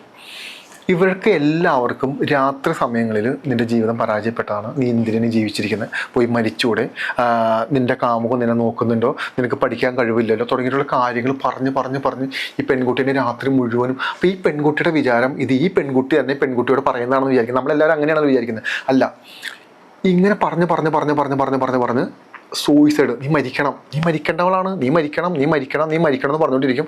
ഇത് തന്നെ ആ വീട്ടിൽ അടുത്ത പയ്യൻ്റെ അടുത്തും അതായത് നിനക്ക് നിൻ്റെ ആ അമ്മയ്ക്ക് നിന്നോട് സ്നേഹമില്ല, നാട്ടുകാർക്ക് നിന്നോട് സ്നേഹമില്ല, ബന്ധുക്കാർക്ക് നിന്നോട് സ്നേഹമില്ല, നീ അടുത്തുള്ളൊരു കുളമുണ്ട് അവിടെ പോയി ചാടി മരിക്കണം. ഈ ആത്മാവാണ് ഈ കമ്മ്യൂണിക്കേറ്റ് ചെയ്തുകൊണ്ടിരിക്കുന്നത്. അത് കഴിഞ്ഞിട്ട് ഈ സ്ത്രീയുടെ അടുത്ത് ചെല്ലുമ്പോൾ ഞാൻ ഇവരുടെ എല്ലാവരോട് എടുക്കുമ്പോഴാണ് നമുക്കത് മനസ്സിലാവുന്നത്. ഈ സ്ത്രീയോട് പറയുന്നത്, നിനക്കിനി ഭർത്താവില്ലല്ലോ, നാട്ടുകാരെല്ലാവരും നിന്നെ വൃത്തിയായിട്ട രീതിയിൽ കണ്ടുകൊണ്ടിരിക്കുന്നത്, മരിക്കാം, നീ ഒരു കാര്യം ചെയ്യും, ഈ മക്കളെല്ലാവരും കൂട്ടിച്ചേർത്തിട്ട് എന്തെങ്കിലും വിഷം കടത്തി മടക്കി. ഇപ്പം തന്നെ കടക്കാരെല്ലാവരും വരും, നിന്റെ ഭർത്താവ് ഒരുപാട് കട വാങ്ങിച്ചിട്ടുണ്ട്. ഒരു ദിവസം ഈ ആത്മാവിൻ്റെ കാര്യം എന്ന് പറയുന്നത് ഇതാണ്. ഇവരുടെ കൂടെ നടക്കുക, എന്നിട്ട് ഇവരെ സ്നേഹിക്കാൻ വരുന്ന ആളുകളോട് ഈ ആത്മാവ് ചെന്ന് പറയും, നീ അവരെ സ്നേഹിക്കരുതിട്ടോ, അവർ നിന്നെ ഉപദ്രവിക്കാൻ വരുന്നതാണ്, നിന്റെ മക്കളെ ചതിക്കാൻ വേണ്ടി വരുന്നതാണ്, നിൻ്റെ വീട്ടിൽ വേറെ ആരും ഇല്ലാത്തതുകൊണ്ട് വരുന്നതാണ് എന്ന് പറഞ്ഞ് ഈ ബന്ധുക്കാരും നാട്ടുകാരും മുഴുവൻ ഇവർ വെറുപ്പിച്ചു. ഇവരുടെ വിചാരം ഇവർ ഈ അറിയുന്നതും കേൾക്കുന്നതും ശരിയാണെന്നാണ് ഇവരുടെ ചിന്ത. ഈ പെൺകൊച്ചിന് അത് പ്രശ്നം, പഠിക്കാനും പറ്റുന്നില്ല, ഒന്നും ചെയ്യാൻ പറ്റുന്നില്ല. ഇങ്ങനെ നിൽക്കുന്നൊരു ഫാമിലി സമയത്താണ് എന്നെപ്പറ്റി എങ്ങനെയോ അറിഞ്ഞിട്ട് എൻ്റെ അടുത്ത് വന്നാൽ നമ്മൾ എടുത്ത് നോക്കുമ്പോൾ ഇതാണ് അവസ്ഥ. പക്ഷെ ഒരു കാര്യമുണ്ട്, സോളിനോട് നമുക്ക് കമ്മ്യൂണിക്കേറ്റ് ചെയ്യാൻ പറ്റുന്നില്ല. ഇവരുടെ കണ്ടീഷൻ മനസ്സിലായി, സോൾ പ്രസൻസ് മനസ്സിലായി, സോൾ നമ്മളോട് കമ്മ്യൂണിക്കേറ്റ് ചെയ്യാൻ തയ്യാറല്ല. കാരണം ആത്മാവിന് നമ്മളോട് സംസാരിക്കണ്ട, സൊല്യൂഷൻ തരാം വേണ്ട, മോക്ഷത്തിലോട്ട് വേണമെങ്കിൽ ആ കാര്യങ്ങൾ ചെയ്യാം, എന്താണ് സഹായിക്കേണ്ടത് വേണ്ടി സഹായിക്കാം. ആദ്യത്തെ ഘട്ടം നമ്മൾ വളരെ സ്നേഹത്തിലായിരിക്കും കമ്മ്യൂണിക്കേറ്റ് ചെയ്യുന്നത്. രണ്ടാമത്തെ ഘട്ടമായിരിക്കും നമ്മൾ എനർജി ഉപയോഗിക്കുന്നത്. നമ്മൾക്ക് ഇവിടെ പെർമിഷൻ വേണ്ട, നമ്മൾ എനർജി എടുത്ത് റിലീസ് ചെയ്യാം. പക്ഷെ അത് ഭയങ്കര ടാസ്ക്കാണ്. നമ്മൾ ഭയങ്കരമായിട്ട് ടയേർഡായി പോകും. അതിൻ്റെ അകത്ത് കർമ്മം ചെയ്ത് പൂജകൾ ചെയ്ത് മാന്ത്രികമായിട്ടുള്ള കാര്യങ്ങൾ ഉപയോഗിച്ചിട്ടാണ് നമ്മൾ ഈ പ്രോസസ്സുകളെല്ലാം ചെയ്യുന്നത്. സോളിന് കമ്മ്യൂണിക്കേറ്റ് ചെയ്യേണ്ടതെന്ന് പറഞ്ഞു കഴിഞ്ഞാൽ സോൾ പറയുന്ന ഒരു കാര്യം എന്താണെന്ന് പറഞ്ഞു കഴിഞ്ഞാൽ, എനിക്ക് നിങ്ങളോട് സംസാരിക്കേണ്ട ആവശ്യമില്ല, എന്നെ സംബന്ധിച്ചിട്ട് ഇതെല്ലാം എൻ്റെ, എനിക്കിത് വേണം, എനിക്ക് എന്തായാലും എൻ്റെ ജീവിതം എനിക്കുണ്ടായില്ല, എൻ്റെ മരണത്തിന് കാരണം എന്ന് പറയുന്നത് ഈ വീട്ടിലെ ചില ആളുകൾ എല്ലാവർക്കും ഇതിനകത്ത് പങ്കുണ്ട് എന്നാണ് സോളിൻ്റെ നിലയിലുള്ള സാധനം. ഇത്രയും കമ്മ്യൂണിക്കേറ്റ് ചെയ്ത് കഴിഞ്ഞാൽ അടുത്ത നിമിഷം ചെയ്യുന്നത് എന്നെ പേടിപ്പിക്കാൻ ശ്രമിക്കുക, എൻ്റെ ചുറ്റുമുള്ള ആളുകളെ പേടിപ്പിക്കാൻ ശ്രമിക്കുക, നമ്മുടെ വണ്ടി ആക്സിഡൻറ്റിന് പറ്റുക. അപ്പം ഞാൻ പറഞ്ഞതെന്ന് ശരി, ഞാൻ നിങ്ങളുടെ വീട്ടിലോട്ട് വരാം. നിങ്ങളുടെ വീട്ടിലോട്ട് വരാമെന്ന് പറഞ്ഞ നിമിഷം മുതൽ ഇവർക്ക് ടോട്ടൽ പനി, ശരീരം വേദന, ബുദ്ധിമുട്ടുകൾ, പ്രശ്നങ്ങൾ, ഇവർ ആശുപത്രി പോക്ക്, ആ കുഞ്ഞിൻ്റെ കൈ എന്തോടിഞ്ഞു, ഈ ചേച്ചി എന്തോ നിലത്ത് വീണു, ഇങ്ങനെ ഓരോ ദിവസം മാറി പോയിക്കൊണ്ടിരിക്കുക. ഇനി നമുക്ക് എന്താ പറ്റി, എനിക്ക് അങ്ങോട്ട് പോകാൻ പറ്റുന്നില്ല, കാരണം വയ്യാതിരിക്കുന്ന വീട്ടിലോട്ട് നമ്മൾ ഒന്നിട്ട് വേണ്ട വരെ നമ്മൾ പോകണം ഇതിൻ്റെ അകത്ത്. ശരി, പിന്നെ നമുക്ക് ഇവർക്ക് കൊടുക്കാൻ പറ്റിയൊരു കാര്യം എന്താണെന്ന് പറഞ്ഞു കഴിഞ്ഞാൽ, ദേവി ചൈതന്യം അവരുടെ വീട്ടിൽ സ്ഥാപിക്കുക എന്നുള്ള. അപ്പോൾ എന്ത് പറ്റുമെന്ന് പറഞ്ഞു കഴിഞ്ഞാൽ, ഇവർ പ്രശ്നത്തിൽ നിന്ന് പുറത്ത് കിടക്കില്ല. ഇനി ഒരു പ്രശ്നം ഉണ്ടാവാതിരിക്കാൻ വേണ്ടി നമുക്ക് ശ്രദ്ധിക്കാം. ഇപ്പം ഇങ്ങനെ പ്രശ്നങ്ങൾ നടന്നുകൊണ്ടേ ഇരിക്കില്ല. അപ്പം നമ്മൾ ഈ പ്രശ്നങ്ങൾക്ക് എവിടെയും നമ്മൾ സ്റ്റോപ്പ് അടിക്കണം. അതായത് നെഗറ്റീവ് ഊർജ്ജത്തിൻ്റെ സാന്നിധ്യം കൊണ്ടാണ് ഈ പ്രശ്നങ്ങൾ മുഴുവൻ ഉണ്ടാകുന്നത്. ഇനി ഒരു പ്രശ്നം ഉണ്ടാവാതിരിക്കാൻ വേണ്ടി നമ്മൾ ഈ പറഞ്ഞ പോലെ കാര്യങ്ങളെല്ലാം ചെയ്തു കൊടുത്തു. അതിനുശേഷം ചെന്നു നമ്മൾ എടുത്ത് ആ സോളിനെ വലിച്ചെടുത്ത് പുറത്തേക്ക് ഇട്ട് നമ്മളിതിനെ ആവാഹിച്ചെടുത്ത് കളഞ്ഞു. പക്ഷെ എന്ത് പറ്റിയെന്ന് പറഞ്ഞു കഴിഞ്ഞാൽ, ഇതിൻ്റെ സാന്നിധ്യം പിന്നെ നമ്മളിലോട്ട് കണക്റ്റ് ആവാൻ തുടങ്ങി. മനസ്സിലാക്കേണ്ടത്, നമ്മൾ ഒരു സോളും എന്ന് പറഞ്ഞ് ചെല്ലും, നമ്മൾ കാണുന്നതും ഒരു ആത്മാവിനായിരിക്കും, പക്ഷെ അവിടെ ഒന്നിലധികം സോളുകളുടെ സാന്നിധ്യം ഉണ്ടാവും. ബൈബിളിൻ്റെ അകത്ത് മഗ്ദലന മറിയത്തിൻ്റെ ഒരു കഥ പറയുന്നുണ്ട്. അതിൻ്റെ അകത്ത് മഗ്ദലന മറിയത്തിന് 7 ആത്മാക്കളാണ് ശരീരത്തിൽ ബാധിച്ചിരിക്കുന്നത്. ബൈബിളിൻ്റെ അകത്തൊരു കഥയുണ്ട്, ജീസസ് ക്രൈസ്റ്റ് 7 ആത്മാക്കളെയും എടുത്ത് കളയുന്നത്. അതായത് ഒരു ആത്മാവിൻ്റെ പുറകിലായിരിക്കും മറ്റാത്മാക്കൾ അണിനിരന്ന് നിൽക്കുന്നത്. ഇതെല്ലാം കണക്റ്റഡാണ്. അതായത് ഒന്നുമില്ല, നമ്മുടെ പോസിറ്റിവിറ്റി, നമ്മുടെ ഊർജ്ജത്തെ എടുത്ത് കളയുക. പിന്നീട് കുറേ സമയം വേണ്ടി വന്നു നമുക്കിതിനെ കണ്ടെത്താൻ. നമ്മൾ തിരക്ക് പിടിച്ച കാര്യങ്ങളെല്ലാം ചെയ്യുന്നത്, ഈ സമയത്ത് നമുക്കിത് പ്രോപ്പറായിട്ട് നമുക്ക് നോക്കാൻ പറ്റില്ല. ഇത് ഒരെണ്ണത്തിനെ മാത്രമേ നമ്മൾ കാണുന്നുള്ളൂ, അപ്പോൾ നമ്മൾ എടുത്ത് മാറ്റുന്നു. പിന്നീട് കൂടെ നിൽക്കുന്ന ആളുകൾ, ഇപ്പം എൻ്റെ സ്റ്റാഫുകൾക്ക്, എൻ്റെ കൂടെയുള്ള ആളുകൾക്ക് മൊത്തം അവരുടെ വീടിൻ്റെ അകത്ത് പ്രസൻസ് ചെല്ലാൻ തുടങ്ങി, ഡിസ്റ്റർബ് ചെയ്യാൻ തുടങ്ങി. പിന്നെ നോക്കുമ്പോഴാണ് മനസ്സിലാവുന്നത്, അന്നത്തെ ഒരു സോളല്ല, ഒന്നിലധികം ആത്മാക്കളുടെ സാന്നിധ്യമുള്ള വീട്ടിലോട്ടായിരുന്നു നമ്മൾ ചെന്ന് പ്രോസസ്സുകളെല്ലാം ചെയ്തത്. അതിനുശേഷം എൻ്റെ കൂടെ വന്ന ആളുകൾക്ക് മുഴുവനും ഈ പ്രശ്നം ബാധിച്ചു. പിന്നീട് അവിടെ നിന്നും റിലീസ് ചെയ്യേണ്ടി വന്നു. അവർക്ക് ചെയ്ത എന്ത് പ്രോസസ്സാണ് അതേ പ്രോസസ്സ് നമ്മൾ ഇവിടെയും ചെയ്യേണ്ടി വന്നു. ചെയ്തിട്ടാണ് നമ്മൾ റിലീസ് ചെയ്ത് മാറ്റിയത്. ഇതൊരു പക്ഷേ മരണത്തിലോട്ട് വരെ എത്താമായിരുന്നു. പല ആളുകൾക്കും വളരെ സിമ്പിളാണ്, ഒരു ആത്മാവല്ലേ ഇതങ്ങ് ഒഴിപ്പിച്ചാൽ പോലെ. അല്ല, ഇത് നമ്മൾ ചെന്ന് മുട്ടുന്നത് ഒരു എനർജികളോടാണ്. നമുക്ക് ഒന്നും നമ്മുടെ കഴിവ് കൊണ്ടും അല്ല സംഭവിക്കുന്നത്, നമ്മുടെ പ്രാർത്ഥന കൊണ്ട്, നമ്മൾ വിളിക്കുന്ന ദേവി ചൈതന്യം, ആ ദേവിയുടെ ചൈതന്യം അനുഗ്രഹം കൊണ്ടാണ് നമ്മളിതെല്ലാം ചെയ്തു വെക്കുന്നത്. ആവശ്യമില്ലാത്തൊരു കാര്യം ചെയ്തു കഴിഞ്ഞിട്ട് പിന്നെ നമ്മൾ നിലവിളിച്ചിട്ട് കാര്യമില്ല. അത് ഞാനാണെങ്കിലും ആരാണെങ്കിലും നമ്മൾ പിന്നെ ഈശ്വരൻ്റെ മുന്നിൽ പോയി കൈകൂപ്പിയിട്ട് കാര്യമില്ല. നിൻ്റെ അടുത്ത് ആരും പറഞ്ഞില്ല ഇതൊന്നും ചെയ്യാൻ. നിൻ്റെ ഇമോഷനും കൊണ്ട്, നിൻ്റെ ഒരു നീ വലിയ സംഭവമാണെന്നുള്ള തോന്നൽ കൊണ്ട് നീ പോയി ചെയ്തു. അപ്പം എന്ത് ചെയ്യാൻ പറ്റും? അതിനകത്ത് അനുഭവിക്കേണ്ട ഒരു ലിറ്ററലി ഇതാണ് അതിനകത്ത് വരുന്നത്. ചിലപ്പോൾ നമുക്ക് ചില സമയത്ത് നമുക്ക് തോന്നും നമ്മളാണല്ലോ ഇതിനെ സഹായിക്കേണ്ട ആളുകൾ, അപ്പം നമുക്കിട്ട് പോയി ഒന്ന് സഹായിച്ചേക്കാം എന്നുള്ള നമ്മുടെ തോന്നലിൽ നമ്മുടെ ചില സമയത്ത് ഈഗോ വർക്കൗട്ടാവും. പാവപ്പെട്ട ആളുകളാണല്ലോ, ഇത് ഈശ്വരൻ്റെ കടമ എന്ന് പറയുന്നത് മാധവ സേവയാണല്ലോ എന്നുള്ള തുടങ്ങിയിട്ടുള്ള നമ്മൾ തന്നെ കൺവിൻസ് ചെയ്യും. ആക്ച്വലി ഇത് നമ്മൾ ട്രാപ്പിൽ പോണേ. ഇത് അവരെയും കൊണ്ട് മാറ്റിച്ച് അല്ലെങ്കിൽ അവരുടെ ശക്തി ഉണർത്തി ദേവി ചൈതന്യം അല്ലെങ്കിൽ മറ്റെന്തെങ്കിലും പ്രോസസ്സുകളോ കൊടുത്തിട്ട് വേണം ആ കാര്യങ്ങളോട് റിലീസ് ചെയ്യാൻ. അപ്പം ഇങ്ങനത്തെ കാര്യങ്ങൾ സംഭവിക്കും. ഇതുപോലെ തന്നെ വേറൊരു കേസും കൂടി ഇതിനകത്തുണ്ട്. ഒരു പയ്യൻ, ആ പയ്യൻ ഭയങ്കര ഡേഞ്ചർ സ്റ്റേജിൽ നിൽക്കുക. എന്താണെന്ന് പറഞ്ഞാൽ വളരെ ചുരുക്കി പറഞ്ഞു കഴിഞ്ഞാൽ വീട്ടുകാരെ മുഴുവൻ ഇടിച്ച് കൊല്ലണം. അമ്മ, അനിയത്തി, അച്ഛൻ. ഇവനോട് രാത്രി ചെന്ന് പറയുന്നത് ഇതാണ്: നിന്നെ വീട്ടിൽ ആർക്കും ഇഷ്ടമല്ല. എത്ര വർഷം എന്ന് പറയുമ്പോൾ സംസാരിക്കാൻ തുടങ്ങിയിട്ട് 14 വർഷമായി. 14 വർഷം കണ്ണാടിയുടെ മുന്നിൽ പോയിരുന്നിട്ട് ഇവൻ്റെ അടുത്ത് നിന്നിട്ട് ഇവനോട് പറഞ്ഞു കൊടുത്തുകൊണ്ടിരിക്കുക, നീ ഭയങ്കര പവറുള്ള ഒരുത്തനാണ്, ഭയങ്കര ശക്തിമാനാണ്, നിൻ്റെ കൂടെ ഈശ്വരനുണ്ട്, ഞാൻ ഈശ്വരനാണ്, ഞാൻ അതുകൊണ്ടാണ് നിനക്കതൊക്കെ പറഞ്ഞു തരുന്നത്, നീ രാവിലെ ഒന്ന് അമ്പലത്തിൽ പോയിട്ട് വരണം. മാനിപ്പുലേഷൻ പോകണം, കേൾക്കണം, അമ്പലത്തിൽ പോയിട്ട് വരണം. അതായത് ആത്മാക്കൾ നമ്മളോട് അമ്പലത്തിൽ പോകാൻ പറയും, നമ്മളെ സ്പിരിച്വൽ കാര്യങ്ങൾ ചെയ്യിപ്പിക്കും. അപ്പം നമ്മൾ വിചാരിക്കണം എന്താ, ഞാൻ അമ്പലത്തിൽ പോയല്ലോ. നിങ്ങൾ അമ്പലത്തിൽ പോയി ഒരു കുഴപ്പമില്ല. നിങ്ങളുടെ കൂടെ നെഗറ്റീവ് എനർജി ഉണ്ടോ, നിങ്ങൾക്ക് അമ്പലത്തിലും പള്ളിയിലും പോവാം. ഈ അമ്പലത്തിലും പള്ളിയിലും പോകുന്ന എന്നും എല്ലാ പോസിറ്റീവ് ആളുകളൊന്നുമല്ല. ഇത് നമുക്ക് മാനിപ്പുലേഷൻ തന്നെ. അപ്പം നമ്മുടെ വിചാരം എന്താ, നമ്മൾ അമ്പലത്തിലും പള്ളിയിലും പോയില്ലോ, അപ്പം നമുക്ക് വേറെ പ്രശ്നങ്ങളൊന്നും ഇല്ലല്ലോ എന്നായിരിക്കും നമ്മൾ ചിന്തിക്കുന്നത്. അല്ല, ബാധാദോഷം വന്നിട്ടുണ്ടെങ്കിൽ അത് മാറ്റേണ്ട കടമ മറ്റൊന്നാണ്. അപ്പോൾ ഇവനോട് 14 വർഷമായിട്ട് പറഞ്ഞു കൊടുക്കുന്ന കാര്യം എന്താണെന്ന് പറഞ്ഞു കഴിഞ്ഞാൽ, കൊല്ലണം, ഇടിച്ചു കൊല്ലണം എന്ന് പറയുന്നത്. മനസ്സിലായി? ചുരുക്കമൊന്നുമല്ല, ഇവരെല്ലാവരും നിന്നെ പറ്റിക്കണം, നിന്നോട് ആർക്കും ഇവിടെ സ്നേഹമില്ല, ഇത്രയും വർഷം നിന്നെ അനുഭവിച്ചുകൊണ്ടിരിക്കുക എന്ന് പറഞ്ഞിട്ട് ഇവൻ അത്രയും അഗ്രസീവായി നിൽക്കുന്ന സമയത്താണ് എൻ്റെ ക്യാമ്പിലോട്ട് വരുന്നതും. ക്യാമ്പിൽ വന്നതിന് ശേഷം, ചേട്ടാ അത് എൻ്റെ കൂടെ ഉള്ള ദൈവമാണ്. ഞാൻ പറഞ്ഞത് ശരിയാണ്, നിൻ്റെ അപ്പോൾ അവൻ്റെ ബിലീഫ് സിസ്റ്റം എന്ന് പറയുന്നത് അവനോട് ദൈവം സംസാരിക്കുന്നു എന്നാണ് അവൻ്റെ ബിലീഫ് സിസ്റ്റം. ഞാൻ പറയട്ടെ, അവിടെ ദൈവമാണെന്ന് തന്നെ നീ വിചാരിക്കുക. ഞാൻ സമ്മതിച്ചിരുന്നു. ദൈവം എന്തിനാണ് നിൻ്റെ അച്ഛനമ്മേനെ കൊല്ലാൻ പറയുന്നത്? അങ്ങനെ പറയുന്നുണ്ടെങ്കിൽ നിനക്ക് മനസ്സിലാക്കിക്കൊടു ദൈവം. അതല്ലാതെ അവർക്ക് എന്നോട് സ്നേഹമില്ല. ഇനി സ്നേഹമില്ലെങ്കിലും കൊല്ലാനാണോ പറയുന്നത്? അല്ലല്ലോ. ഉപദ്രവിക്കാനോ തല്ലാനോ കൊല്ലാനോ, അല്ലെങ്കിൽ നീ ഭയങ്കര ശക്തിമാനാണ്, നിന്നെ ആർക്കും കീഴ്പ്പെടുത്താൻ പറ്റില്ല, നിനക്ക് എന്ത് വേണം ചെയ്യാന്നൊക്കെ പറഞ്ഞല്ലല്ലോ പറഞ്ഞു തരണ്ടേ. ഈശ്വരനാണെങ്കിൽ നിന്നോട് ക്ഷമിക്കാനല്ലേ നിനക്ക് പറഞ്ഞു തരണ്ടേ. അപ്പം ഈ 14 വർഷം നിന്നോട് സംസാരിച്ചുകൊണ്ടിരുന്നത് ആരാ? അപ്പോഴാണ് അവന് മനസ്സിലാവുന്നത് ഇത് ആരാണെന്ന്. 4 മാസം എടുത്തു അവൻ്റെ കൂടെയുള്ള എനർജിയുടെ ടോട്ടൽ പ്രസൻസ് കട്ടാവാൻ. എന്ന് പറഞ്ഞു കഴിഞ്ഞാൽ ഇവനെ പേടിപ്പിക്കുന്നു, രൂപമായിട്ട് ചെല്ലുന്നു, കറുത്ത രൂപമായിട്ട് ചെല്ലുന്നു. ഈ ആത്മാക്കളുടെ സാന്നിധ്യം നമ്മൾ അറിയുന്നത് ഭയങ്കര വൃത്തികെട്ട സ്മെല്ലായിരിക്കും. അതായത് ശരീരം കത്തിക്കരിഞ്ഞ മണോ അല്ലെങ്കിൽ എന്തെങ്കിലും നെഗറ്റീവായ ഇതിൻ്റെ സ്മെല്ലുകളായിരിക്കും നമുക്ക് വീട്ടിൽ അനുഭവപ്പെടുന്നത്. ഇതിൻ്റെ സ്മെല്ലോ അല്ലെങ്കിൽ വേറെ എന്തെങ്കിലും ലൈറ്റുകളുടെ സാന്നിധ്യങ്ങളോ തുടങ്ങിയിട്ടുള്ള എന്തെങ്കിലുള്ള സിഗ്നൽസ് നമുക്ക് തന്നുകൊണ്ടേയിരിക്കും.